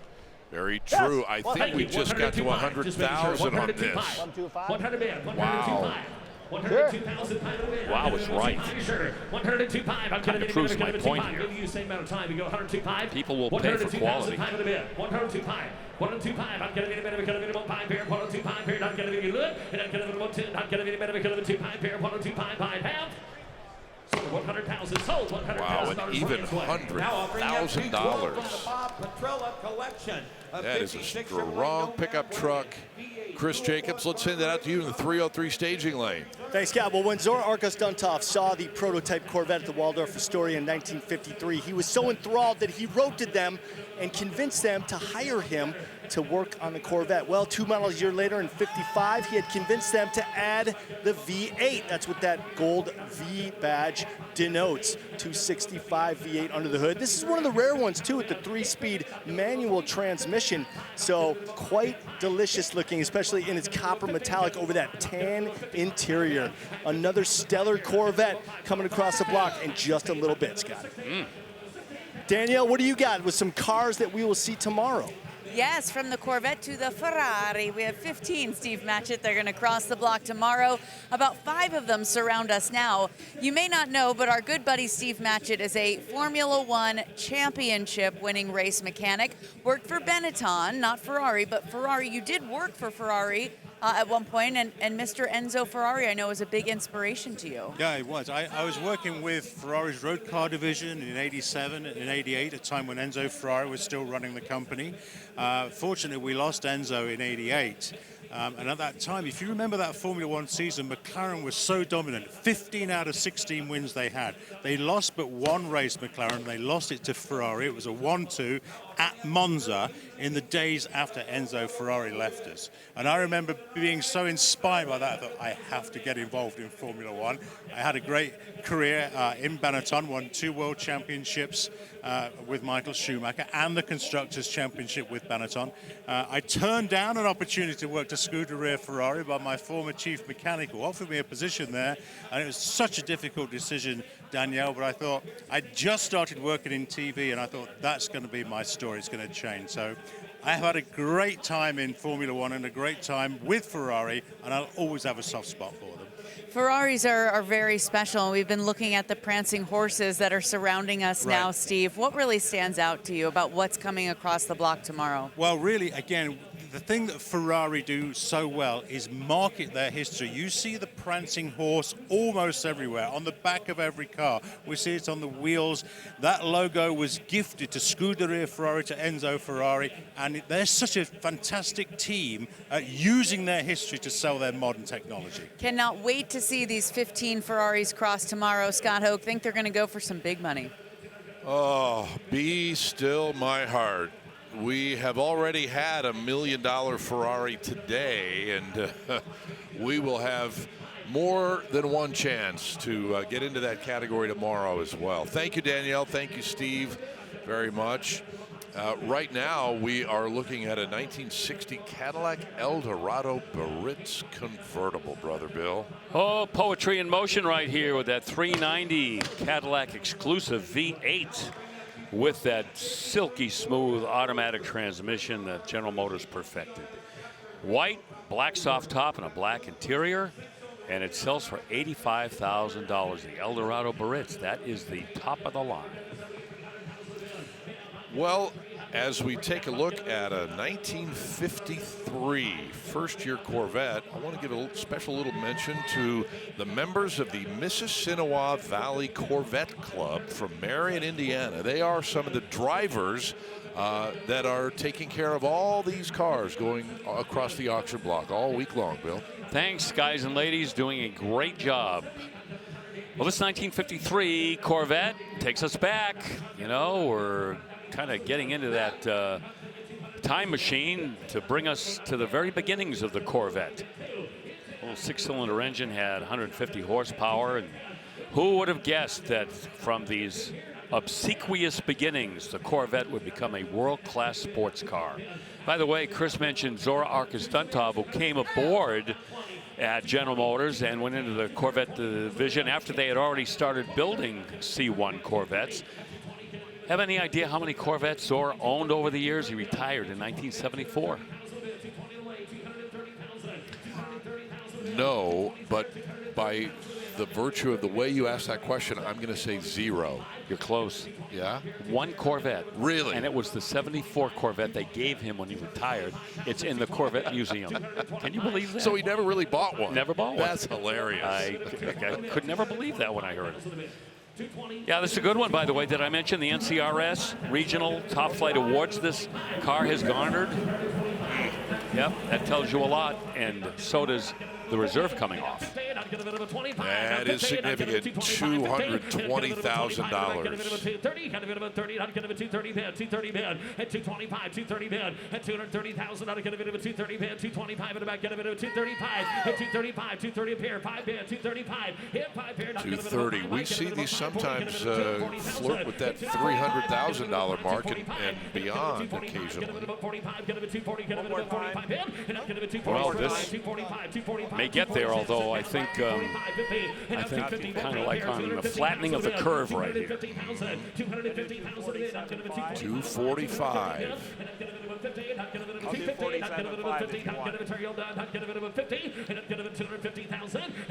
Take a look at those wheel covers, hubcaps, Bill. You can kind of get an idea of where an individual car may have been in the production run of 300. This is a later production car. Yes. The earlier ones have the kind of dome-shaped, half-dome-shaped wheel covers. Yep. The first 25 or 30 or so. That was the thing back then. You made production changes along the way. So many great stories about how this car was built and what the technicians had to learn.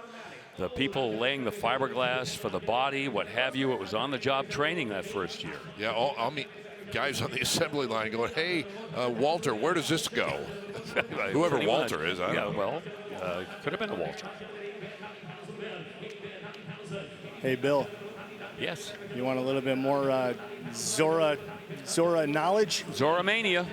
In 1954 and 55, he won his class in Le Mans driving a Porsche 550 Spider. Yes, exactly. I love that. He was Belgian, and he grew up in Europe, and you're exactly right. That's how he learned a lot about the engineering that eventually went into the Corvette.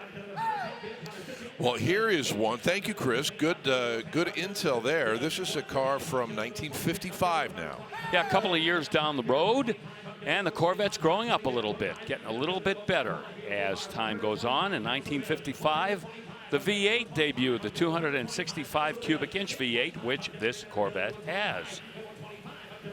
Early production, by the way, on this car. And once again, by the time the 1955 Corvette had gone through its complete production run, other small changes were made along the way. The early cars probably differed, I wouldn't say significantly, but measurably from the last cars that were built that year. A little bit. Yeah. Gypsy red, shoreline beige. Let's listen. We'll only give it another minute or two. Absolutely.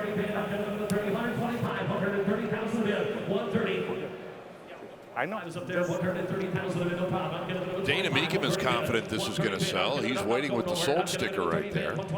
You left to the last one and it went up. Usually when he puts the sticker on, the car sells. Yes.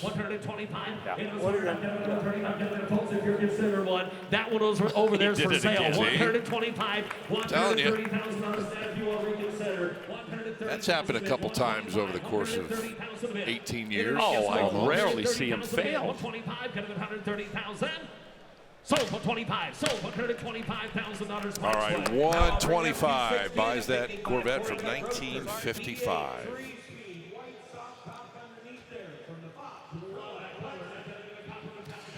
Well, this 1955, Chris previewed just a little while ago. Yeah, Scott, we've talked about the color palette on the Corvette, the C1 Corvette, as it continued through that generation. Of course, the first ones were white, and then after that, the 4 colors came in, and now here's another color that was added, the copper metallic, with a white soft top. And this is a V8 car from 1958 as well, but this one, 3-speed manual. That was in addition to the Corvette in 1955. Up until then, you only had the Power Glide automatic. Tidy-whitey white walls there, and the wire gravel guards on the front of those headlights. These cars really weren't raced that much, but those gravel guards were meant to give it kind of a racy look, give it a competition feel. That's a striking color combination. You see that copper with the soft beige interior. Well, here's the thing. They're calling it copper metallic, but according to the black book, on the floor, it's Corvette copper, and they to you. only had 15 that left the factory with that color in 1955. So I'm wondering if this might be an updated paint or a respray or a color change. Don't know. We'll get our best people on that. I'd get a bit of a toad. I'd get a bit of 95, 200,000 a bid. 95, get a bit of a toad here. I'd get a bit of a 95 too. I'd get a bit of a toad. I'd get a bit of a toad. I'd get a bit of a toad. I'd get a bit of on the fund. I'd get a bit of a I tell you what, with this money, that might be an original 1 of 15. Yeah, and when that V8 engine, of course, obviously is a consideration for the price being paid here. Beautiful. Come on, sell it. Sold 200,000. Sold 200,000 on Zach Swin, the total. Wow, $200,000. All right, congratulations. That is extra cool. We still have a little bit more than 90 minutes to go with you today. Our coverage from Indy will roll on after the break.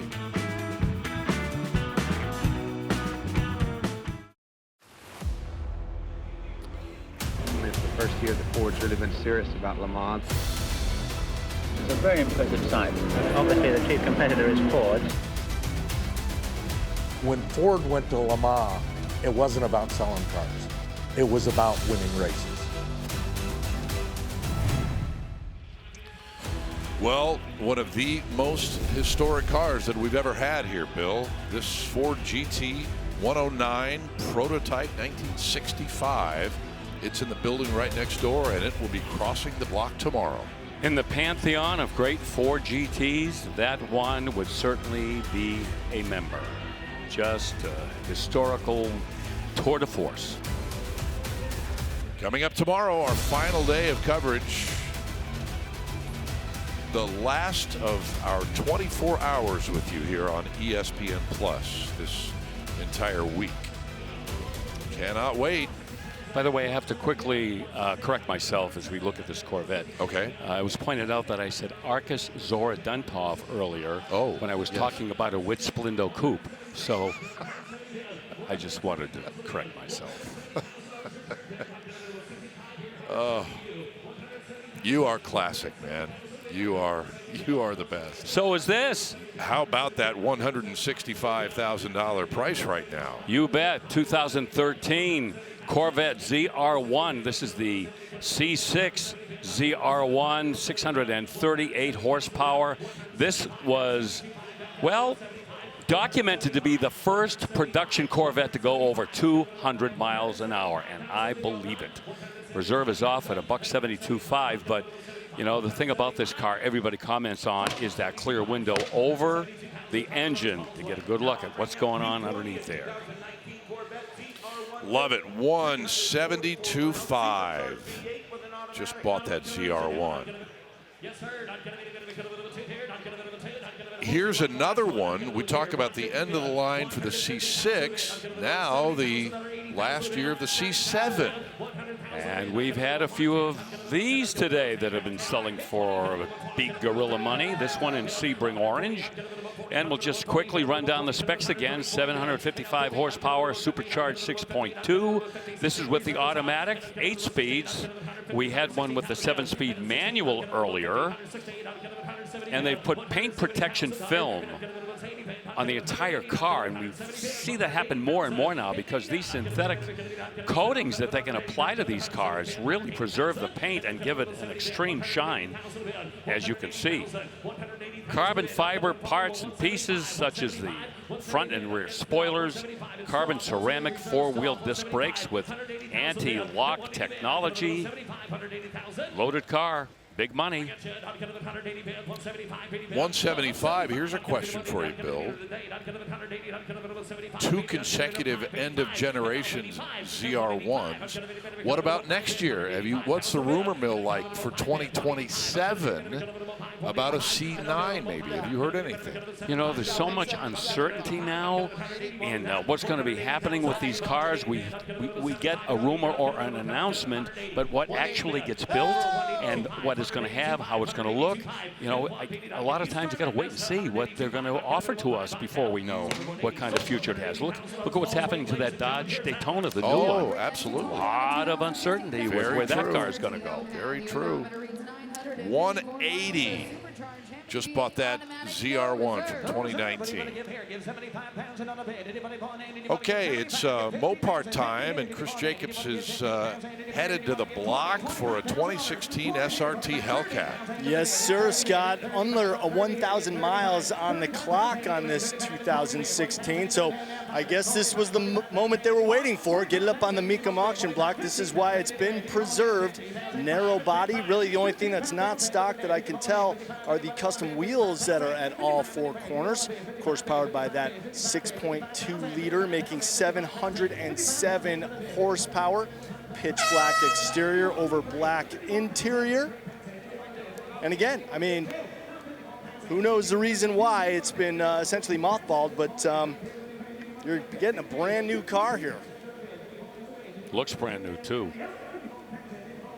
707 horsepower.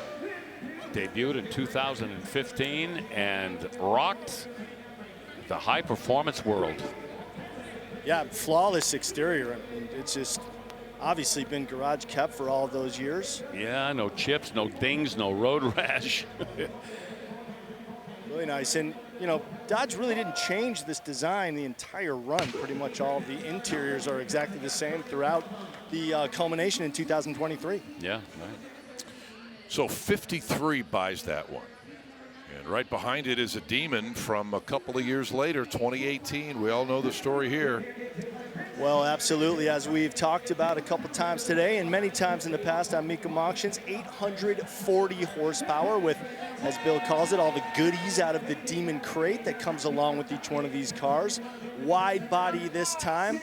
And only 3,000 made for the domestic market. An additional 300 was made for the Canadian market. So definitely rare. This one done in Tor Red, and they checked the box for the optional sunroof. This is number 998 in the run of 3,000. So I believe that the factory painted them in groups according to color. So Tor Red obviously was one of the first colors that were applied from the factory. My favorite stat on these cars, fill the tank with premium fuel, find a nice long road, and put your foot to the floor, and in 8.5 minutes, your tank will be empty. In addition to that great stat, one of the only production cars, if not maybe the only production car, that could perform a wheelie off the line. They got a couple inches off the ground. I was fortunate enough to host the debut of this 2018 model in New York City, and they tried to do exactly that at the debut. And also, something that Dodge instantly turned into a promotional device was the fact that this car was banned from the drag strips because it did not have a roll cage. And you know, and a lot of people kind of overstated that and said, oh, no, you can't take it to the drag. Well, you can take it. You just have to put a roll bar in it. And the wheelie, that was the thing that cooked everybody out. You get enough grip, you know, on the rear end, and you'll hike the front end a little bit. Well, in that crate too are a pair of skinny tires, and the idea was you put the skinny tires on the front, you burn the rears out at the strip, and then you switch the fronts that you took off to the rears and you drive it home. That's it. Well, $120,000 just bought that SRT Demon from 2018. Well, Steve Matchett has been spending some quality time over the last several days with this 2016 McLaren. Brother Steve, take us through this as it comes to the auction block for real now. It is the 2016 675 LT Spider, the long tail. Only 500 examples built, guys. Track-centered car based around the 650S. 650S, fantastic enough in its own right in terms of technology, but this has got a bit of everything else you need. Still street legal, and of course helped, I think, in terms of its looks by that just classic Golf livery. It looks fantastic on the car, and it is painted. The Golf logo is actually painted into the bodywork, so no decal on there. It is perfectly smooth. Looks fantastic. And is fantastically fast, 3.8 liter, 666 horsepower, twin turbo V8 there with a 7-speed dual clutch automatic. It has those 10-spoke wheels on the 675 as well to distinguish it. Beautiful exhaust note and a very businesslike, you probably hear that exhaust growling. Very businesslike diffuser under there as well. Yeah, I'll tell you, bring the revs up and... Hey, that means the reserve's off. No, you get that car up on its cam, and I'll tell you, that has a heck of a war cry, I would say. Yeah. Anyone get 305,000? Anyone? It sells to the highest bidder. Get 305. 300 here. Anyone to bid 305? Anyone? 300 here. 305. Anybody else? That's still so thrillingly exciting to me when the reserve comes off. Oh, right? It's the moment we all wait for. Yeah. I got 10, 315. 15.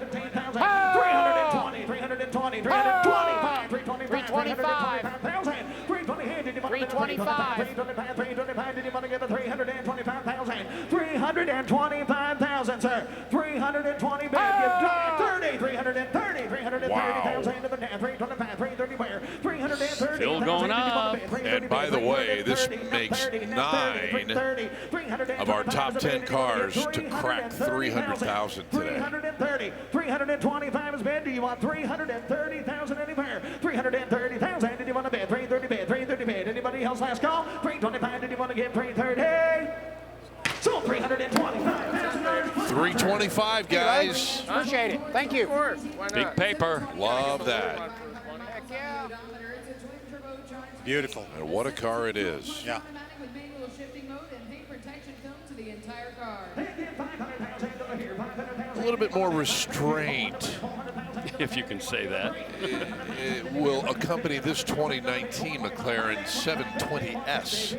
That has even more horsepower than what we just saw. Maybe visual restraint, I should have said. That would probably be more accurate. 710 horsepower out of this 4-liter twin turbo V8 with a 7-speed dual clutch. And Steve, you know, a lot of people may not be familiar with Bruce McLaren, the man who, you know, came up with this particular range of automobiles beginning back in the 60s. You know, Bruce McLaren started McLaren, and then it was taken over famously, eventually became McLaren Project 4, and Ron Dennis took over leadership of the team. But I think it's a fascinating story, guys, to me, that the way McLaren got into producing road cars is the polar opposite of how Enzo Ferrari got into road cars, where Enzo was trying to sell road cars to fund his race car project.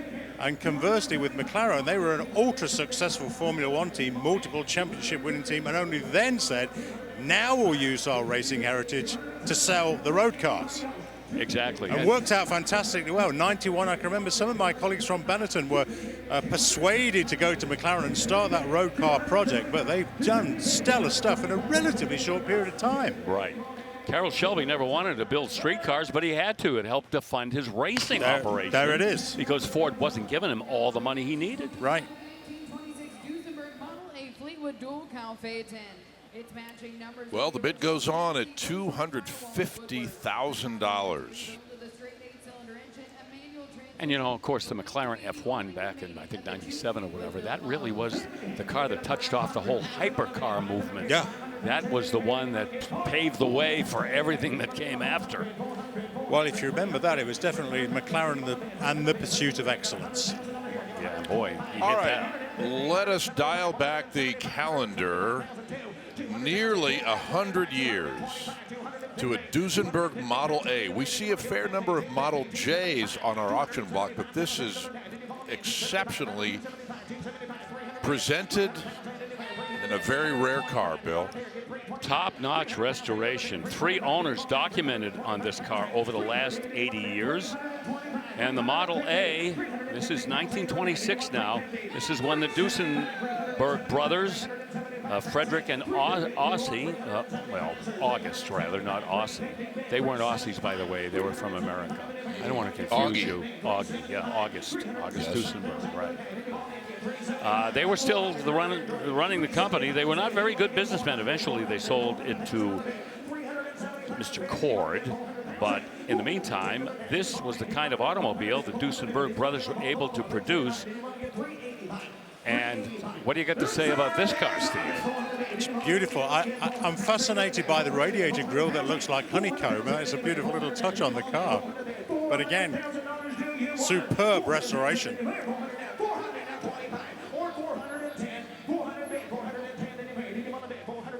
They have estimated over $100,000 was invested in the last year to bring the car to this level. Yeah. That's easy to believe. Reserve is off, and it came off a while back. $400,000 to no one's surprise. No, not at all. Duesenberg brothers were engineers by trade. They did not build the bodywork on these cars. They built the platform, and then you would go to a coach builder who would finish the car for you. And that's the difference between these cars and other cars from that era that were built entirely by the factory.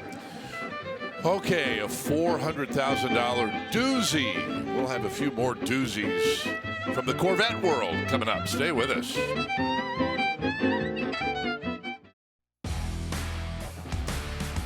Welcome back to our live coverage from Indy, and you see the big 303 banner announcing the end of the 303 staging lane. I want to remind you that all of the 303 products are designed to safeguard your car from the absolute nastiest stuff that nature can dish out.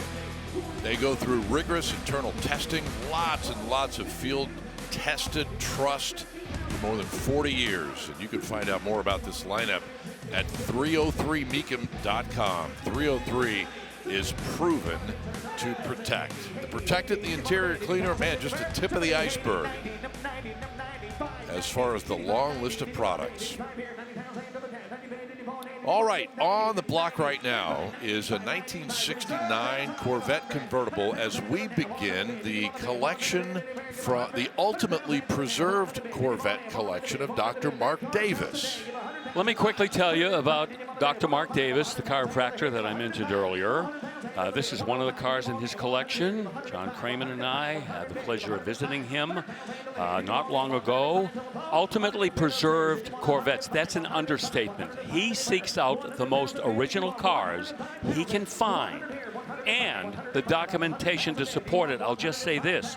This car comes with a 14-page folder that breaks down every number and date code in this car. Who goes to that length to document a Corvette? He does it all the time.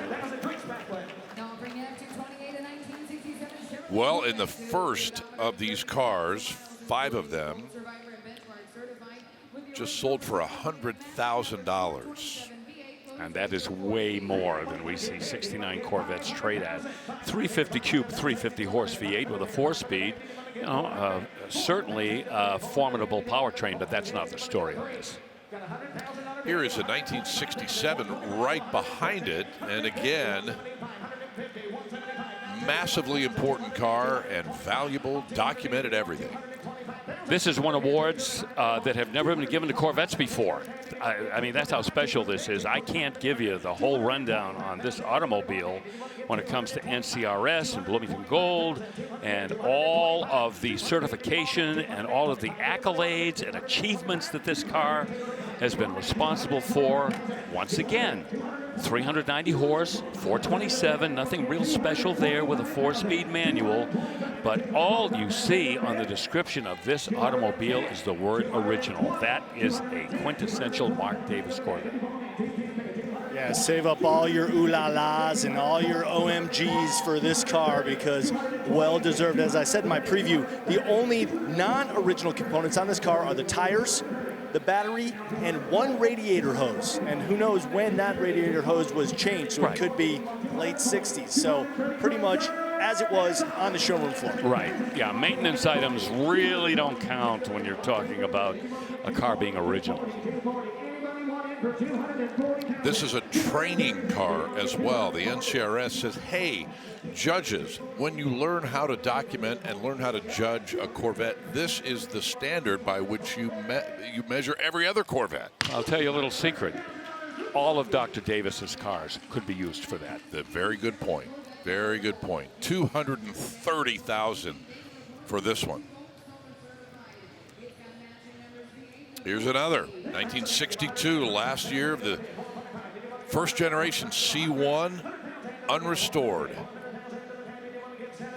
Yeah, Dr. Davis told us when we visited this actually is one of his favorite Corvettes in the collection. Oh, really? Yep, 300 horse, 327, 4-speed manual. That takes care of the powertrain. You see the color, ermine white. But again, ownership history is complete. I mean, complete right down almost to the hours and minutes that the people who previously owned this Corvette have owned it.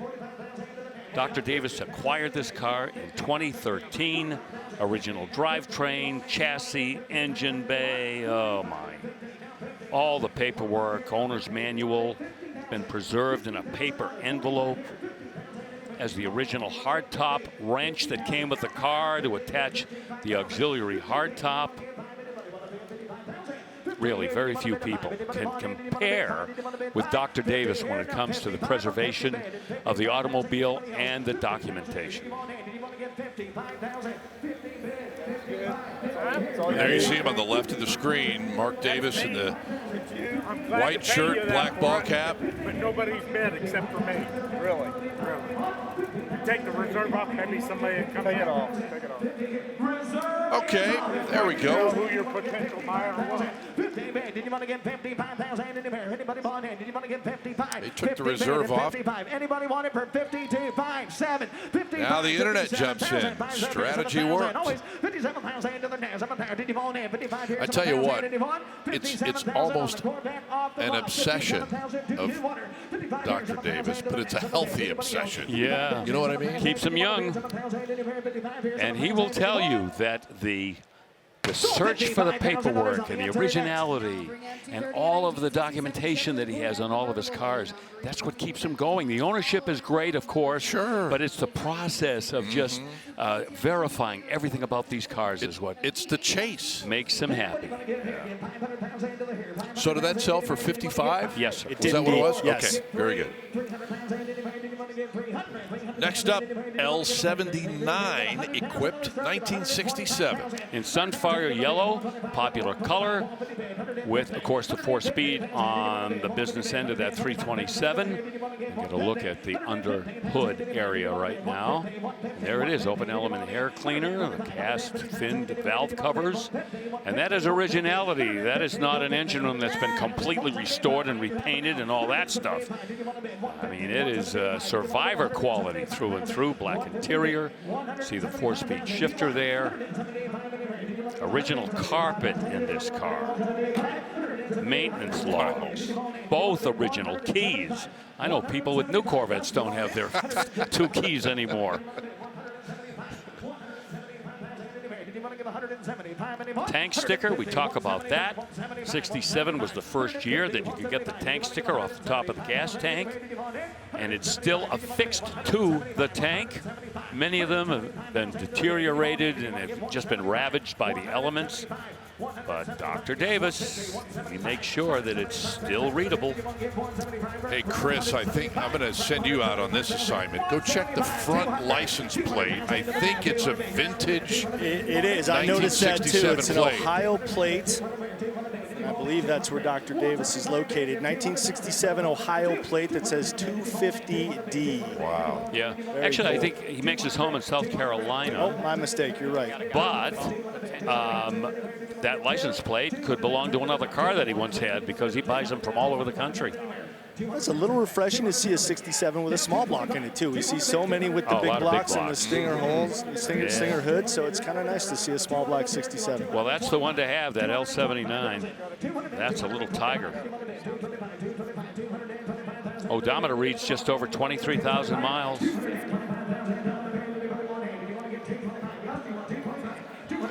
You know, I think our first exposure to Dr. Davis and his cars was the McNamara Corvette a number of years ago. That 67 big block that sold for 700,000 plus. Remember that? A car that had been owned by somebody that never let anybody sit in the passenger seat. Only 2 people had ever been behind the wheel. He only took it out at night, didn't want people to know he had it. It was an amazing car, and when Dr. Davis sold it, we talked to him, and he began to weep. Yes. He was really emotional about saying goodbye to that car. Anybody want it? Did you want to give $225,000 on the bed? Did you want to give $225,000? Bolt-on wheels, side exhaust. Correct, guys. $225,000. Yeah, we knew back then that he was super serious about his Corvettes. Keep working on that deal. The bid goes on. Okay, 200 is where we're going to leave this car for now. The negotiation, I think, is going to continue for a bit. And we will see what happens. We may not be done, but we're going to go ahead and move to the 65 Mustang as they continue to talk things over on the Corvette, okay? Well, take a look at that. If that's not a 1965 GT 350, I don't know what is. But you know what? The 1,200 break-in miles on it, and it has been all gone through. This is a hot rod. Forget about an original 65 GT 350. This is someone's creation. 427 cubic inch stroker engine with 557 horsepower. Built by Prestige Motorsports, aftermarket billet block, all gone through forged crank, forged rods, 10.5 to 1 compression, and that's just under the engine room. Elsewhere, you got a special aftermarket bell housing that's bolted up to that Tremec 5-speed manual transmission. Oh, the money that went into this Mustang. Wow, at 70, you're not even on the right zip code with that number. High bid on this Mustang, $70,000.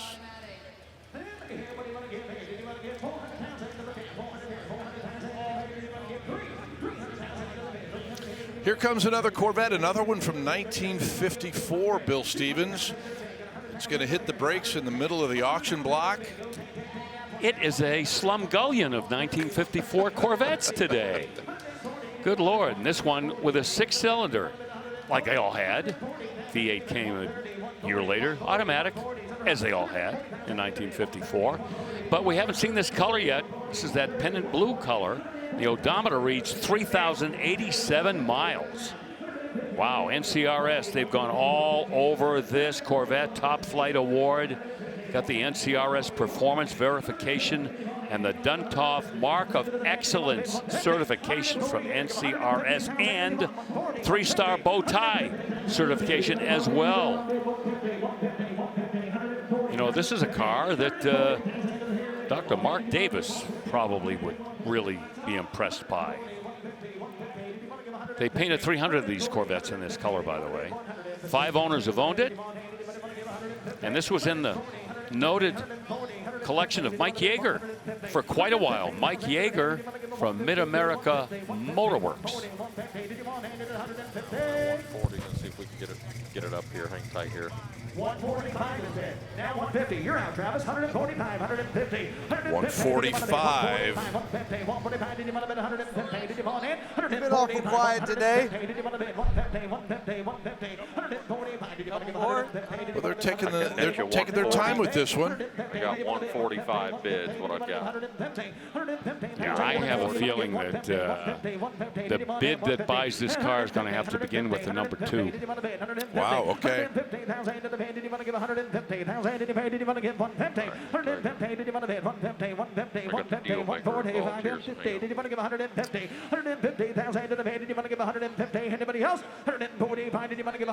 Well, Dana's on the case, so.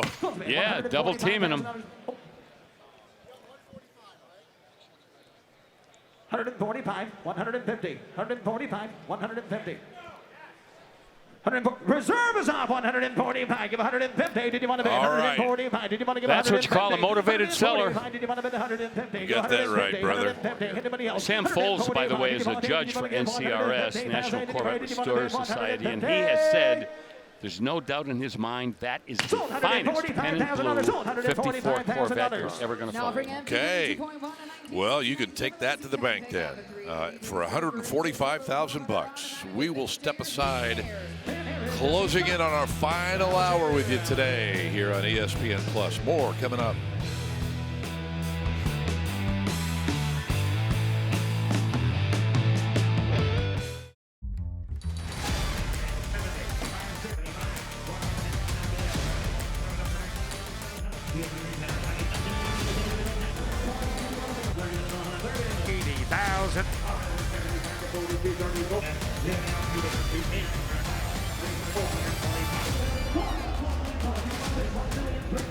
Get it while you still can. The final day here at Mecum Indy is coming up tomorrow. We hope you join us for another 6 hours of live coverage beginning at noon Eastern time right here on ESPN Plus. Still a lot of time left, about 60 minutes in today's show, but when we get on into Saturday, our final day here, a lot of headliners to keep on your docket.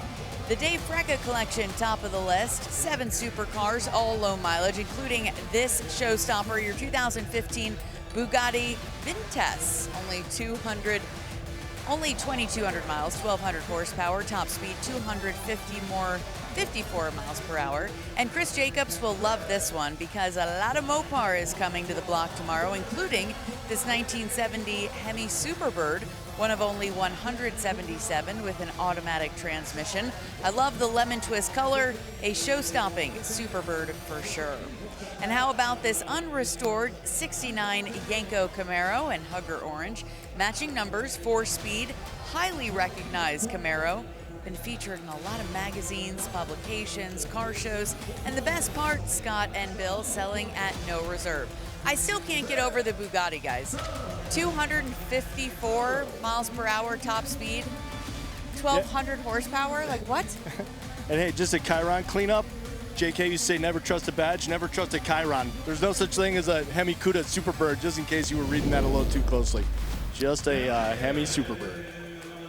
All right, duly noted there, Cub reporter Jacobs. We are back with another 1967 Corvette. Bloomington Gold certified, Bill. Oh, boy. Lots and lots of stuff to discuss on this one. Oh, you are so correct. Almost every single Corvette brings with it documentation, originality, a great ownership history. This is a factory 435 horsepower car with the L71 and the 4-speed Muncie transmission. Yep, Bloomington Gold. I think that was supposed to be Bloomington Gold. And NCRS both have looked this Corvette completely over. Both organizations giving this car its blessing. Bill, quick question for you.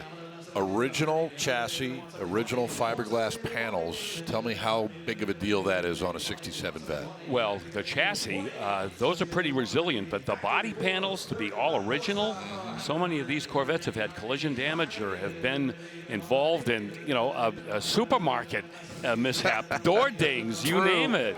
Right. But the body on this has been so beautifully preserved. And as you can see right now, this is a very straight 67 Corvette. Not to mention how fickle fiberglass can be in the elements, too. So yeah, it's very difficult to keep paint on a fiberglass Corvette to make it look like that. It's original window glass as well. Yeah. And it's not going to be enough at 170. Yeah, let me also mention those are factory side pipes. A lot of guys add them. This car came from the factory with them already on there. Well, we move on to the next car, and we have been name-dropping Zora Arkus Duntov all day long, and this next car, we can do it even more. Zora. Here's a guy who gets credit for being the father of the Corvette, but he came on board GM after that car had already gone into production. This is from the Leonard Nagel Corvette collection. Numbers matching, fuel injected, 283 cube, 283 horsepower, V8 engine. They advertised the fact it was the first American car with as many horsepower as cubic inches. And the speciality of this Corvette continues all the way down the line. The National Duntov Mark of Excellence Award was given to this car, which is pretty much the highest accolade that any vintage Corvette can be awarded, with a score of 98.4 out of 100. Wow. Yeah.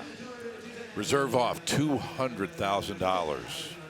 Onyx Black is what it's called. Red interior. Document factory fuel injected 4-speed. You know, it's really interesting. Back in the 50s, and I've talked about this before, these early fuel injection units could be a little cranky, a little temperamental, and a lot of, well, I won't say a lot, a number of people pulled off the fuel injection and put carburetors on the cars, and if they are still out there today, they're kicking themselves. Wow, 200 grand. I guess you could say it. Ed Cole had the mantle when the Corvette was developed, but when he moved on to first VP of Chevrolet and then president of GM, that's really when Zora got in there and became the, quote, father of the Corvette. Yep, he and Pete Estes and even Harley Earl, you know, they became the ringleaders of the Corvette. You ready for this one? Yeah. Unrestored benchmark 67. I can add nothing to that. That just really encapsulates what you're looking at. Yeah, it is a 67 with an L71 435 horse. Big block with a 4-speed, but yes, let's explain what benchmark means. You have to go through a process. You have to have the car certified by Bloomington Gold, and then it has to reach survivor status, which means it can have hardly any changes to it in terms of originality, and then if it succeeds through those two stages, it's qualifying for benchmark certification, and this car did in 2016. It was in a special collection in 2017 as well at Bloomington Gold. I'll bet our good friend Guy Larson's familiar with this. Oh, very true. Guy Larson, Bloomington Gold. Yep. Yeah, and that survivor status is evidenced through that orange peel in the paint, which I consider very beautiful and you know, highly original, and I'm glad that that was not tampered with. Yeah, 170, that's, let's get serious, shall we? We got to get more than that for that car. It's too good. It is too good.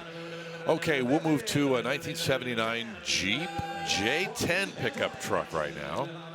A Jeep, it's been so long, I'm not sure I even recognize it. Yeah, we've had a few already today, but yeah, this one has the 401 V8 in it with a 4-speed manual. Kind of a cool drivetrain there. Bucket seats, 3-inch lift kit. And boy, look at the finish on that paint, that black. That is highly waxed and prepared and detailed for the Mecum red carpet.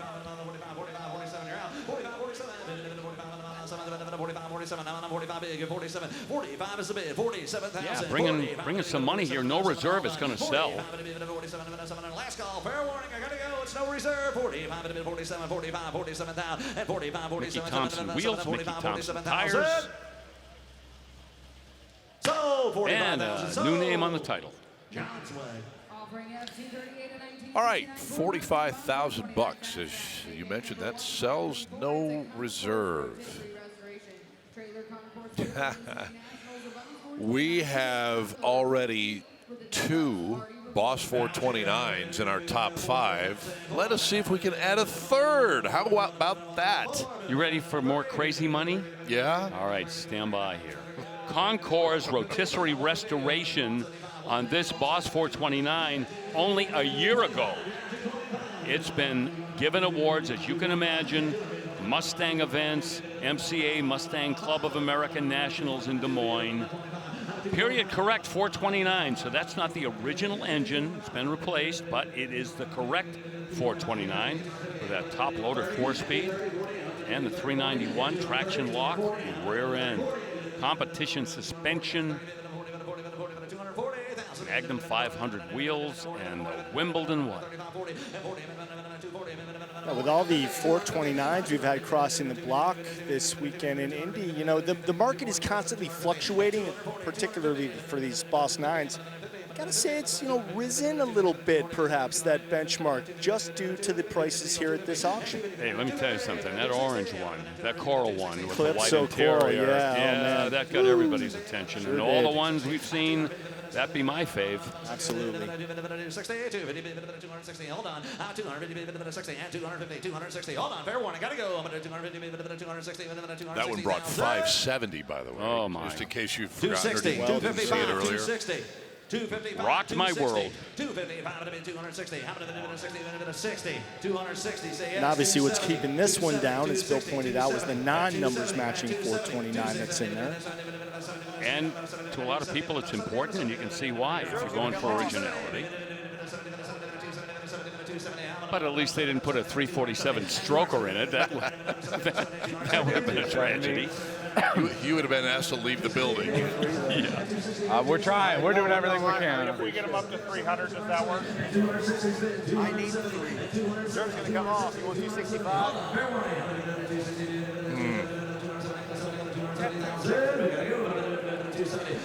We're getting close. We're not that far, Nick. 270. Yeah, it may be all the money. Let's see what Frank can do. No, they got 260. They're going to offer it to him first.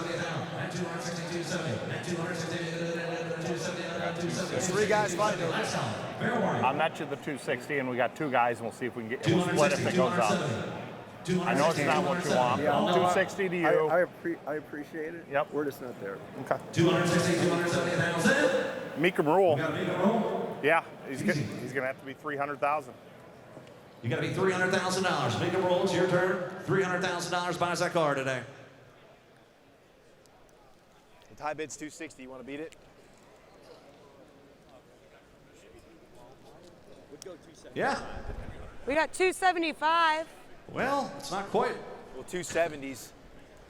Close to 300. Yeah.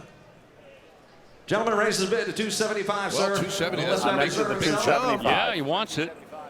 Now it's got to be 3. Yeah. 275. Yes. No guarantee. You know, your guy's still 6 out? months from now, you don't know that you're going to get the 3. Oh, no, I agree. Yeah. don't I either. mean, you're within 10% reserve, sir. of Got what you wanted in 275 that. for you. I'm going to go enjoy it. Yeah. Good for you. Okay. I appreciate it. Last call. I'll net you 280. That's what George said, right? I'll give you a little bit of the buy fee. Let's do it today.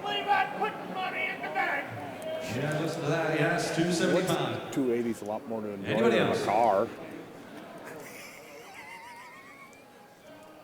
280 isn't. To That's you. in my account. That's your check. Who thinks he ought to sell it?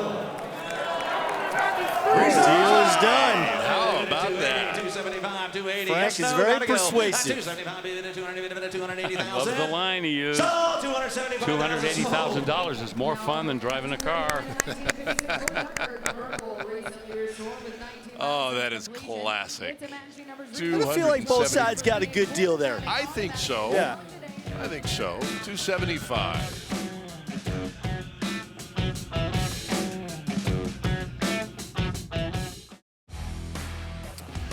Welcome back to Indy. It is time to somehow, some way, come up with a State Farm moment of the day. There have been so many possibilities on this Friday, but we've narrowed it down to one for you. 1961, Chevy Impala Custom came across the block. Older restoration, but man, have they done it in the modern performance update category. LS7 Crate V8, that's 7 liters under the hood, 5-speed manual transmission. This car brought $62,000. And that gentleman right there in the ball cap is your new owner. And that is our State Farm moment of the day. Like a good neighbor, State Farm is there. We've had an abundance of C1 Corvettes. Bill Stevens, here's another from 1959. An embarrassment of riches today with C1 Corvettes. This one in Roman red with a red interior with a 270 horse dual quad 283 with a 4-speed transmission. And let's put it this way. Not totally restored, but sympathetically serviced, maintained, detailed, and preserved. That's the big one. And it sells. Sure. Why not? Oh, the other Corvettes are selling, a lot of them. They all should. All of them. One after the other, and all more excellent than the one before. All right, next up, we move to a 1955 Ford Thunderbird. Yeah, goldenrod yellow. Pretty car. It's got the Kelsey Hayes wire wheels. And the Y block, 272. Yes, a 272 V8. First year for the baby bird. And nicely presented there. You saw the detailing underneath the hood. Well done there, people. And inside, how about that, huh? The yellow inserts and the black bench seat. And you see the dashboard there as original, including the shifter. Work around to the back. And there's that name, Minter. Where have I heard that before? Yeah, the Houston, Texas-based Minter boys, Amos and Justin, who's here. Have you seen Amos here today? Yes, I saw them earlier today before we came on the air. Yeah, I said Houston. That's right, Dallas. North Dallas. North Dallas. Yep. I'm thinking of Neighbor Brothers. Oh, right. Houston. Right. Yeah, they are the world leaders in Thunderbird restoration. They do other cars as well, but they found kind of their wheelhouse with the T-Birds. 52. There's Amos right in the middle, talking to Frank about this. There he is. 55 that day. And the reserve is off. 57, now 60. Now 60. 57 a bid, 60. An 11th hour bid here, Bill. Yeah, and you know what? The caliber of that restoration tells me that the money that we see on that car right now is bargain basement. This is going to be well sold. Sold 55,000. Sold 55,000. Bitches way. Now offering F241 and 1957. Okay, I guess 55 is the number. 55 for the 55. Right. Beautiful Mecum yellow T-Bird there. All right, here is 1957 Bel Air that is going to lead off a dozen cars from the Ray Skillman collection. Ray, a long-time legendary car dealer here in Indianapolis, and this is one of his top cars today. Oh boy, he knows what to buy, I'll tell you that.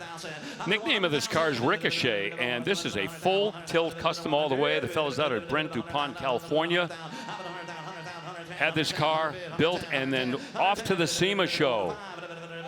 Custom Jimmy Myers racing chassis with a 461 cube big block.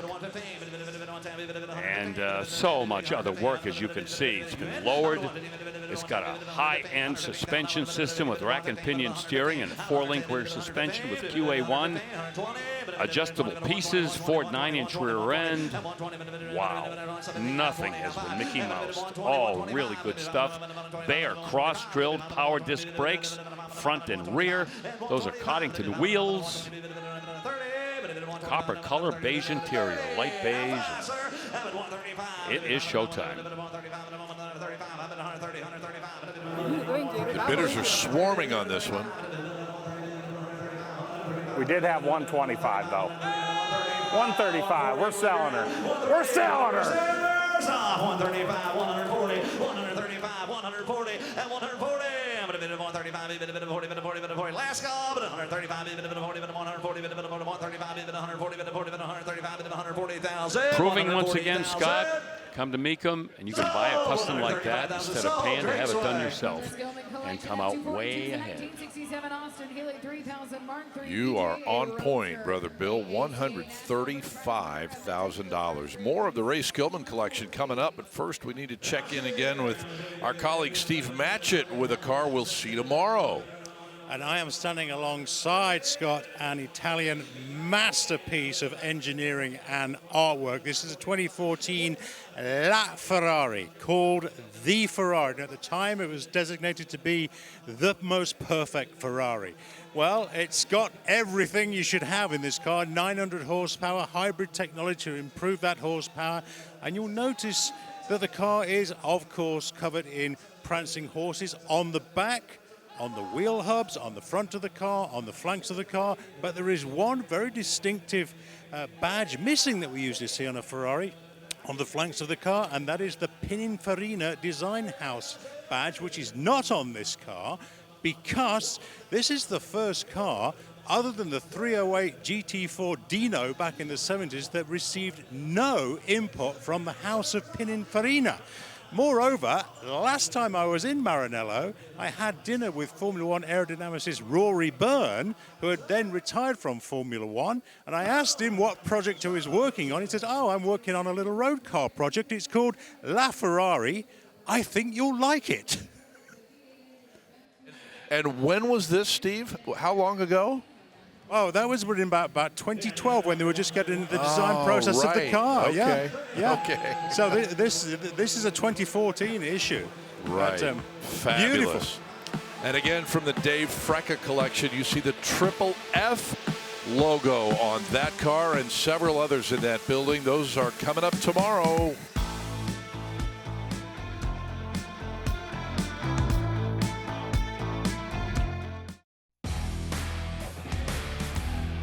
Well, there's our buddy Ben Saylor at Mecum Financial Services, helping out some customers today. And no doubt you've seen some of the big money thrown about this room. And if you need any help getting your finances set up and straightened out before you bid, you can go talk to Ben and the team at Mecum Financial Services. There you see the website. And how about personal experience, Bill? Yeah, Ben was unbelievable. So was Nikki, who was not in that picture. But right. I bought back at Harrisburg last year my SRT Jeep, and man, they just take everything within minutes practically. Yep.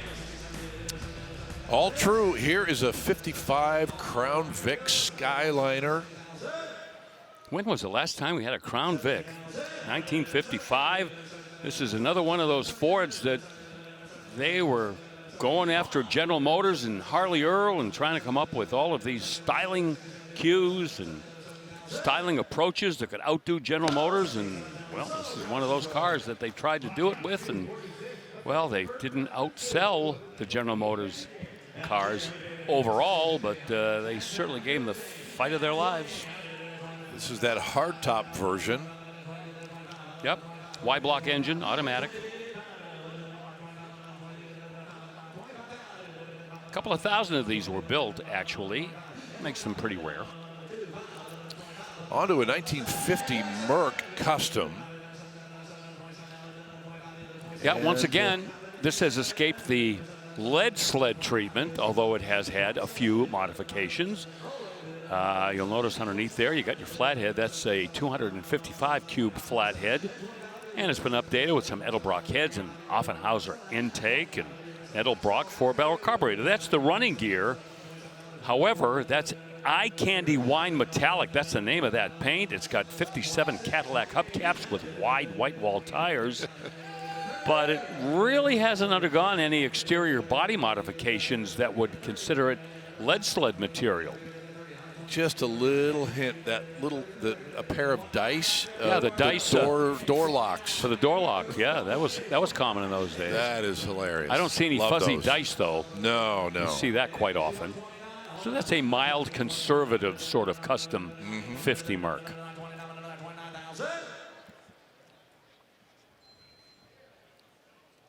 $28,000. Did you see the plushness of the velour seat? Velour, yep. Yep.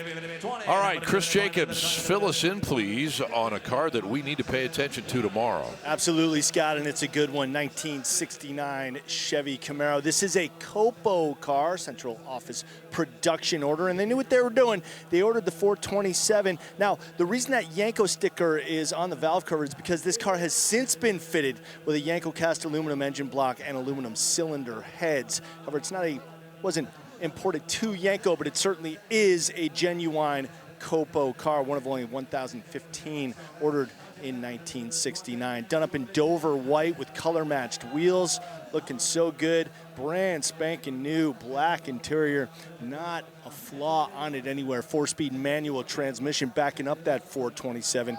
Really great looking car. Just part of a whole gaggle of Camaros out here that will be going across the block tomorrow, including a real deal Yanko supercar and an unrestored 69. So look out for a whole bunch of great Camaros crossing the block tomorrow, Saturday.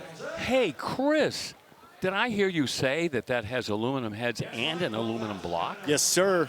No, wait, I think I said cast block, right? Yeah. Okay, well, cast iron block with aluminum heads. It's a cast iron block and aluminum heads. Yeah. You got me all excited. I'm thinking, wait a minute, that's a homemade ZL1, all aluminum. No, wait, you know what? Hold on. Yanko cast aluminum block and aluminum cylinder head. So yes, Bill, get excited, baby. I'm excited, man. Wow. And after the fact, ZL1, right there in front of you. That is a big deal. Yep. Remember that, and we'll see it tomorrow, midway through our coverage here on ESPN+. 1915 Model T Speedster now, Bill. Mm-hmm. How about this little cutie, huh? Yep. Let's go back to the very early days of the Ford Motor Company, Model T. How many millions of Model Ts were built? I'll tell you, as we have always said, it was the automobile that put America on wheels. A modified torpedo runabout is how they described this, with speedster bodywork with a little flathead in it, a little single side draft carburetor, manual transmission with 2 speeds. They call it epicyclic, is the way they describe how that transmission works. Has a modern 12-volt electrical system in it. I got $9,000. That looks like a giant humidor on the back end. Yeah. Store your cigars in that thing. Or a Hope chest or whatever. But look at the detailing. That's well presented. That's beautiful. Nice fit and finish. And not a lot of money. Just a good, fun car, maybe for parades or, sure, just to go out and get some people turning their heads. Take the kids to the park, the grandkids to the park or something. Yep. Oh, yeah, kids would love that. I wonder if it's got one of those auga horns, Yeah. Now, did Model T's have augas? That may have come in later. I don't know. Or you can just go, right. And the reserve is off, 11,000. That's a history lesson right there, guys. Yeah, no kidding. So many of these cars really changed the face of transportation in America. Remember, people were still on horseback and horse and buggies while the Model T was beginning to make its way across the country. And pavement and asphalt? Practically unknown. Yes. $13,000, Mitch Bartuni. Wow, that is pretty cool right there. $13,000. And the guy's going to drive out of here with a Model T from 1915. All right, Bill, have at it. Yeah, how about this, huh? This looks like a sportsman dragster, a rear engine, maybe super comp car, what have you, but it actually was commissioned by the Dana Corporation's Perfect Circle Piston Ring Division in 1972 and used as a promotional vehicle by Dana and shown throughout the United States, eventually donated to the Indy Motor Speedway Foundation back in 1975. But that is exactly how you would see a sportsman, rear engine dragster, maybe super comp, or, if it had enough power, maybe top dragster, the configuration anyway. And if you really wanted to go wild, you put a nitro motor in it and go top fuel racing. But I don't think that chassis is designed for that kind of setup. And it was never really meant to race anyway. It's a display car. And the reserve comes off at 10 grand. You know, this is still out of the Ray Skillman collection, and he is a pretty accomplished long-time racer. I bet you he took this to some track somewhere just for fun at some point, right? I would think, yeah, he'd be tempted. Almost had a dragster. 10, 11. I have 10,000, 11. Sold $10,000, Mike Allwood. Sold F250, a 67 Sunbeam Tiger. Mark II Roadster. Well, 10 grand.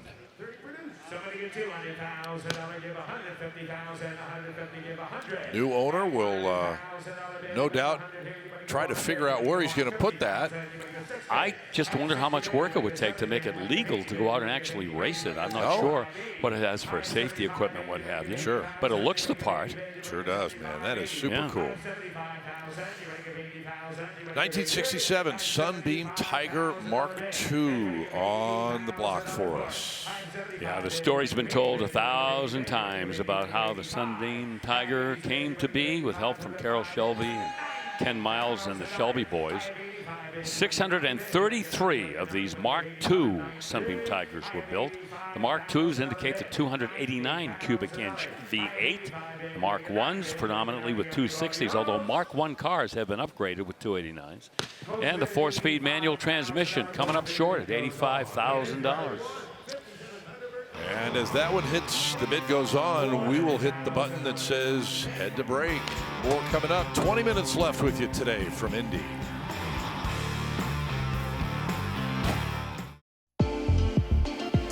Welcome back to Dana Mecum's 38th Original Spring Classic. About 20 minutes left in the program today. We can't say goodnight until we bring you some photos that you've posted to our Mecum Facebook page.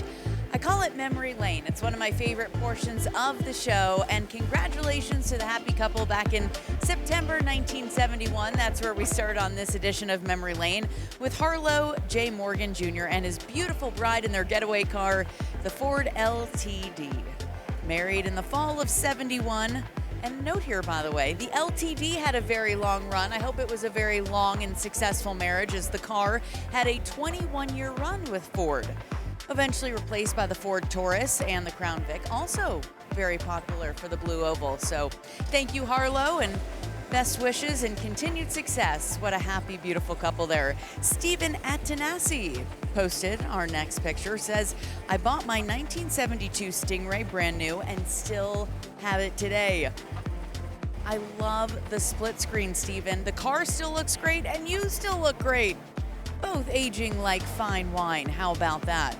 So our photos today coming from 1971 and 1972. Same era there, Scott Hoke. Some of the best cars ever made, I think. You know what? And I got to give some big props to Steven. He even went to work and replicated the wardrobe with the exception of the purple trousers. He couldn't find any of those in 2022 or whenever. All about the details. Wow, that's impressive. Super cool though. Yes.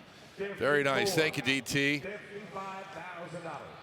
Here is 1967 Camaro RS Bill. Yeah, bidders missed out on this one. Too bad, too. It's got that vintage 327 V8 in it, matching numbers. Can you believe that? With all of the other modifications made on this car. No expense spared, rotisserie restoration. And it's Stinger hood, direct from a 67 big block Corvette. $55,000. Is there a Mecum roll number? 54, 55.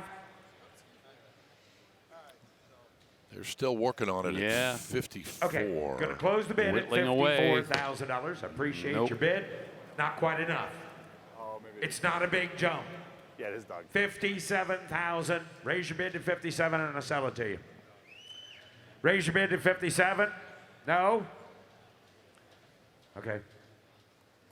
Close the bid. Bid goes on. Next. How about 55? Would you raise it at all? Okay.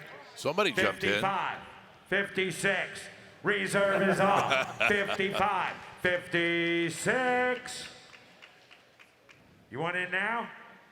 You sure? Just when you thought it was safe. Yeah. That'll be on you then, not on us. 55, 56. So, $55,000, Jared Collier. Well, after all that, it hammers for 55. Yes, only Jimmy Landis could unravel everything that just happened. Okay. It's now no reserve. Well, as I mentioned, it is 15 minutes to go. 15 minutes left in practice at the Indy Motor Speedway, and pace car edition from 1994, the Mustang SVT Cobra on the block. Let's see what happens here. The odometer reads 31 miles. 5-liter V8 engine. This was not a big muscle tussle car. A couple hundred horsepower, a little bit more than that. 5-speed manual transmission. Rio red, that's the color of this car. And it looks factory fresh. I have 30,000 on a bid. You're going to get 32. At 30 bid, you're going to get 32,000. You're going to get 2 bid. You're going to get 2. You're going to get 32. 30's the bid. $32,000. I have 30 bid. You're going to get 2 bid. You're going to get 2. 32. What? Oh, I see. Way to go, Greg. 30,000 is the bid. 25, no reserve. Still no reserve. Still got in the car.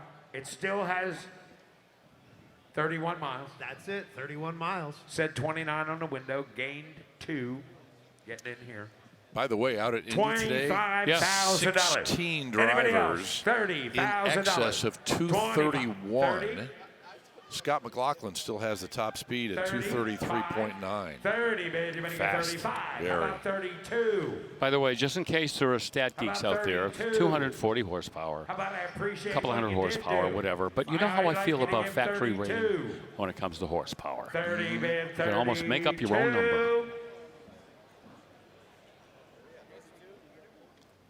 So, $30,000, Jenny. And that is Jenny Gell up there helping out with the new owner of that SVT Cobra. Because the VIN ends in 777. Yeah, she's terrific. Bought it for 30, and we moved to a 1969 Dodge Super B, another A12 car here, Bill. Let me tell you a little story about this 69 Super B. Yes, I'd love to do that. You're always such a good audience, Scott. This car has been dubbed the Lucky B. Why? Because the VIN, the vehicle identification number, ends in 777. Ooh. How about that? The car's been beautifully restored by Corey Owens, a well-known Mopar restorer. This is a factory M code, 440 6-pack and a 4-speed manual transmission, ready to go for the nearest quarter mile. Dana rear end, 410 gears. That's Charger red, black interior, black final top. This has been on the show circuit. This was on display at the Chrysler Nationals, Carlisle, Pennsylvania. Used to call that Chrysler's at Carlisle. All original sheet metal on the floors, trunk, and quarter panels. That's amazing. Has the fender tag and the odometer reads, oh, let's say 10,300 miles. $125,000. Just a business-like look. Yeah. With the wheel package, the lift-off hood. Nope, not meant to be pretty, but it's pretty in its own way, that's for sure. Amen. 390 horsepower. Of course, this car had to share the spotlight with the Hemi, the 426 Hemi. And people will tell you that a well-tuned 440 6-pack against an equitable 426 Hemi, that's a pick'em when it comes to an elapsed time. 135. 135. That's a fucking killer. 125 net. 140. 140 reserve is off. 135. And the reserve comes off at 135. So, $135,000, Laura. There we go. 57, 63, Bel Air. Buck 35 for the 812, the Lucky D. Oh, what it's going to be like to get in there and mash that throttle. Hang on, kids.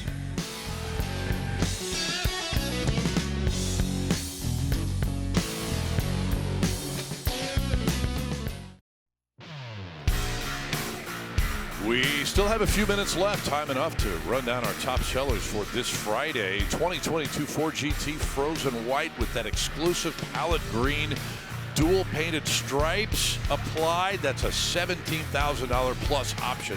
This one gabbled for $700,000. Wow, what a car here. 65 Shelby Cobra Continuation Series. The big deal is right in front of you. Visually, one of only two hand-formed, polished copper body show cars. This one brought 900 grand. A crate engine, by the way, 550 horsepower. And our number one car today, 2023 Ferrari 812 Competizione, 6.5-liter V12, putting out 819 prancing horsepower, Bill Stevens, and it brought the money. $1.4 million. Wowzers. Yo. What a day it has been today. Let's run down our top five and look at that. Can you say Ford versus Ferrari? You can. And you know, we see the numbers in terms of the prices paid. How about the horsepower? Add that all up, and you'll be into really the stratosphere. That is quite a list, and it has been quite a day. Believe it or not, we still have 6 hours to go tomorrow, noon Eastern, here on ESPN+. Well, on the block right now, just off the block, in fact, is a 2024 Camaro ZL1 Collector's Edition. Boy, can you believe that the Camaro is going the way of the Dodo Bird? Take a look at this car right here, the ZL1 Collector's Edition, with 650 horsepower out of the 6.2 supercharged V8. How about that matte finish? That is the most unfriendly looking Camaro you're ever going to see. But it looks pretty cool. It's cool, but it doesn't want you to get too close. Yeah, a lot of options as well. Bid goes on at $150K.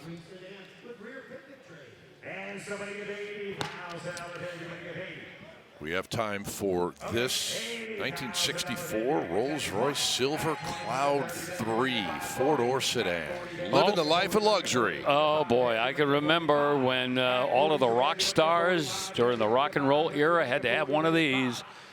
Yep, and I'm always curious to see where the bidding goes because the market on these older Rolls-Royces, very unpredictable. Some of them will go, close to six figures, and others, they're in a very affordable range. This one has 6.2-liter aluminum V8 in it. Older restoration, by the way, one of 2,000 or so factory Silver Cloud 3 saloons that were built. The epitome of class and style. And the bid goes on at $60,000. Okay, one more time. We check in with Chris Jacobs. You hopefully have saved one of the best for last, CJ. Well, what's coming up tomorrow? I think I may have, Scott. 1970 tuxedo black Chevelle LS6. That, of course, is the 454, making 450 horsepower. This one made it to an automatic transmission. This is part of the Payne collection. SS wheels, of course. Got the badging on the fender there. Get a look inside the well-restored interior. White rally stripes up the hood, vinyl top, and then rally stripes down the deck lid. And the best part about this lot is that it is selling at no reserve. So this LS6 will be going home with a new owner after tomorrow, Scott. I'd be curious to see where the money goes on that. Did you notice a non-console bucket seat with column shifted turbo 400? Yeah, a lot of room in this interior, Bill, as you well pointed out. No center console and column shift, absolutely. Right. Very interesting LS6. Yeah. Coming up tomorrow. Hey, here is a significant GTO judge. Look at this. Look at that. What a way to wrap the day up if this, in fact, is our final car. 1970 at 220. Color's going to help drive this. That's that pepper green, beige interior. Get the Ram Air 3, 366 horsepower, the 4-speed, of course. Wow, huh? Look at the presentation. Restoration on this. The Judge would continue for one more year, 1970, probably the high water mark for the GTO Judge. 250, 260.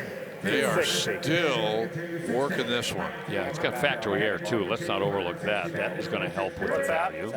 Very well documented. Oh yeah. Build sheet, muscle car, McLaren, muscle car Corvette Nationals, award-winning car. Out the door? No. I can't do that. I know that. I'm good right there, bro. $250,000. Stay out on the car.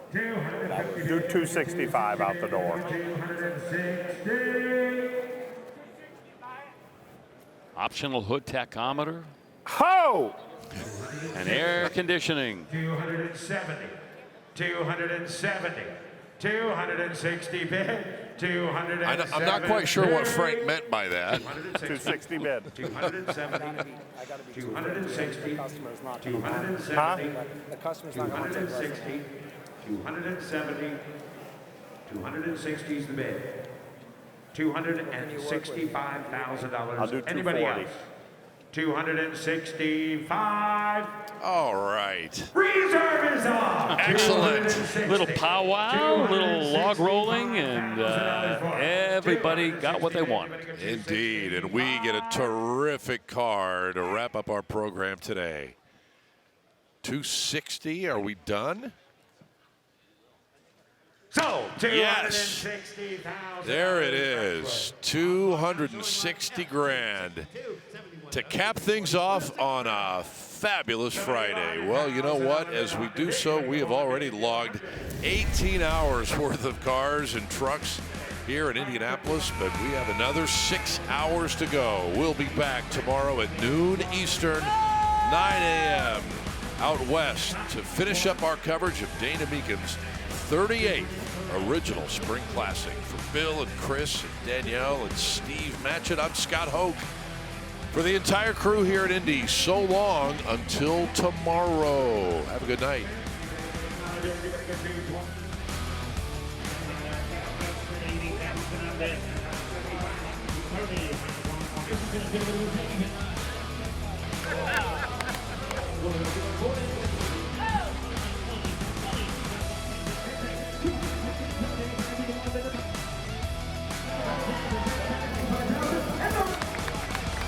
Sold $1,400,000.